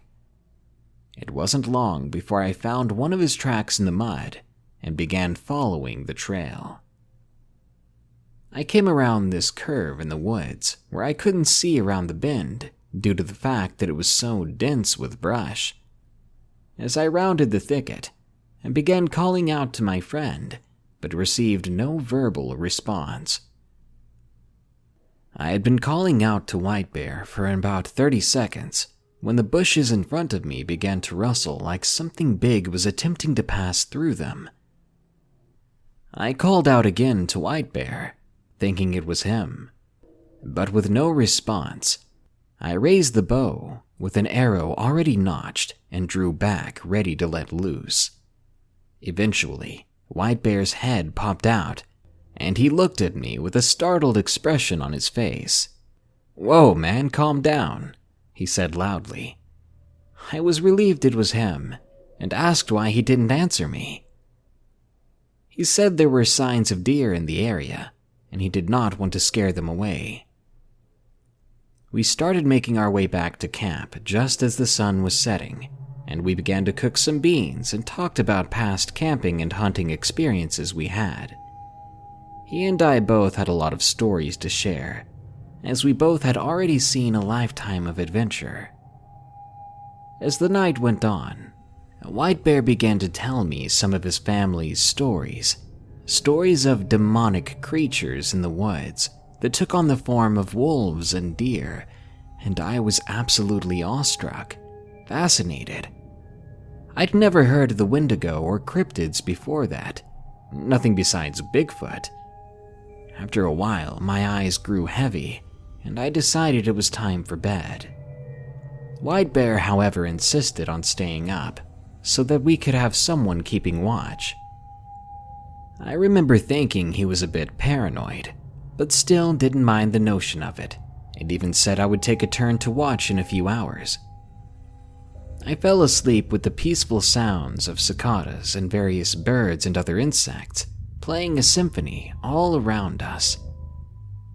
It was around 3 a.m. that I awoke to White Bear shaking me. Dazed and feeling like I just awoke from a coma, I was having a hard time realizing what he was trying to say to me. In a whispered tone, he was saying something that I'll never forget. Word for word, it was, "Dude, something is pissed off." I attempted to comprehend what he was saying, but I was still halfway out of it. I finally woke up fully when I heard a sniffing noise just outside the tent. Whatever it was sniffing the air and the ground, one after the other repeatedly. From its snorts, I could tell it was something big, at least the size of a black bear. Just 10 seconds after I was awoken, it began to go ballistic.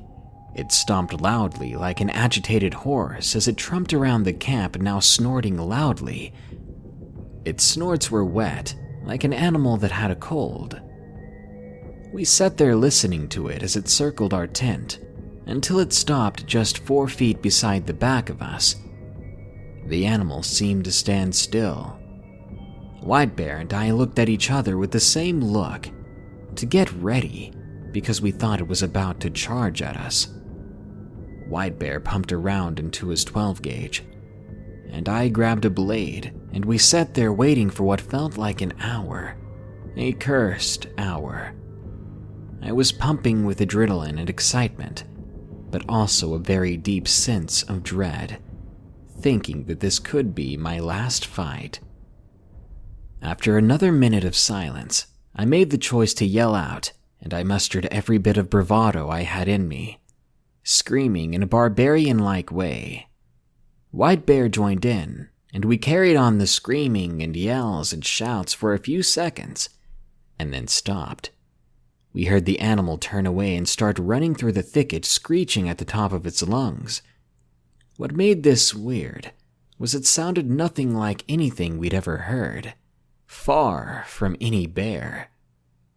I remember it distinctly to this very day. It sounded bird-like, but also very guttural. During that moment, my brain was thinking I was listening to a raptor from Jurassic Park. That's honestly the best way I can describe it. We were both frozen in terror as we listened to it crash through the woods as it screeched into the night.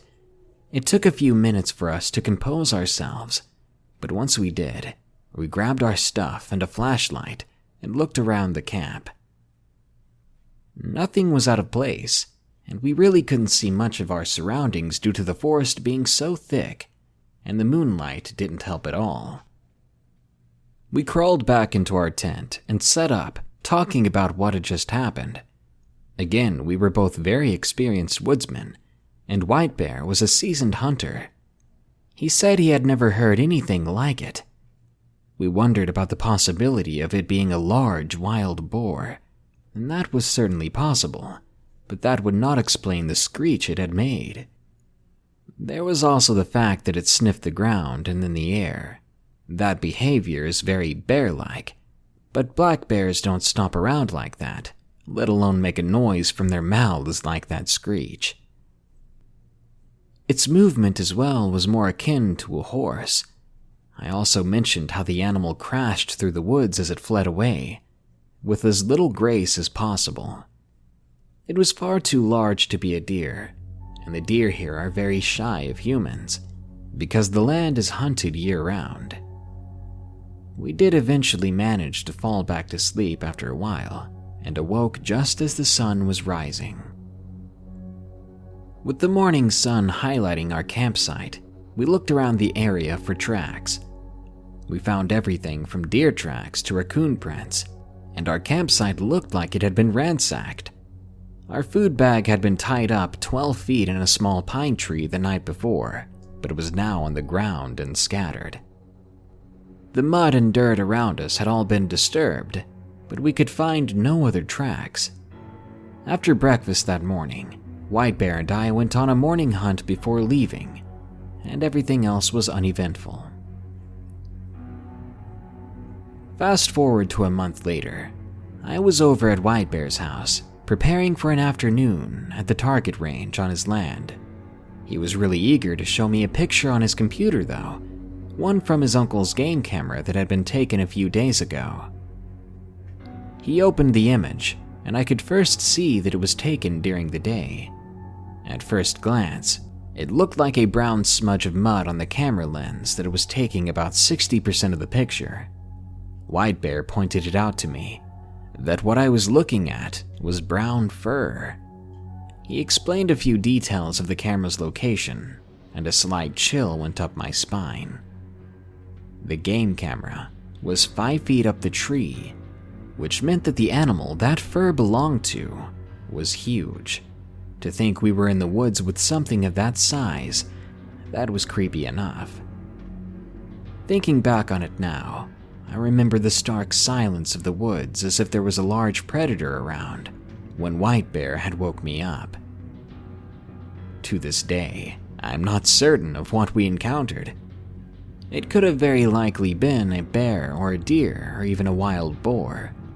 Or it could have been something else.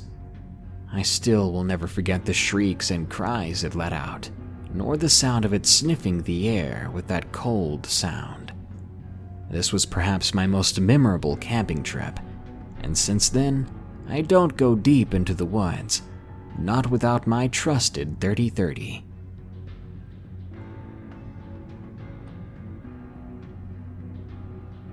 Thanks so much for listening to this single story episode. I hope you enjoyed. I can't wait to get back and start sharing some longer videos with you. If you want to be in a future video, you can send me your true scary story at darknessprevails.org.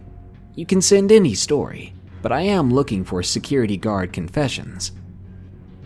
Anyway, until next time guys, this world is a strange one, so stay safe out there and stay creepy.